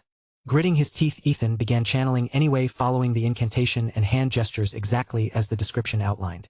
The first 4 attempts failed. Either his pronunciation slipped or his hands lagged behind the tempo of the spell. Uncle Jed risked a glance over his shoulder, voice hoarse. "Ethan, can you do it? I can barely hold on." His hand trembled on the spear shaft. Fighting sandworms was even worse than facing Deathstalker scorpions. And defending such a wide perimeter, front, back, all sides, while protecting 3 people, it was slowly crushing him. More than that, he knew, even a single bite could be fatal. The smaller the worm, the deadlier its venom. Ethan didn't dare reply. The syllables had to match the hand seals perfectly. He only focused on the spell. But, on the 5th attempt, the stars overhead flickered. He uttered the last 4 syllables. "Starfall. Barrage." He pointed to the sky, then clenched his fist and yanked down sharply, as if dragging the stars themselves to earth. Swish! The first ray of starlight fell. Then another. And another. Countless streaks rained down in a dazzling cascade that lit up the night. Within 60 meters, glowing orbs crashed down one after another, striking the writhing sandworms. Ethan quickly realized the damage wasn't as overwhelming as he'd hoped. Smaller worms needed at least 2 hits to die. Larger ones took 5, 6, sometimes 8. He couldn't see any health bars or damage numbers. This wasn't the instant massacre he'd envisioned. Holy hell. "You still say you're not a priest? Again? Again?" Uncle Jed was shouting, his eyes wide. But Ethan met his gaze, frustrated. "It's not that I can't cast it again. It's that the damage is too low. I'd be better off killing them one by one. And besides," he trailed off, hesitating to admit how much it cost. The first casting had drained roughly 1/20th of his soul power. And that was with his mindscape not even at full capacity. Originally he'd thought 1 Starfall Barrage could clear a path for them to advance. But the worms died too slowly and others crawled in faster than they fell. They hadn't moved an inch. What to do? He racked his brain. Starfall Barrage was the strongest area effect skill he had. If even this couldn't carve out a safe zone, how were they supposed to break free? Desperate, Ethan turned his focus inward. In his mindscape, the Twilight War Spear was still embedded in the wild boar skull, consuming energy in great gulps. He tried using a method to communicate with it. The spear responded in a way that felt eerily human. "Busy. Don't bother me." Ethan clenched his jaw. He couldn't command it. But could he still use its skill? He remembered, Dynamic Attribute 5. When equipped in owl form, gain the skill Forbidden. Starfall Barrage. Summon stars to attack all enemies within a 620-meter radius, dealing massive damage for 62 seconds. Cooldown, 30 days. Other forbidden skills on the weapon will also enter cooldown. Now that he was level 62, the range was enormous, 620 meters. The duration was over a full minute. But he had no way of knowing if the damage would be any better. He opened his equipment panel. The weapon slot still showed the Twilight War Spear equipped. Ethan exhaled slowly and made his choice. He selected the skill. But the sky darkened further, turning almost black. Every star above them began to flicker one by one. In front of Ethan's eyes, a progress bar appeared. Chapter 353. Celestial Collision. Ethan stared intently. The progress bar displayed large characters. Celestial Energy Accumulation Time. He estimated it would take at least 6 minutes to fill completely. Thankfully, he didn't have to do anything except wait. Every time a star lit up in the sky, a faint thread of celestial energy drifted down, gathering around him. The progress bar slowly inched forward bit by bit. Ethan's eyes brightened. This skill was good, he could still attack while it charged. But the changes overhead had riled up the sandworms. They came surging at him in a furious tide. All of this quickly caught the attention of the others. Uncle Jed glanced over. Through his aging eyes, he could see pale silver lights descending from the sky, swirling around Ethan, gathering without dispersing. Dot clung to her mother, trembling with fear. But even in her terror, her gaze stayed fixed on Ethan, her eyes shining with something almost like awe. Ethan noticed her look. Though she was clearly nervous, she was surprisingly composed. This woman isn't as simple as she appears, he thought. Even Uncle Jed found himself giving her a second look. He remembered when she had arrived at the Butcher tribe already pregnant. Her daughter should be about 5 years old by now. In all these years she had never stood out. She was just an ordinary woman living quietly among them. For her to stay this calm while surrounded by monsters, that wasn't something most people could fake. Panther form, activate. Battle embodiment, activate. Ethan realized that using owl form alone wasn't enough. Offense and defense both were falling short against the endless waves. He couldn't risk canceling owl form or the energy accumulation would stop. So he triggered battle embodiment, layering panther form on top of it. With both abilities active, he would have the owl's perception and the panther's speed. As panther form surged through him, Uncle Jed felt the pressure immediately lighten. Ethan blurred into motion, tearing through the sandworms one after another, no matter how large they were. His claws sliced the air in sweeping arcs that seemed to rip the very space apart. Even the worms tunneling under his feet were instantly slain as his restored soul sense picked them out. But no matter how fast Ethan moved, the horde didn't thin. For every worm he killed, another replaced it. Worse, they devoured their own dead almost as quickly as they fell. Before long, there wasn't a single corpse left on the sand. Time dragged on. At last, the energy bar climbed past halfway. Ding! System notification. Celestial energy has reached maximum capacity. Release now. Release. Release it now. Ethan roared. The others glanced at him in alarm. Has he gone mad? Ethan, what's wrong? Uncle Jed called, his voice strained. He knew that the sandworm's venom could drive men to delirium. Was Ethan hallucinating? But Ethan slashed one last worm apart. The ribbons of celestial energy around him began to spin faster, winding tightly around his body. A crescent-shaped mark glowed on his brow, and a flood of soul power erupted from within. In his mindscape, the energy pool, only recently replenished, instantly evaporated into a dense white mist. The mist surged out through the gate of ascension, refilling the power he'd spent. Ethan's body lifted clear off the ground. Within seconds, he was soaring 100 meters into the air. He was safe for the moment, but below, Uncle Jed and her mother were left exposed. Uncle Jed took a desperate gulp from the flask at his belt, the liquid giving him just enough strength to fend off the sandworms clawing toward them. His gaze never left Ethan's silhouette above. His face was a mix of shock and dread. Dot's mother clung to her daughter, her own eyes wide with disbelief. Only Dot looked up, dazed and frightened. High overhead, Ethan wasn't faring much better. His soul power was almost completely drained again. Dizziness washed over him in waves. He bit down hard on the tip of his tongue, using the pain to stay conscious. For bid, did, star, fall, bar, rage. He chanted each word scraped out from the bottom of his lungs. Boom! Overhead, a star suddenly ballooned to monstrous size. It looked as if it were falling straight out of the sky. But before it could strike, it smashed into something unseen and exploded with a deafening roar. The light was blinding. The star shattered into a storm of burning fragments, but instead of falling, the shards veered away, scattering into the sky. Ethan drifted slowly back to the ground, staring upward, frowning. What just happened? The sudden flare of light made the sandworms hesitate. For the first time the swarm froze, instinctively shrinking back. They thought the sun itself was rising. Ethan touched down lightly, still watching the sky in confusion. It's the Sea of Death's barrier. Uncle Jed gasped, his voice hoarse. Ethan, did you really summon meteors from beyond the stars? The pause in the worm's assault gave Jed a moment to catch his breath. He turned to Ethan, searching for any explanation. Huh? I don't know either. Ethan stammered. This was the first time he'd ever used the skill. In the game he'd never needed to cast anything so extreme. If he'd tried it even once he might have understood how it worked. Unfortunately he hadn't, and Ethereal had never forced his hand like this. Boom! Another meteor slammed into the invisible barrier, sparking a colossal ripple of light. This time Ethan could see it clearly. Tens of thousands of meters above them a shimmering dome flickered under the impact. Damn it! What kind of ridiculous barrier is this? He muttered. I was trying to smash worms, not pound on the sky. Now what? Ethan stood there dumbfounded. Uncle Jed was equally speechless. Dot and her mother could only stare in shock. And as they watched, boom, boom, boom, boom, boom, countless meteors tore across the heavens. The sky blazed like midday. A furnace heat poured down over the sand. It was as if 9 burning suns had suddenly appeared overhead. Screech! The sandworms erupted in panic. They abandoned the attack entirely, tunneling furiously into the sand to escape the heat. Ethan shielded his eyes, watching the sky, unable to find any words. Even from this distance the explosions were hot enough to scorch his skin.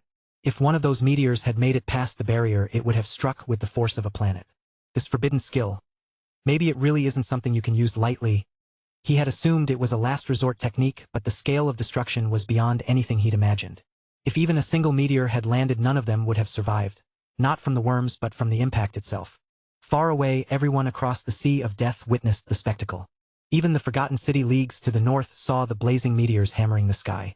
And on the walls of Beastfall City closest to Ethan's group an old man stood staring upward. His voice was low, almost lost in the wind. Celestial fire descends upon the dome. When the ancient barrier breaks open, Blood King arrives, the Dead Sea perishes. Only a sliver of hope remains. He shivered. That old prophecy had lingered here for centuries. No one knew who had first spoken it. Now staring at the sky he felt cold dread crawl down his spine. This is, he whispered. A beat passed, then horror flooded his face. Send word, immediately dispatch the night bats. Find out where this happened. Yes, came a reply from the darkness behind him. Meanwhile on the scorched sands Ethan didn't waste a second. He swept Dot into his arms. Run, he shouted. The ground had grown blisteringly hot. Everywhere he looked sandworm corpses were shriveling in the heat, turning to brittle husks. Just moments ago Ethan had seen something worse. 3 massive stars far larger than any meteor gliding into position behind the last wave. He knew exactly how many there were. They weren't meteors at all. They were actual stars blazing with tails of white fire. The first was so big it made the moon look small. If even one of them broke through the barrier there would be nothing left. This is way out of hand. Chapter 354. The Unforeseen Impact. What Ethan didn't know was that everything had happened purely by coincidence. The 3 colossal meteors up in the sky and they were just cruising through the vast starfield, making their way through the sector. They had only just arrived and by sheer chance Ethan was unleashing his ultimate ability at that very moment.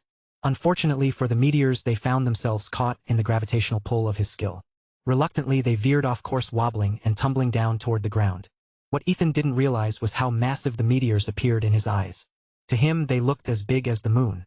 But in comparison to the land beneath his feet they were like a basketball to a grain of rice. Even without the barrier, if the meteors had fallen directly they would have barely made a dent in the landscape. But the real story lay at the epicenter of their impact. The 4 figures in the desert ran swiftly. Or to be more precise, 2 of them ran swiftly. Uncle Jed had already hoisted Dot's mother onto his shoulders, his expression strained with urgency.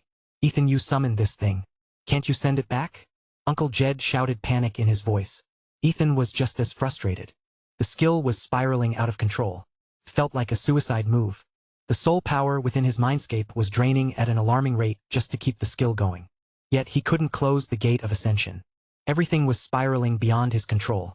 This barrier, it can hold, right? Ethan yelled back, glancing toward Uncle Jed as he ran. How the hell would I know? Uncle Jed snapped, cursing under his breath. Boom. No sooner had he spoken than they heard it. Despite running so far, the colossal celestial body still crashed directly above them. A muffled thud echoed, and for a moment space and time seemed to freeze. Crack.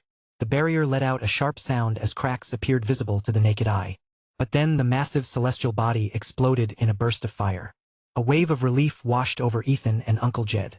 However, the relief was short-lived. A shockwave visible to the naked eye descended from the sky and Ethan reacted instantly. Holy hell! Without thinking, he whipped out a thick climbing rope from his hand. Uncle Jed saw it and instinctively grabbed it. Ethan had no time to explain. His hands worked quickly, tying several secure knots around Dot's mother, ensuring her safety. Then he wrapped coils of rope around himself. The other end was tied to the long spear in his hand. "Let's go," Ethan muttered under his breath. The spear plunged straight into the ground with no one knowing how deep it had gone. At that moment Ethan had finished attaching a safety harness to Dot, clipping all the safety buckles onto her, and then handing her to Uncle Jed. "Ethan, what are you doing?" Uncle Jed asked, surprised to see Ethan wasn't tying himself to the rope. Instead, Ethan surged ahead, heading straight for the epicenter of the storm, where the shockwave had already begun sweeping toward them. Ethan could see that although the barrier above them hadn't shattered from the impact, it had cracked. Glowing red magma poured in through the fissures, descending like a flood from the sky. With this sight, Ethan knew that merely holding back the shockwave wouldn't be enough. The searing heat would turn them into charcoal, at the very least Dot and her mother. In a flash of thought, a gleaming steel plate appeared in his hands. It was over a dozen centimeters thick. A piece of steel that had been stolen from the Silverwood family. Just before he left, Ethan had thoroughly ransacked their estate. This steel plate was one of the items he had taken. At the time, he hadn't fully understood its properties, but it was clear that it reduced the penetration of soul sense. It was also incredibly heat-resistant, with a melting point far higher than regular steel. "Bear form. Battle embodiment," Ethan muttered. In the next instant, he unleashed a flurry of attacks. Heavy strikes one after another tore into the sand beneath his feet, creating a deep pit more than a dozen meters deep. Ding. System notification. Insufficient mental energy, unable to use skill. Skill interrupted. Ethan winced in pain as his mind burned with the effort. But when he looked up, his heart soared. The other two meteors had finally stopped descending. They didn't fly away, but they veered off to the side, wobbling uncontrollably. Their target was no longer directly above them. "Get in, lie down," Ethan shouted quickly, putting the special steel plate back into his spatial storage. He jumped into the pit, shielding Uncle Jed and the others beneath him. As soon as he reached the bottom of the pit, his mindscape stirred once more and the steel plate reappeared before him. It settled in place, forming a protective barrier within the deep pit. Ethan checked his mindscape. The large wild boar, mostly decomposed, was still breaking down. The soul power it had provided was slowly replenishing itself. Earlier, his excessive use of skills had completely drained his soul power. The forbidden spell had been the only thing that interrupted the meteor's gravitational pull. If he had known the consequences, Ethan thought to himself, he might not have used the spell earlier. It was all that wild boar's fault for giving him soul energy. Without it, things might have never escalated this far. Boom! The shockwave finally reached the ground, followed by a fierce wind. "Iron hide! Iron hide! Iron hide!"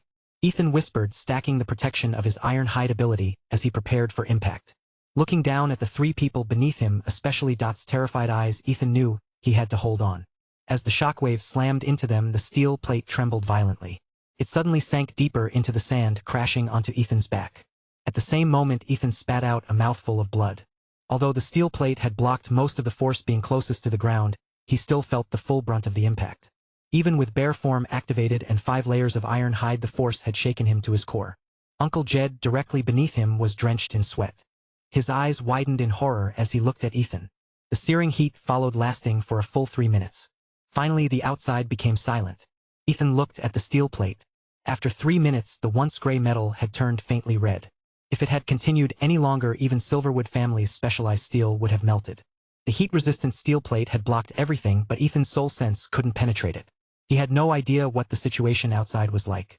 After a few more minutes, the steel plate's color shifted to blue, the result of cooling from intense heat. Ethan finally relaxed. He knew it was safe to move outside now. However, just as he let his guard down, his vision went black and he lost consciousness. When he woke up, blinding sunlight poured in from above. 9 suns burned in the sky.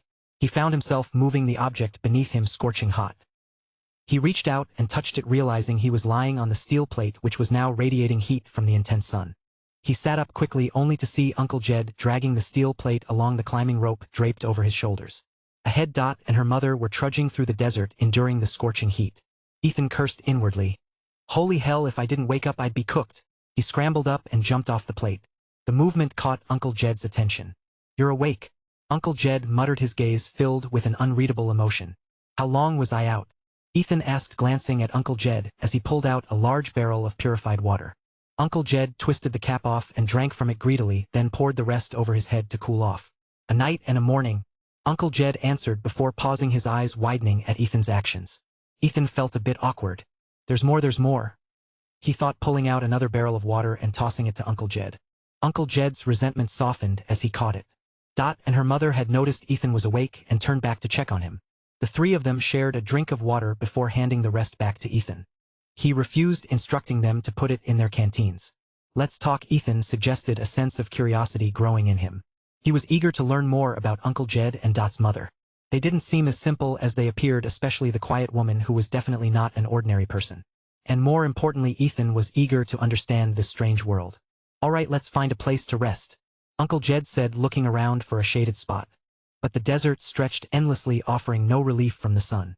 However, when he turned back to Ethan, he was once again taken aback by Ethan's actions.